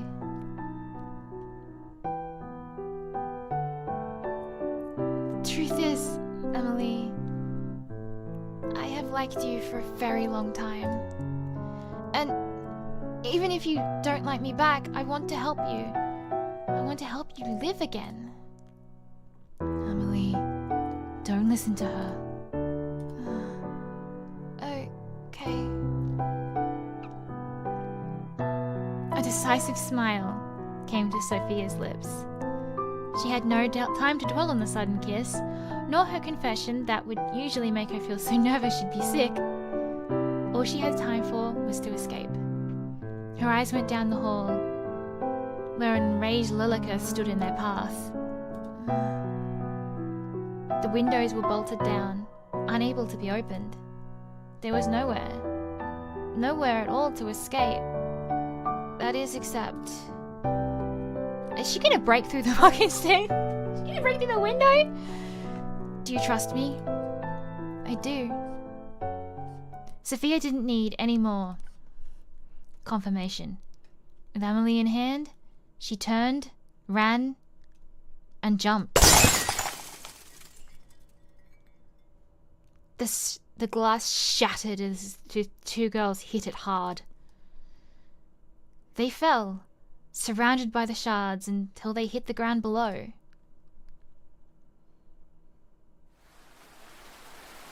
The moon shone hot from high above, shielded away by the storm that never seemed to end. Emily, are you okay? Yes. I think so. Sophia rushed to Emily's side, quickly helping her sit up. Side by side, they looked up at the remains of the stained glass window. Lilica stood, completely still. I can see her. Sorry, Lilica, but Lilica just shook her head. She grasped at her throat with her hand, and her lips moved, but no sound came out.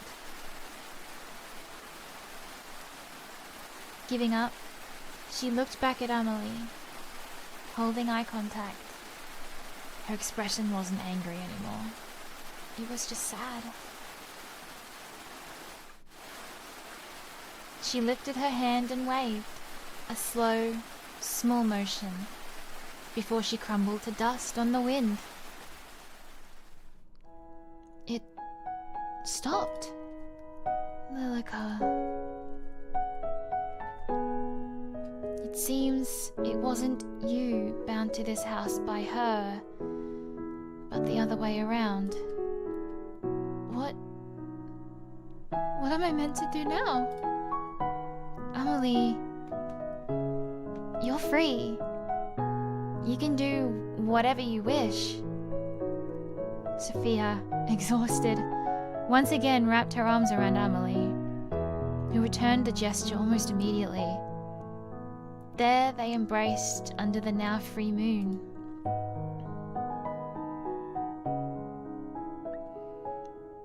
In this manner, in the middle of a field, far out in the countryside, a curse was broken. A young woman was freed. What her future held wasn't certain. After all, the future never is. But she made her decision on that fateful night. To trust in the future. To trust in herself. No matter what.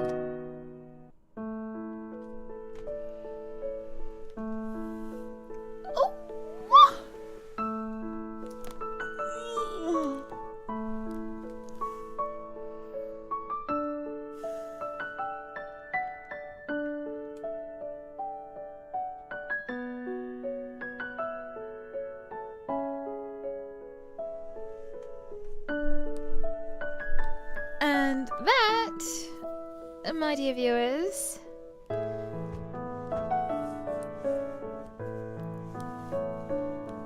is the last of Amelie.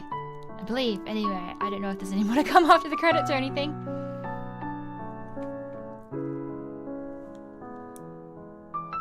Oh, there is more. Amelie, I'm back from my class. Sophia, quick, come here. Is something the matter? No, look! Amelie held a phone screen up for Sophia, who just laughed in response. You got a 5-star character in that game you like? Isn't it amazing? Oh no! All I had to do was insert the numbers on that card you gave me. The future is truly astounding. We'll talk about it later. Oh, what's this? I'm not sure. It was slipped under the door while you were out. A plain white envelope sat on the coffee table. Nothing on it identified who sent it, or who it was addressed to. With little concern, Sophia opened it and pulled out a letter. But the words may as well have been written in a different language, as she could not read them. Her eyes went straight to the name at the bottom of the page. Yours, Lilica. Ooh. Ooh, what?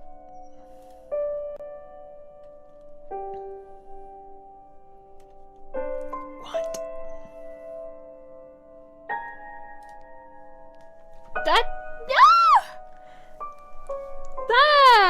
That's a horrible way to end that. What?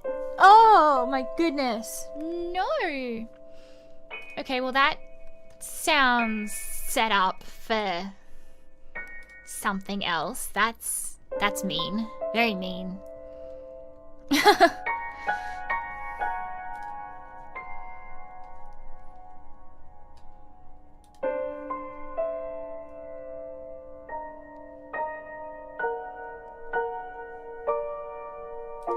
Letter written in a strange language? I want to know what the letter said.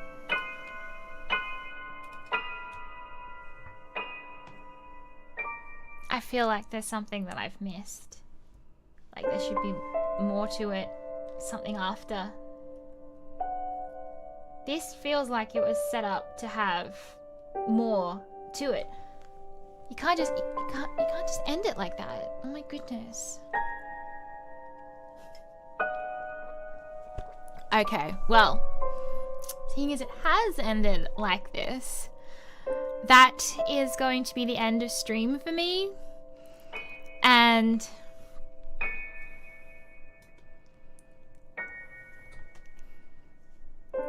I thank everyone so much for joining me, and I hope you've enjoyed these two games. They have been Start Again and Amelie from 2.5 Studios, and they are available on both itch.io and Steam.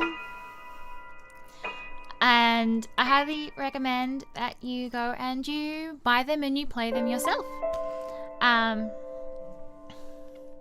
Because they are such good games, and these developers deserve all the possible support. They're incredible. And these games were so clever for being made so quickly. Like this was Amelie was made for Yuri Jam, so it was only 2 months. Start Again was for Nano, which was only a month. It's like the amount that these developers are able to achieve with so little time, and piecing together most of, like, you know, the assets and UI and all that kind of stuff all themselves. It's just, they're so resourceful, so clever. Everything they make is amazing. Check them out on Patreon. Check them out on Twitter. They've got a Discord. And go and buy their games. If you're a fan of indie visual novels, you've probably heard of them before. They've made The Divine Speaker, Start Again, Amelie, and most recently, Dreambound and A Date with Death. And they'll be releasing the DLC for A Date with Death in December this year as well. So that's something to look forward to. Definitely support them. And I'm so excited to be working on A Date with Death as the audio engineer as well. And I hope you all join me again on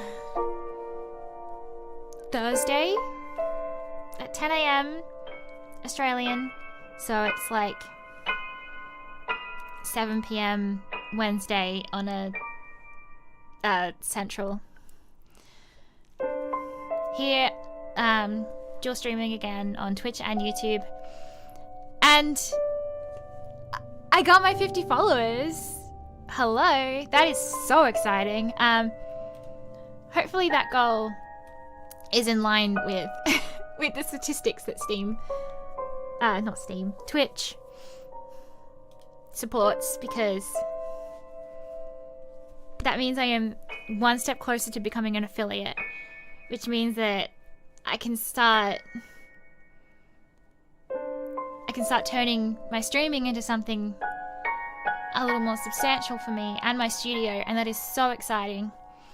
Thursday I'll have more Disco Elysium, and from there, seeing as we finish these two, I'll be picking something new. If you have anything that you'd love to see me play or want me to check out, leave me a comment on Twitter or join my Discord or submit to the submission box that's on my Twitch homepage.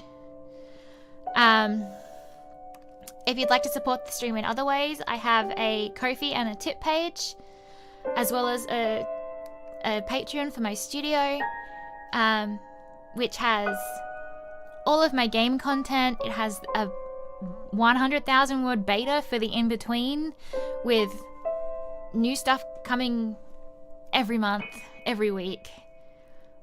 We'll have more. We'll have another beta out for the Amherst route soon.